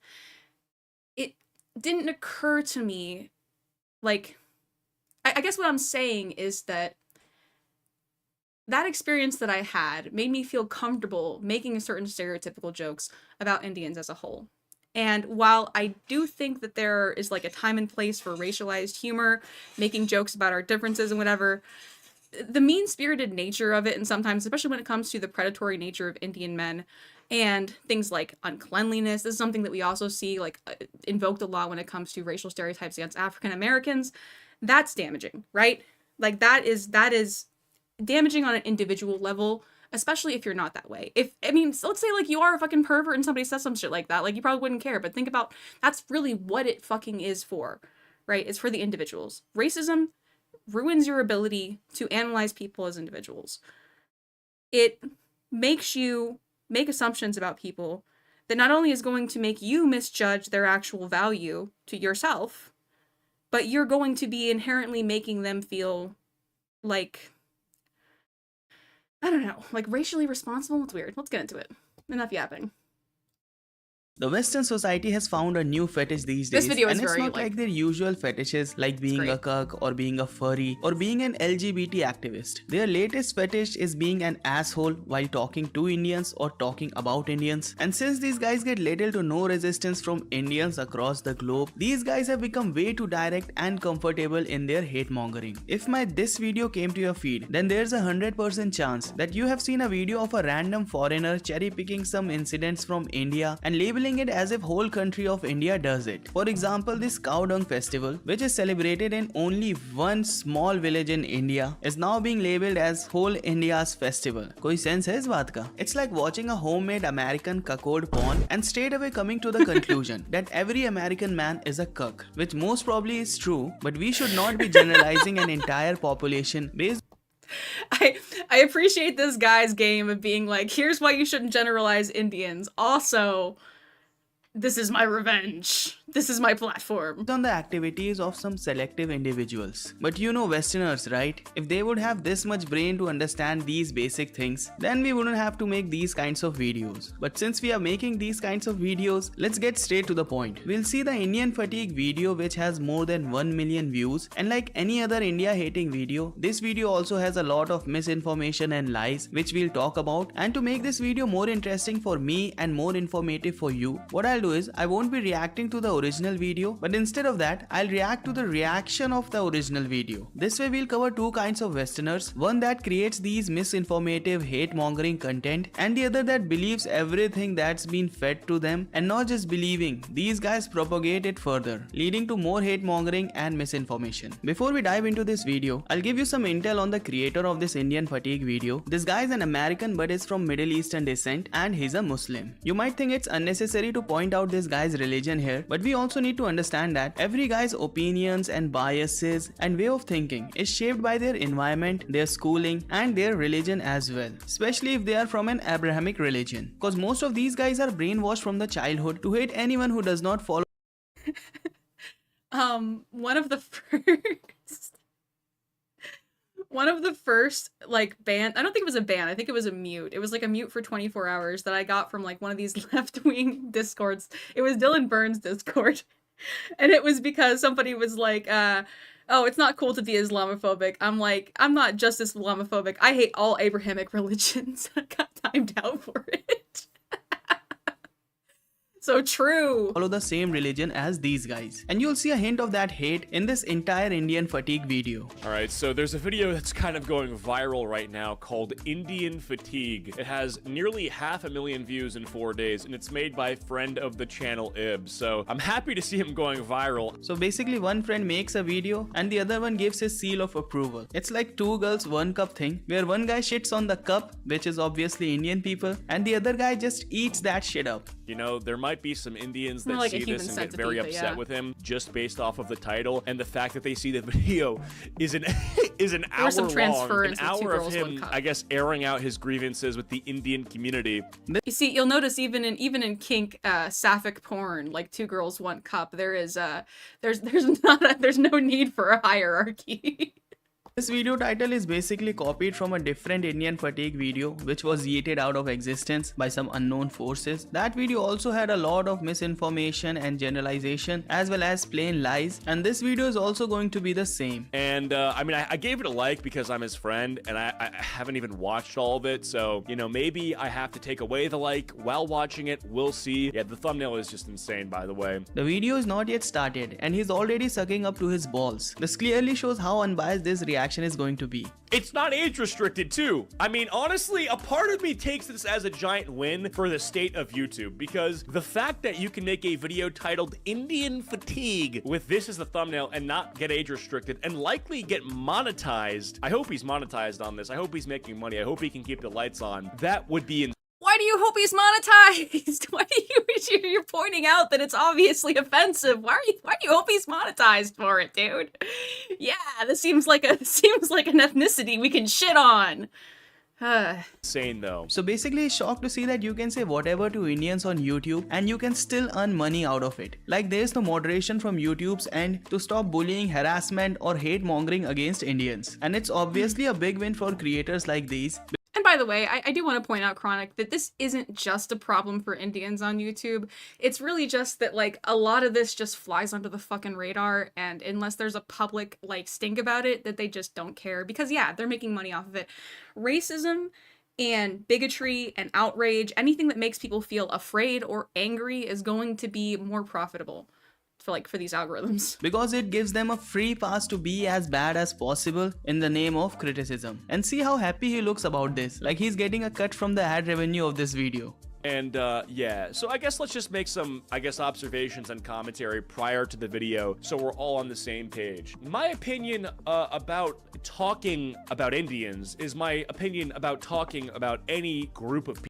It's a W for free speech. It's, at this point, Zan, like, I'm the biggest freedom of speech stand that there is out there, typically, right? But it's not freedom of speech for, like, basically the concept of freedom of speech is that the government should not put its finger on the scale in curtailing speech. However, private companies that intend to make a comfortable space for everybody have an interest in censoring certain behaviors that lead, not only are they, like, they feed into our most negative tendencies as humans, and that's why they're profitable, but they make society worse. We should make rules against those things.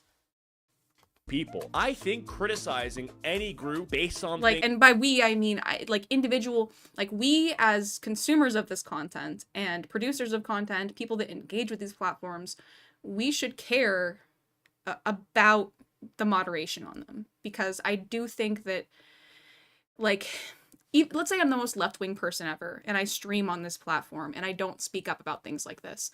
I have to accept that I'm benefiting from a platform that, even though it's not going to exclude people through policy, it's going to feel hostile to large groups of people because this sort of thing can be monetized. And it's going to be put in people's faces. And if you're somebody who's traumatized by it, guess what? You're going to click it more too. Things they can control is fine. Indians can control their culture, you know? They can't control their skin color, you know, their race or their accent, right? Those are all things that are, I would say, immutable. You're wrong on this, buddy. Accent can be controlled and changed with practice. And I'm pretty sure you don't even know what culture actually means. Right. And so with Indians, there's definitely some things I would say with their culture that's worth criticizing, as is with every culture. I do think they have some uniquely, I would say, irritable things that people find with their culture, like scamming, call centers. What the fuck, man? Do you really believe that these things come under culture? Or you literally had nothing else to say, so you came up with some random... Yeah, this was insane. Call centers as a part of Indian culture. Scamming? Like, not to mention, like, those things directly are tied. Sorry, I'm eating a bagel. They're tied to socioeconomic factors within the country, that those are profitable business ventures versus what other people that graduate to these tech schools can get. Like, random crime happening in India. That's dumb as fuck, man. A culture is basically popular belief, customs, or ideals of a particular society. Like not washing your ass after you take a shit and spreading it across your butt cheeks using a toilet paper and then And he's right about this. The fact that there is a tendency in American men, for some reason, to virtue signal about their lack of hygiene standards, so much that when I was growing up, we had a word. We had a specific term for men that washed their ass. We called them metrosexual. We said that they were soft little city types. That's our culture. To think that men that actually care about their hygiene are soft little bitches. And you could say it's socioeconomic, I guess. But even then, we're reinforcing that prejudice through our culture. And that's the thing that this guy is pointing to, versus where you're just pointing out the outcome of a sorry, I stuttered there. You're pointing out an economic outcome as a result of culture. applying deodorant to mask the smell of shit is Western culture, because that thing is being followed in every Western household. By the way, I'm gonna not interrupt because this guy's whole diatribe on this, like, bro is cooking. Bro is fucking cooking for real. On the other hand, school shooting is not Western culture, because only a few people do it, and it's also a crime. Similarly, scamming and all those call center shit is not Indian culture. Like, there's literally a festival, I'm pretty sure. It's called Gorhaba, where they spend time throwing around cow shit, and that's, again, not even me trying to be mean. I mean, look at this up. Gorhaba is a unique, messy festival where they throw cow shit at each other, but they call it dung. It's believed to have purifying or healing properties. The festival involves collecting cow manure, And it says the name of the small village, the tiny village that consists of like 30 or 40 houses. That's where this takes place. That's what he's referring to. Like, it wouldn't be offensive if you didn't remove the context that you're highlighting a very small part of a culture and trying to imply that they are all somehow, like, culturally inferior to you because of that. priest forming a blessing ritual and then a battle. So they literally have a battle where they throw poop at each other. One thing that everyone needs to admire about these Westerners is that when they want to hate someone, they go all over the place to find reasons to hate them. Like this festival this guy is talking about, 99% of Indians don't even know about this festival because there's only one village in India that celebrates this festival. These people amount to 0.01% of India's population or even less. But Miss Snow White is acting as if whole India celebrates this festival. While we are talking about this festival, let's talk about the Tyler guy who made a documentary on this. The documentary itself is kind of a decent vlog where you see a random white guy being treated as a princess and is allowed to participate in a strange festival in a remote village in India. And that's it. He went there, recorded the festival and came back. After that, if he would have just normally uploaded the documentary like a documentary, then there would be no problem in his video. But the thing is, this guy wanted to create drama, he wanted all kinds of controversies and also wanted to capitalize on the Indian hate. So instead of saying that I'm making a documentary on this specific festival in India, this guy shares his photograph from the festival with a demeaning caption. After that, he posts 2 more videos from that same festival with a similar kind of caption. And notice one thing, in each of his posts, he always claims this festival as India's poop throwing festival. Even though while recording his documentary, he would have realized that this festival is limited to only that particular village and their personal beliefs. But still he kept writing India's poop festival everywhere, as if to somehow say that all Indians celebrate this festival. And when Indians pushed back by reporting his posts and making fake claims like he did in his post, he started playing the victim card. Like Indians are mass reporting me and doing this and that, while parallelly uploading controversial clips from his documentary. And let me remind... Yeah, so in the documentary, there is one scene early on, like before the part where a lot of people would probably click off the video, where a guy starts, he starts questioning a guy about the poop, right? And then this one guy says, yeah, you can eat a little bit of it, like it has good properties, it's good for your skin, it's good for your body. And he's like, really, you'd eat it? And he's like, he pressures him. Like, he doesn't necessarily pressure him, but he like asks him about it. And the guy's like, yeah, and he takes a little tiny piece of the poop and eats it, right? Right? And later in the video, Tyler Oliveira asks other people in that village, do you guys eat the poop? And they're all like, fuck no. And he's like, oh, well, one guy ate the poop. And they're like, no, that guy was weird. That guy, like, so just the fact that, like, you have a Westerner, like, you have somebody with a film crew and everything like that in this tiny little village, people are going to be dazzled.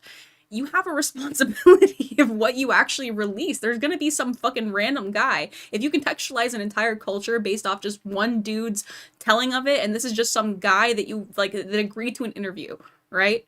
And you again, he never clarified that this festival is limited to only one village in India and does not represent the whole population. Only when the final documentary was released, there it was mentioned that only this village celebrates this festival. But till then, damage was already done. Many people across... And we're not going to get into poop eating. When it comes to poop eating, this guy does get into poop eating. But I want to say something about Americans, okay? There is currently a trend among the American right wing known as raw milk. Now, most of you who live in countries who don't have infant mortality rates of 50% or higher probably understand that raw milk is rife with pathogens, and that's why we pasteurize it, right? People are thinking that we're somehow reducing some health property of the milk by pasteurizing it. But the thing is, if you've ever milked a cow, and a lot of people don't know this, a lot of people haven't milked a cow. If you've ever milked a cow, you understand that even if you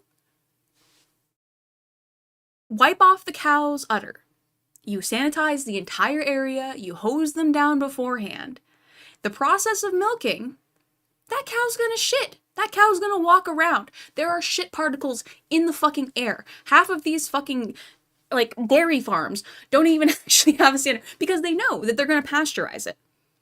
And the practices for keeping the poop out of the milk are not commonplace. So when you drink raw milk, you are drinking poop milk. And that is why it makes you sick. So anytime you see somebody saying that they drink raw milk, Chronic, I want you to remind, I'm giving you this ammo. If you see an American saying they drink raw milk, tell them that they're drinking poop slurry. Globe currently think that this is a nationwide festival and every Indian participates. And by the way, cow shit isn't even, like, okay, herbivore shit is gross because it has a higher rate of pathogens, but in terms of handling it, like visceral reaction to cow shit, I understand why people just get used to farm work. But people who are used to farm work also understand the process, like the processing that goes into the things that they produce. Like, and it's dirty as fuck. In this, some even think that the festival of Diwali is celebrated like this only. I grew up watching Dirty Jobs, and I admired the fuck out of that guy for walking around in sewage. Even though it's completely different. I don't know anything about this guy. I don't know what his political affiliations are or anything like that. But anybody who's got the guts to travel over into a third world country and show the American people what it is that they do to celebrate the country's biggest holiday, I think deserves our respect. See, this is how these cucks form a narrative. And when people call them out for being misleading or let's say racist, these... Okay, so I don't think he actually points this out. India is not a third world country, if we're going to consider it by its original definition, is a country not like, it's like a developed nation not associated with either the West or the East, not associated with the US, not associated with Russia and China. Like, they're kind of just on their own. They're like up for grabs, kind of, you know? And the colloquial term for it is a developing nation. Like, I don't know. I don't agree with that. These guys come that up just, with that just name seems like, I don't know, that just seems wrong. When you think of like the infrastructure and the amount of like tech jobs that are held by Indian nationals, calling them I don't know, just like if media is recording this festival, then it's whole. It seems intentionally like contextualizing it as like, when we say third world in America, we kind of just mean dirty. We kind of just mean like a place where you go and you can anticipate not having like the general commodities that you experience, but you'll find that in fucking India plenty. And if you come to America, guess what? You will if you go to fucking Appalachia, you will find places where you don't have running water and sewage. but if I record it, it's racist, while completely hiding the fact that the marketing of this documentary was in fact racially motivated. And to be honest, Indians should not be surprised by these kinds of things, because this is what these Westerners have been doing from a long time and they're not going to stop anytime soon. I just feel bad for the people of that village, because these guys were so generous and friendly and were happy that a foreigner has come to enjoy their festival with them, but those guys were not aware of his real intentions. This guy was acting as if he was really curious about the festival and even acted as if he enjoyed that festival, but once the documentary was completed, this guy took a U-turn and started shitting on them. So kudos to you, Tyler, for betraying those poor villagers. One thing that was good in this documentary was that during the festival, this guy and his crew were wearing hazmat suits, which they might have thought would protect them from the cow dung, but actually it was protecting the villagers from these guys. The festival was basically about throwing cow dung on each other, but having these guys without those hazmat suits would have increased the chances of adding human poop to the cow dung by 100%. It's because of the Western practice of not washing your ass after you take a shit and just roaming around with deodorant. Their fecal material would have mixed with the cow dung and would have given all kind of STDs to those villagers. So thanks a lot for being in. True, he was adding pathogens, unknown pathogens only created by the fucking morass that is the American asshole into that environment. No, like, okay, like I said, I watched the documentary, and one thing that I thought of when he was watching the fucking hazmat suit, right? If you just wore goggles and like a mask over your face so that when you were talking and somebody threw shit at you, you didn't get shit in your mouth. He wore a whole fucking hazmat suit. This guy wore a whole ass fucking hazmat suit to not get shit all over his epidermis, his skin, right? And then he didn't cover his mouth while he was walking around holding a fucking selfie stick with blah blah blah with his mouth open like he was trying to get shit in it. I think he wanted to eat the shit. I think that guy wanted to eat the fucking shit. Like, the villagers who were having, like, who were engaging in the festival seemed to actually be experiencing less of the deleterious effects than he did. He was, like, and one other thing I can say about this Tyler Oliveira guy, you can tell when somebody has never been in a mosh pit. That motherfucker has never been in a mosh pit because he came out of that looking beat. Like I said, if you're fucking disgusted by shit, that's really all you need to worry about. Don't get it in your eyes, don't get it in your ears, don't get it in your mouth. And everybody else seemed to understand that. He didn't. In that hazmat suit, man. Anyways, while we are talking about the cow dung festival, there's a similar festival which is celebrated in USA as well. Here the Americans try to throw the poop as far as possible, which might seem less ugly than the festival that this Tyler guy documented. But here's the catch. The participants have to throw cow dung in multiple turns, and between each turn, these guys lick their fingers. So now it evens up to the other cow dung festivals.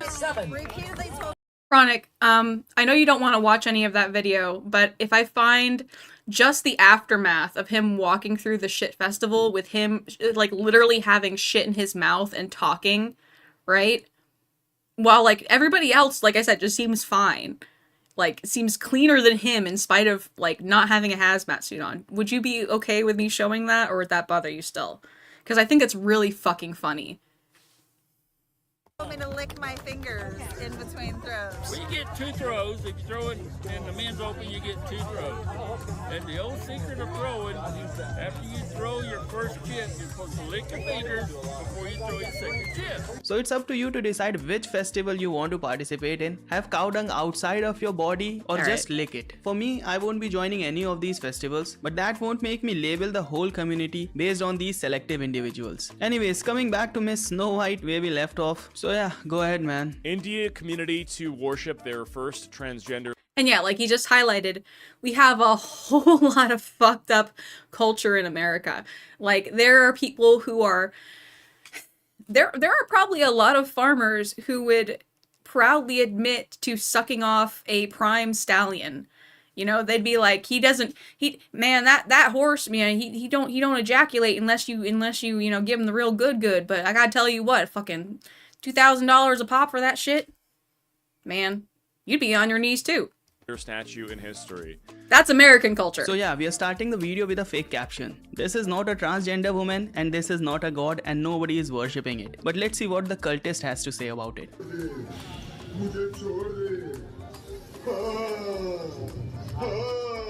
holy smokes, we got Indians worshiping animatronics like it's Five Nights in Furnish's. Am I the only one that kind of gets the creeps from stuff like this? I mean, look, it even has like demon fangs and demon claws. See, by the way, my understanding of Indian, like, mythology is entirely from a game called Fate Grand Order. So I am by no means a cultural expert on this.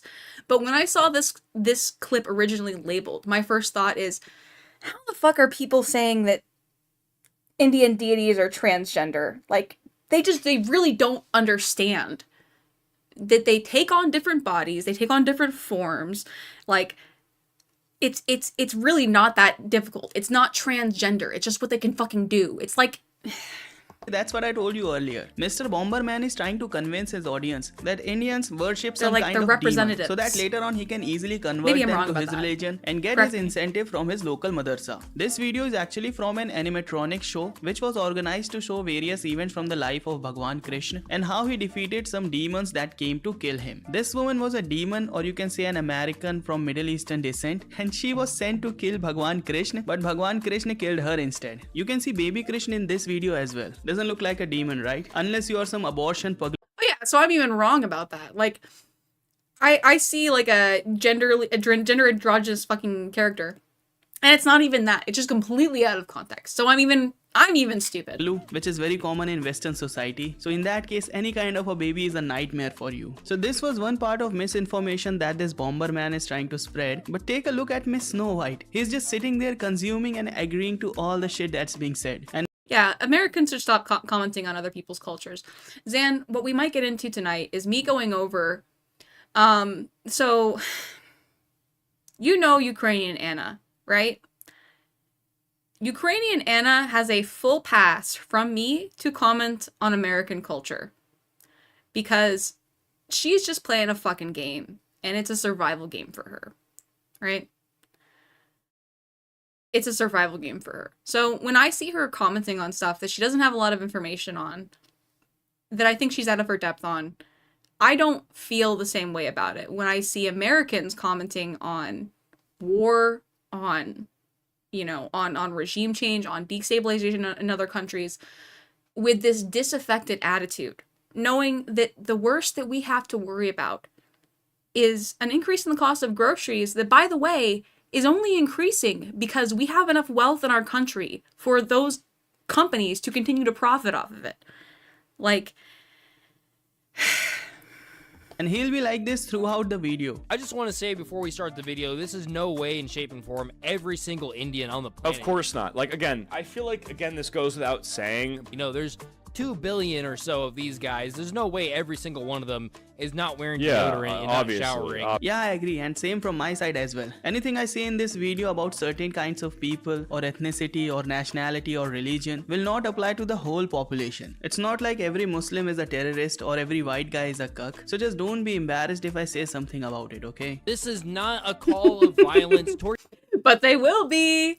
They're gonna call out this video for being like, oh, how dare you say that there's like a worrying trend of people like going after fucking Indians and feeling comfortable fucking being racist towards them. But don't you dare make fun of me. Don't you dare generalize me. That hurts my sensibilities. I have to completely disregard you now. Towards Indian people, nor is this video Sensitive intended to fucking bully pussies. anybody of Indian descent. This is simply me reacting, disagreeing, or questioning with culture, as well as my raw reaction to certain clips. Same from my side as well. I'll be giving my genuine reactions and will be pointing out some hypocrisy and misinformation. I am a lesbian. That's okay. Yeah. And like, even with him saying this stuff, he's giving the caveat with this. He's saying, I'm saying these things, not all white people, not all this people, whatever. Something that people like a Cheeto never fucking do, because it works better for their content if they don't, if they just stoke that fucking prejudice.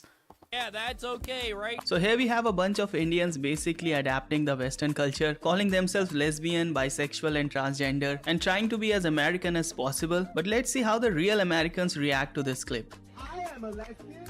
Oh, I'm a lesbian? That's okay. Yeah, that's okay, right, guys? I'm bisexual. That's Oh. okay. Yeah, no, bisexual, that, you know, Sure. it's not my cup of tea, but it's up to you. Okay. I'm transgender. That's okay. Okay. You know, once again, Not my cup of tea, but if that's what Sure. you want to do, you know, that's okay. Yeah, obviously you'll be okay with it. After all, your country started this shit. Right. They're saying Hijra, it's not Hitler. Don't let it get to you, Snow White. It's not Hitler, it's Hijra. Do I think Queen would be charitable to fuck, what was his name?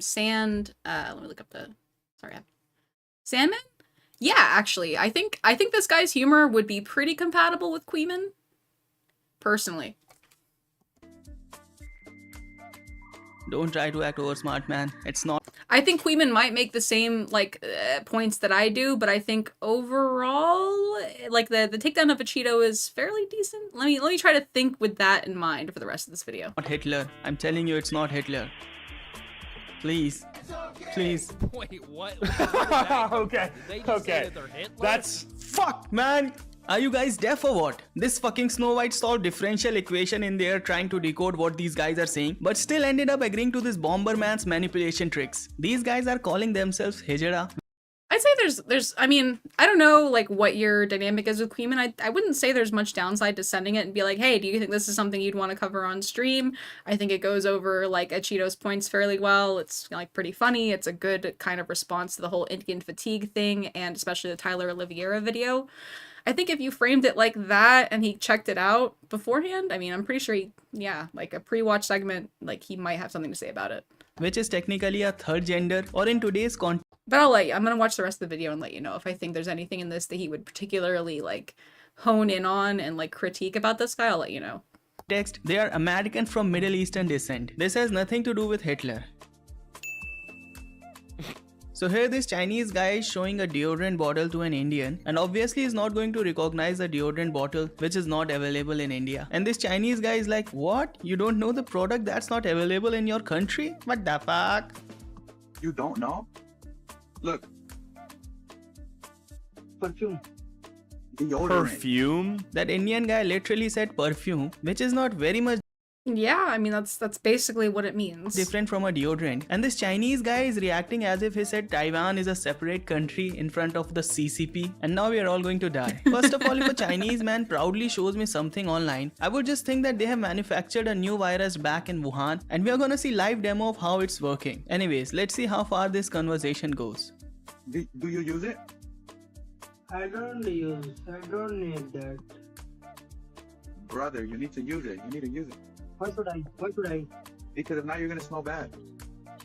It doesn't matter. This guy just asked, why Bro. should he be using deodorant, as if it's not the obvious answer to that. Like, bro, you are going to smell like shit. Like, By the way, I do know that a lot of people, I know a lot of people who just don't really use deodorant that often. They use it in the summer, or they use like a different like smell. Some people just don't produce a lot of body odor. It also kind of fucking depends on your diet. Why does he live in a fucking bouncy house? literal poop from a butt. Well, I understand he don't want to use deodorant because he doesn't know what deodorant is. He knows perfume, but you don't know what perfume is. So it's kind Yeah, that's like I'm saying, if there's a different like way that something is packaged, like, so most deodorant in America, so we have deodorant and we have antiperspirant. Most people don't realize that deodorant is literally just shit that you spread on yourself that makes you smell okay. Antiperspirant is intended to like distribute or in some way mask the oils from your skin when you perspirate so that you like it just doesn't build up as much. It's it's not like people didn't understand how to bathe themselves and react in the summer beforehand. I don't know. of a khichdi that's happening here. But even if it doesn't, Like I said, I just know people that don't, like, they claim to me, they say to me, I don't wear deodorant, I don't wear anything, I don't wear perfumes. You wouldn't fucking know, because they shower.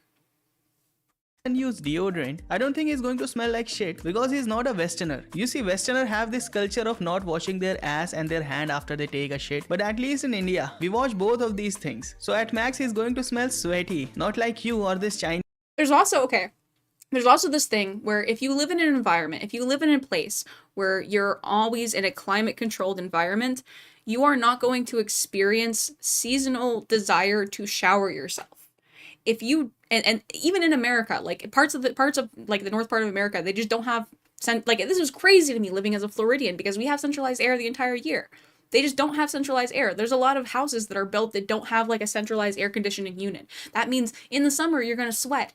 And most people don't like being sweaty. So when they live in that kind of environment, they just kind of adapt to not working so hard in the middle of the day, taking a fucking shower, doing something like that. And yeah, we don't have to walk around with our body oils on us all day. This is just like, this is a very weird, this is definitely a very Western centric thing that I'm experiencing here with this. Not even Western, but just like people who live in environments. There's a certain kind of American who lives in an environment. You live in a desert.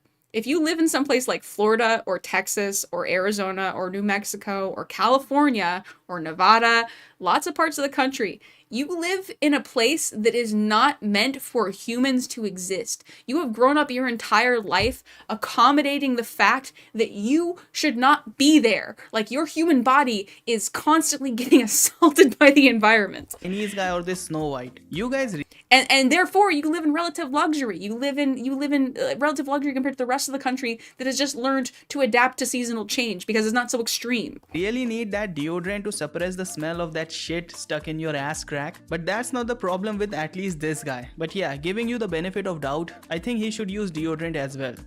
And that's fine when you're in India because I'm sure everybody else just smells the same there. Right. But when you come to Canada or America, people are eager. I'm just speaking on this because this is definitely a cultural thing. Like, we have beauty products, we have hygiene rituals that are specific to the West that make sense to us. Not even specific to the West, but specific to exact regions that we do not understand that are informing us of these things. You're gonna whip people's heads wondering what that smell is. Yeah, that's a bold statement, but same goes to Canadian and American people as well. You see a place where everybody is moving around having a pile of shit stuck to their asshole, and these guys are also accustomed to each other's asshole smell. So when an outsider like an Indian comes in with a clean ass, obviously he's going to be outcasted. There are not 8 billion people in the world. Yeah, Chronic, you should definitely send this to Queeman. I really think I would enjoy, like, if Queeman skips on this video and says it's boring because of his chat, he's a cuck. Because it's funny as fuck. All over the world. I haven't seen He would have a good time with this, I think. nearly 8 billion people. Have you been to India? I know a lot of people skip that. He would only cuck out because of somebody like Stylo saying it's lame early on. That's the only reason. Destination, but Who are this lot of people? All I see is every day some new American vlogger coming to India to farm some views, and those who don't have the flight money are farming views by picking random videos from the internet and making a 1-hour compilation of them speaking nonsense about India, and the guys who can't even do that are reacting to those kinds of videos. So right now it's a fact that nobody is skipping India. And even if you don't go to visit India, like, I want to ask this guy, how many Indian people have you seen? If you genuinely traveled the world, how many Indian people have you seen without going to India? Because they are everywhere. So what's the problem in that? Indians right now have a lot of disposable income which they are spending to roam all across the globe. If your Middle Eastern cousins would have the same amount of money, they could have also roamed around the globe. But no, they'll only go to UK through that immigration board, right? And yeah, if you're calling out the Indians who have illegally immigrated to different countries, then I'm on your side. But if an Indian is legally going to a different Zan, chill. country for work or tourism and you hate his existence, then actually the problem lies within you and not those guys. First time in NHL history, O Canada will be performed in English and Punjabi. Why? Why would you need the national anthem to be translated? If you're doing the national anthem translated, is it still really the same national anthem? Nobody listens to the national. So he does have a point. No, he doesn't have a point here. Because if you would have heard the announcement properly, it says that for the very first time, the national anthem is going to be in English as well as in Punjabi. So nobody is removing the English national anthem. But the main question here is, Canada has 2 official languages. This was what was crazy. I screamed at this clip when I first watched it. Like, I watched this ahead of time, so I do want to just inform you guys. Yeah, this is mostly going to be soy nodding. I agree. I think this is a pretty funny, interesting takedown of, like, the whole anti-Indian sentiment online. Just like French and English. So where Yes. is the French national anthem? Obviously. They usually do actually have the French national anthem as well. Obviously, there should be some discussion around it, but I don't think these guys even know that. Because the fucking Quebecois can't stand it. That Canada has 2 official languages. And since the national anthem is already available in 2 languages, adding one more language is not a very big deal. But yeah, I can understand these guys' concern that they don't want Indians to snatch Canada from them like they snatched it from the native Canadians. By the way. And like America is currently trying to snatch it from the non-native Canadians. International students, great. They're all studying at schools that are legitimate? No. 94% are studying at community colleges and these diploma mills for certificates. Like Anderson College, that used to be a Walmart, and then they made it into some diploma mill. What the fuck? What? By the way,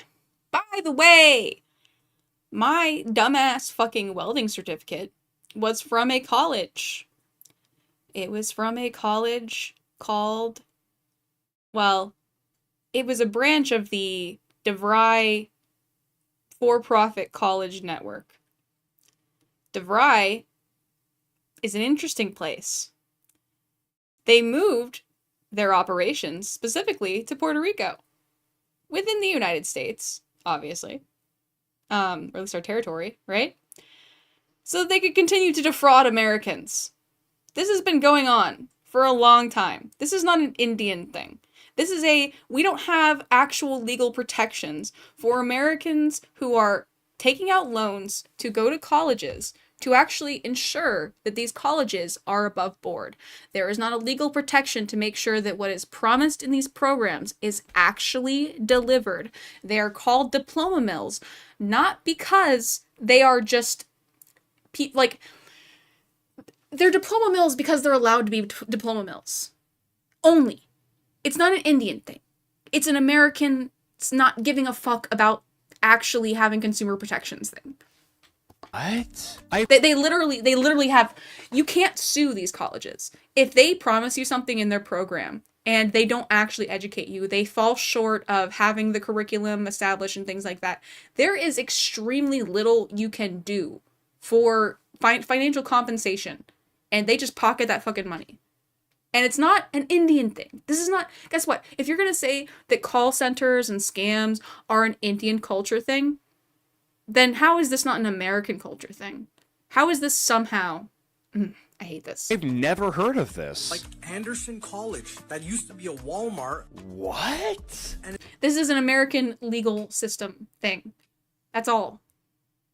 And they made it and this is what stupid fucking reactionaries like this Cheeto guy do, by the way.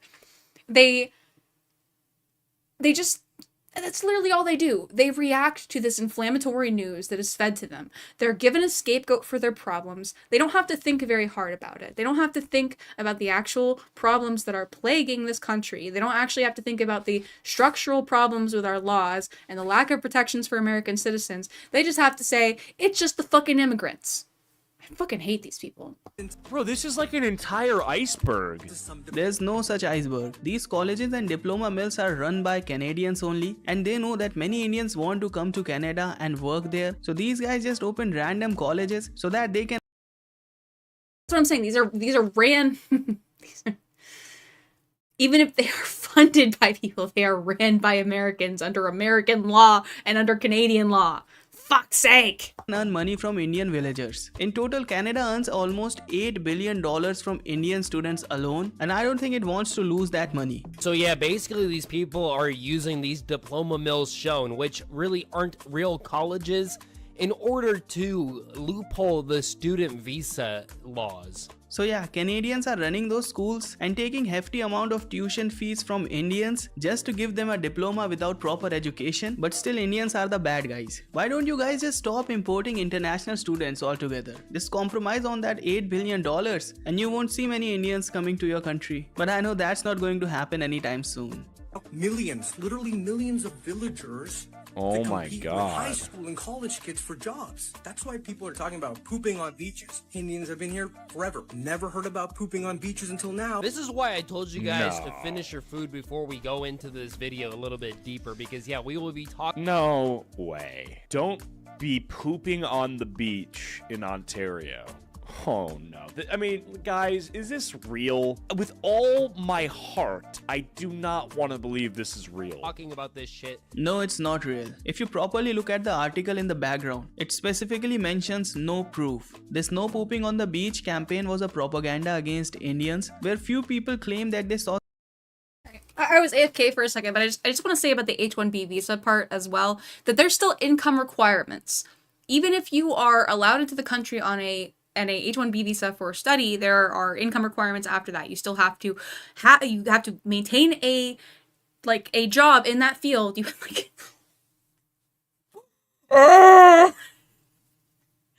some I hate Indians this. shitting on the beach, but they did not have any proof of that because actually there was no Indian shitting on the beach. It was just a false claim. First, we gotta talk about the Indians going into Japan. Yeah. And yeah, you'll see a lot of this in American news as well, where there will be an American citizen doing something or nobody doing something. There will be a story spun about, like we saw this during the election season, with Haitians eating the dogs and the cats.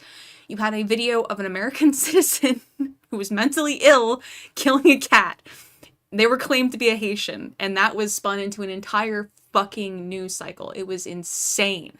Now we are concerned about Japan as well. So this guy is currently very sad because a lot of Indians will go to Japan and according to him destroy that country. But being a Middle Eastern Muslim, he should not be worried about it because his cousins are already there in Japan. They've already started blocking roads for namaz and very soon they'll destroy Japan as they have destroyed UK. So you are definitely not in a position to talk about the welfare of Japanese people because Japanese people have already started fighting back against your community. They are so cautious against your kind that they will start protesting against you even if you start a simple tourism campaign. Now I'm getting bored of this nonsense, so let's speed it up a little bit. These guys claim that women are unsafe around Indian men, but I have already covered this topic in my previous video, so I'm just copy pasting that content here. But right now let's talk about women and child safety. See, these guys claim that women and children are very much safe in their country, but the reality is white men are their god's most rapiest soldiers. Taking United States of Cucks as an example, the population of US is almost 1/3 of India's population, but they have almost 5 times more rape cases than in India. And I know some Indian with inferiority complex will shout, "No, in India rape cases are not recorded properly. That's why the count is very low. Americans are better than us, sir. You are saying things wrong.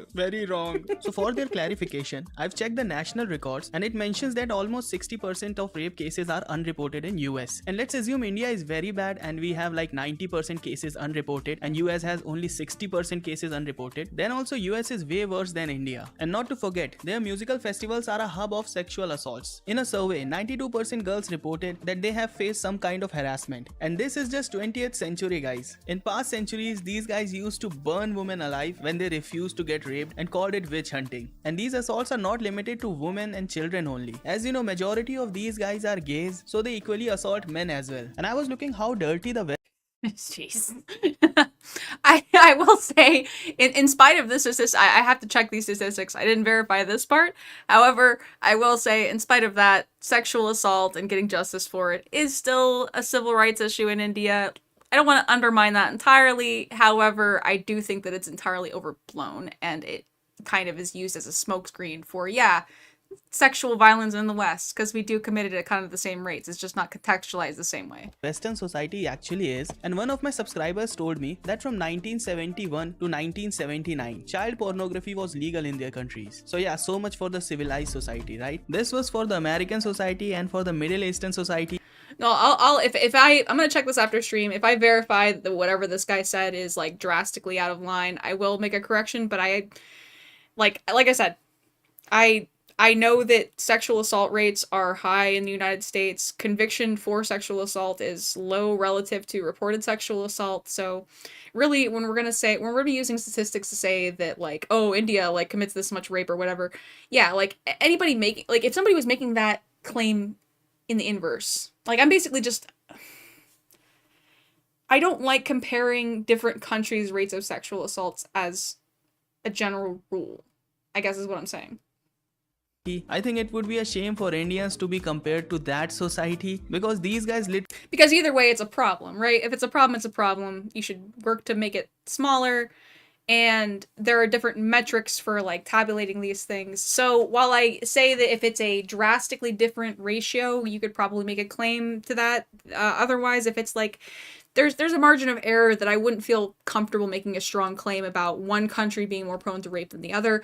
I would just say that statistical outcomes of these sorts of things aren't strikingly different enough for us to make a conclusion one way or the other. That's probably what I ended up saying, which is, you know, kind of my anti-racism stance generally. Literally have rape games in their countries where they grab a girl and form multiple circles around her. The people in the internal circle keep on raping the girl while the outer circle keeps the crowd away. And when the job is done, the whole gangs just run away and nobody faces any consequences. They did it once with a foreigner news reporter and then it came to the limelight, but this is a very common thing in their country. For example, this guy is drinking cow piss. So now we're coming back to cow piss, and that's perfectly fine to criticize. But I don't think a person from Middle Eastern descent should have any say in this, cause their own culture is drowning in camel urine and camel dung. These guys have been using camel dung to cure dysentery, and that dung has to be fresh from the asshole. And the less we talk about the camel urine, the better. So I've noticed that a lot of Indians are kind of insecure about their race and claim to be something else. Or I think like it's the specific weaponization of rapes against like the use of that to perpetuate this negative Indian stereotype is specifically what's wrong about it. Because realistically, if you look at data, it's just that people be raping. People be fucking raping. Yeah, that's one thing I also don't like is I don't like when people specifically it's not a cultural from India thing, just people are, be like, raping. super into American politics. Like, I think that shit's just so whack. Like, actually, this is a very stupid point that this Snow White is giving, because in this modern interconnected world, every political decision in a major country impacts other countries as well. And since a lot of Indians are living in America, it's quite natural for Indian people to have interest in American politics as well. But just stop for a second and look at the hypocrisy on his face. He's reacting to an Indian fatigue video which mainly talks about people that are living in India. But on the other hand, he's saying that it's whack when people from other country are commenting about his country's affairs. Also, another thing that cracks me up is that Indians practically love Israelis, despite is that true? Israelis seeing them as subhuman. See, I'm in a hurry, so I'll explain you briefly. Indians do not love Israelis. You see, India has seen many terrorist attacks from Pakistan's end, but Indian government does not take any strict action against Pakistan. But on the other hand, when Palestine attacks Israel, Israel responds with full force. And that's why some Indians like Israelis, because they believe at least someone across the globe is fighting against terrorism. And that's why these guys. It's the same reason why some Ukrainians celebrated America bombing Iran. It's like, yeah, you guys are making our shaheads. We don't care if we set back your military fucking technology. yeah, it makes sense. It makes sense. Support Israel in the Israel-Palestine conflict, which and this is the thing, like, I do consider, okay, what a lot of people don't understand, if you're an American and you consider what Israel is doing and how they're perpetrating this war is wrong. You have a specific reason as an American to oppose that.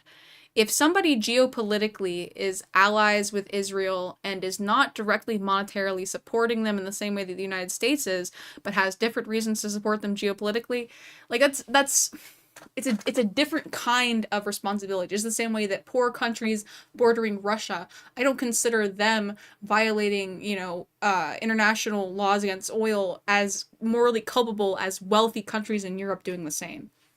Like, yeah, I get it. Upsets Muslims around the globe as well as Orthodox Christians that hate the Jews. So now what these guys do. This is just like an entirely Western-centric view of politics, where like we want all of the nuance. When you're analyzing American politics, we beg for all of the nuance for understanding our decision making, but we are not going to apply any of that when analyzing you. To fight back, they try to humiliate Indians who support Israelis. And since this guy is also Muslim, so he'll also be following the same toolkit. Like the man is saying, I love Israel, and he's being told to go back to India, and it seems like his girlfriend, wife, or sister or something is saying, you are the king of kings. This is an unverified fake video.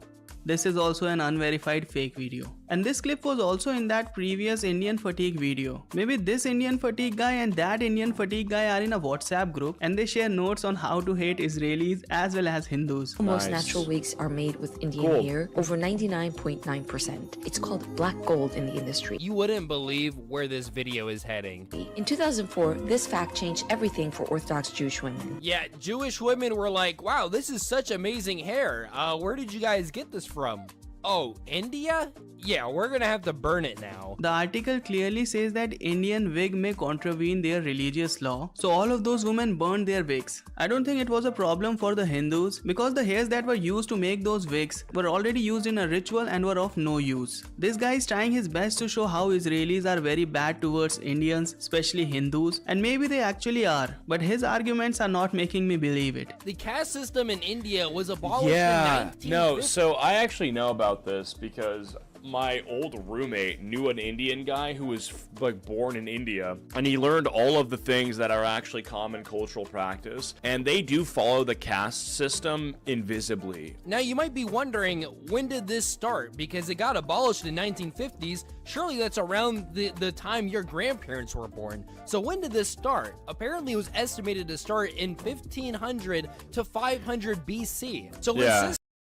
Sorry, we got pizza. I had to go grab some. Yeah. System where you are heavily discriminated against based off of It how hasn't you were like fully born even gone and away. what family you were born in has existed for almost 3,000 years, if not over that. It says that caste system's origins are rooted in Vedic period, not that it's prevalent from 1000 BCE. In the same screen it's written, it was a fluid division of labor called Varn. Do you know what fluid means here? It means a person can change his labor class if he wants to. So it's not like what this bomber man is trying to claim, but yeah, it's true that over time it became rigid and right now it's a strict system. But stop worrying about the Indian caste system for a minute and let's focus on the Middle Eastern caste system. Yes, I'm going to show you the caste system within the Muslim society. So basically Muslims are divided into three sects. The first one is the Ashraf. This is the high status group claiming noble or prestigious lineage, often associated with Arabs or the other invading groups. They are connected to religious leaderships, governance, land ownership and businesses. The second is the medium caste in the Muslim society, which is Ajlaf. These are basically the people who were converted to Islam from Hinduism, and they are mostly from the lower caste of Hindu communities because upper caste Hindus do not convert easily. And at last we have the Arzal group, which is the lowest, most marginalized group, often referred to as untouchables within Muslim society. So basically everything here is similar to the Indian caste system. And I think it's even worse because even if you convert from Hinduism to Islam, if you are from a lower caste, you won't be getting reservation benefits if you Zen, we're letting this brown man cook, okay? I understand that you're offended by his anti-white slurs. I know, you're a Slav, you're the original slaves, blah blah blah. Right now, just whenever he says Snow White, assume that he's talking about the unwashed ass fucking Westerners, okay? You are not white. Okay, not in terms of the way that we're talking about it here, not in the Western sense. You're a Slav, you're an Eastern European. You know that we don't consider you culturally white, so when we're attacking the people that are culturally white in our society, it's not you, okay? Change your name. And without changing your name, you won't be a proper Muslim. And even if you I know it's confusing, man! White people gotta make this fucking racism shit so fucking confusing. become a Muslim, there also you'll have to deal with this caste system. Not to mention, discriminating against nationality and religion still goes on today in India. Here's an Indian official kicking people while they're trying to pray. These guys are not praying in their Oh, okay, so it's that he's not being creative with it. Yeah. Listen, I'm not on Twitch. I think I can say Cracker, Honky, Milk Monkey, Powder King, Ghostface,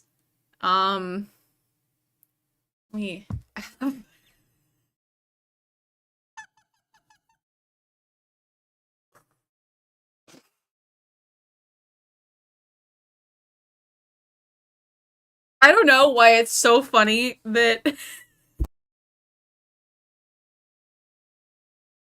I have, for some reason, I look at my favorite bar, and in my favorites I have list of ethnic slurs. I got this on lock, man. If I ever need it. Let's see.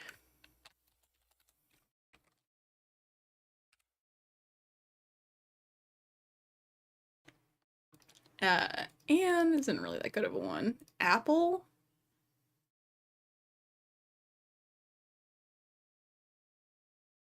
We need to invent more anti-white slurs, is what I think.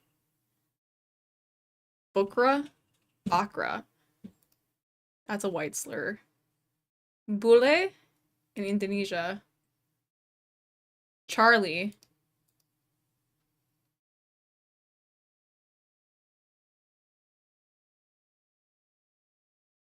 I already said that one. Engelsman. Farang? I'm gonna start calling white people like fucking Ferengis. Ferengi seems like a decent slur. Although it seems a little anti-Semitic. Well, I'm not gonna say that. That's anti-Semitic! A gin jockey. A gin jockey is a slur for white people in Australia, apparently. Another slang in Australia that I'm very fond of is they have these little white ibises that get into their dumpsters, and they call them bin chickens.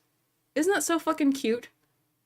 Like, if the slur against my racial group was bin chicken, I don't think I would be that mad. Gora means white. Like, all of the fucking stereotypes, all of the fucking racial epithets against white people are just that you're pale. Like, I guess redneck? Even that's about your fucking skin! Guilo?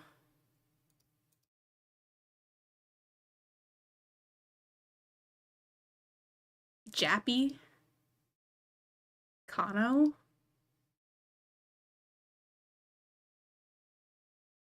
Land thief.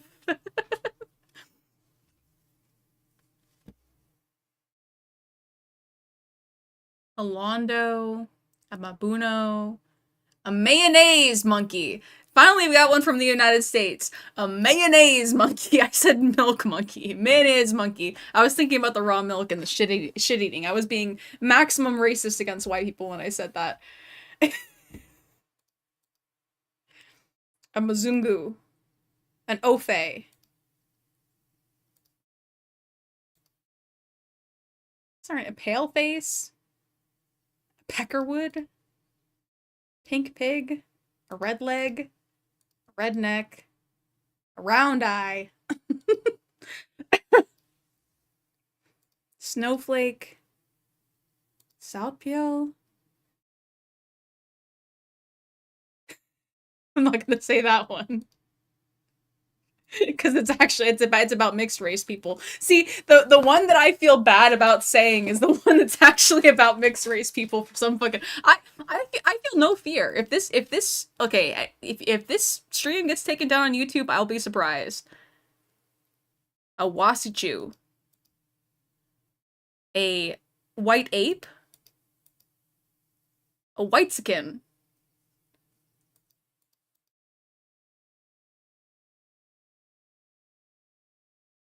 Find this, dude. This is an okay. I just went through the entire Wikipedia page of ethnic slurs, searching for white, and said all of them. Oh, you're running out of time. Okay, I'm sorry. I got sidetracked by their own home. I'm sorry.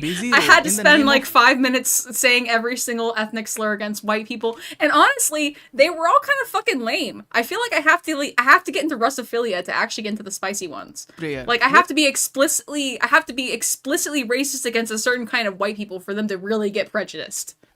Wait a minute. Did this guy just casually justified blocking of roads for namaz? The Indian truck driver in Florida that killed a family while making an illegal U-turn? Well, this is the...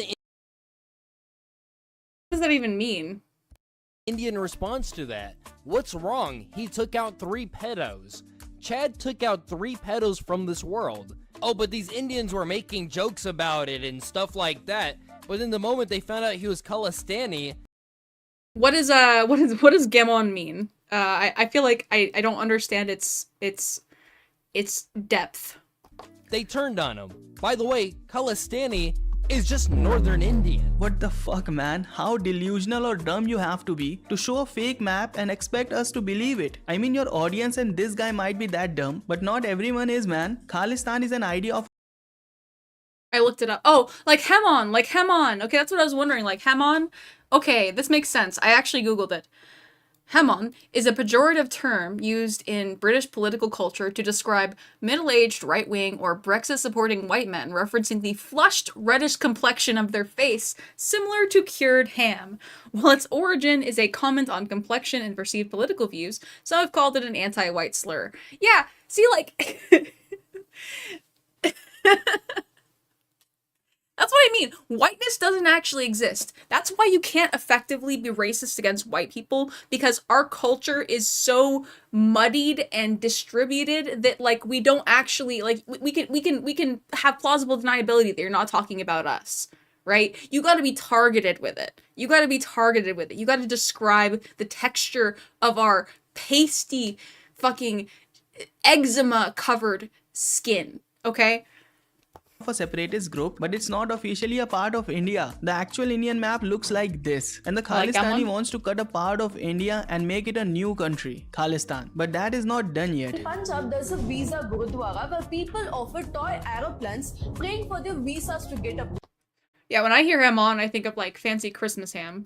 Like who comes up with this? Like how do you know what to sacrifice to get approved? The same way Muslims came up with sacrificing of goats during Bakrid. Going to bomb the place! Get to America! Allah Akbar! Allah Akbar! Allah Akbar! Yes, because radical Islamics are well known for their shaved faces, Indian accent, and the stereotypical polo t-shirt. Abhay Nayak arrested for bomb threat on UK flight. Just once again, another Indian trying to tarnish Muslim name.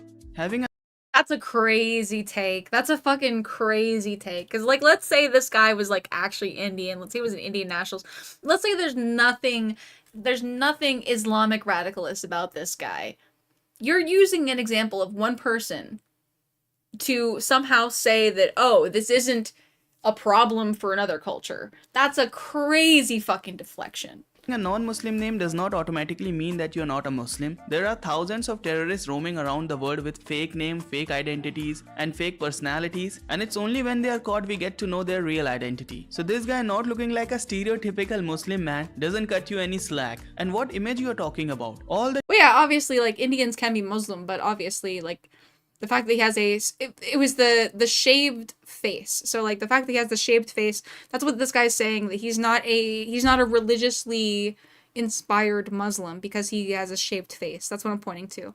So it doesn't mean that just because this person might not be associated with Muslim culture, they might actually have, you know, more ties to Hindu or whatever. They might not have any, like, he's saying Allahu Akbar, so probably he fucking has connections to radical Islam, you would assume. Or at the very least, he's mentally fucking ill. Either way, there's no goddamn connection. Like, this is just so stupid. The terrorist organizations across the globe are Muslim organizations. Like, using this to say that, I don't know. So there is actually no image left to be tarnished because your own community has destroyed it with their beautiful actions. So much so that it's currently unredeemable. So instead of straight away playing the victim card, why not just do some retrospect? That's a really good point. The Boston bombers did not have full beards. I think that they had, like, one of them was fully shaven and one of them had like a goatee. Yeah, agreed. And improve yourself. So yeah, that's it for. And that's what I'm saying, is that somebody can do a terrorist act and not be culturally connected to it at all. They could do a terrorist act and be radicalized in a short amount of time.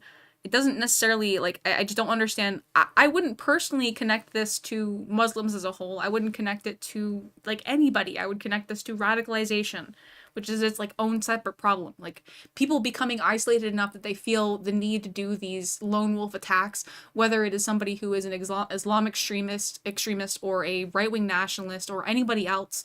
It is entirely an individual, like, failure. It is a failure of accommodating for that person in whatever environment they exist in.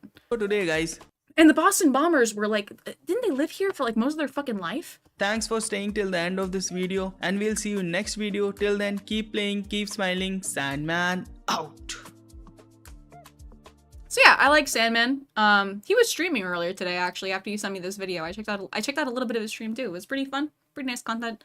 I approve.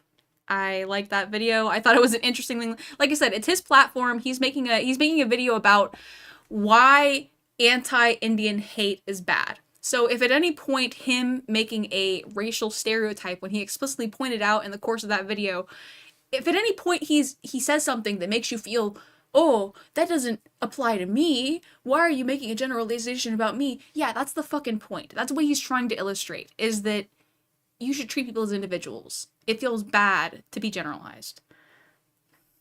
Oh yeah, you also linked me the reply, so we'll watch that as well. So we have a double feature from Mr. Chronic Sonic. So this is a Cheeto replying to this guy.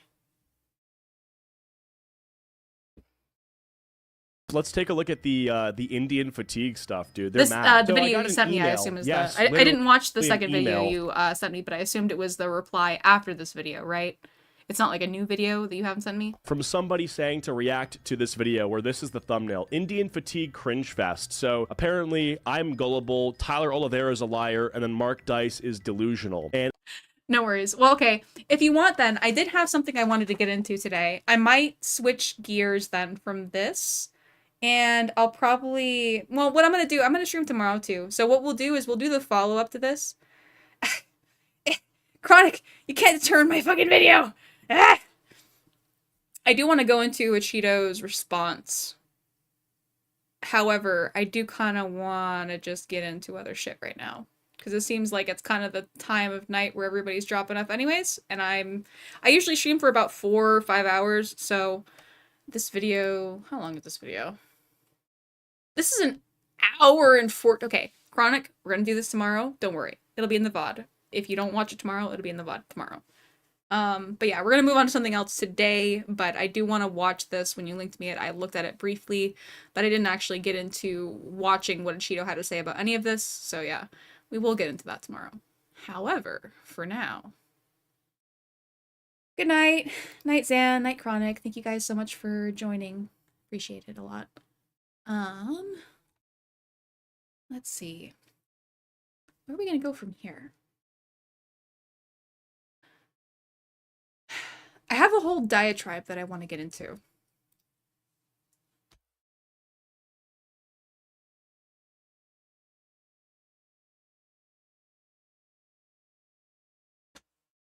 So I do have a whole diatribe that I want to get into. No, not Cam. Not where I'm Cam. I mean, I look alright, but whatever. It's like, my lighting's not correct.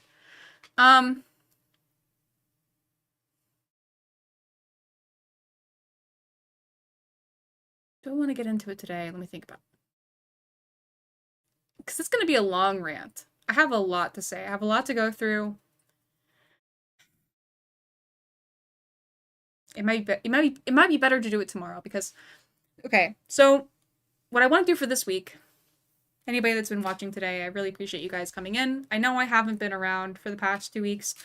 I've had just shit going on in my real life that I haven't really been able to stream. I haven't like been even able to commit to a consistent schedule enough to where I've been able to communicate with my community, and I appreciate you guys coming out and watching this today. In spite of that, for the rest of this week, I do have a schedule. Today was obviously the Epstein thing. Logging politics is important. The other thing that is important, in my opinion, is covering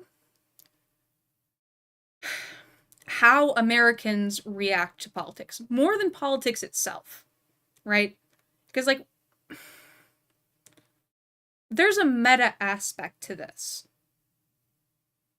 where I feel like people in America are becoming less and less politically effective because of their comfortability with, like,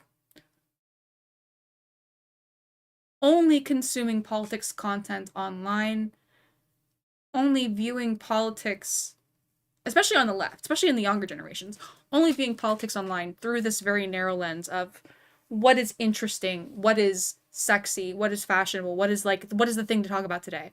Because the things that you're going to be served by an algorithm are going to naturally fall along that line. But that's not what we need to be doing in America. We need to be organizing.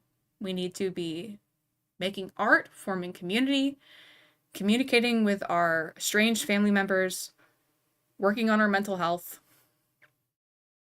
And if you are trying to idolize a failed millionaire, like a failed human in every way except for their ability to gain capital, if that is your vector for news, if that is how you view politics,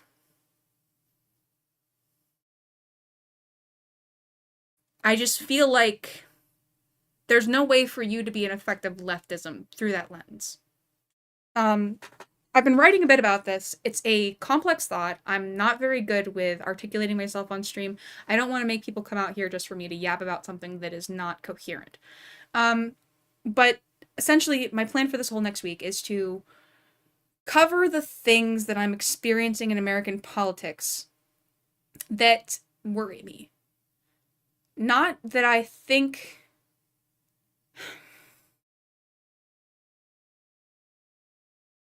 I mean, that's really all it is. It worries. I'm worried. I'm worried as fuck. So yeah, have a good night, guys. Take care. Thank you all for coming out to the YouTube stream. Make sure to subscribe, like, and yeah,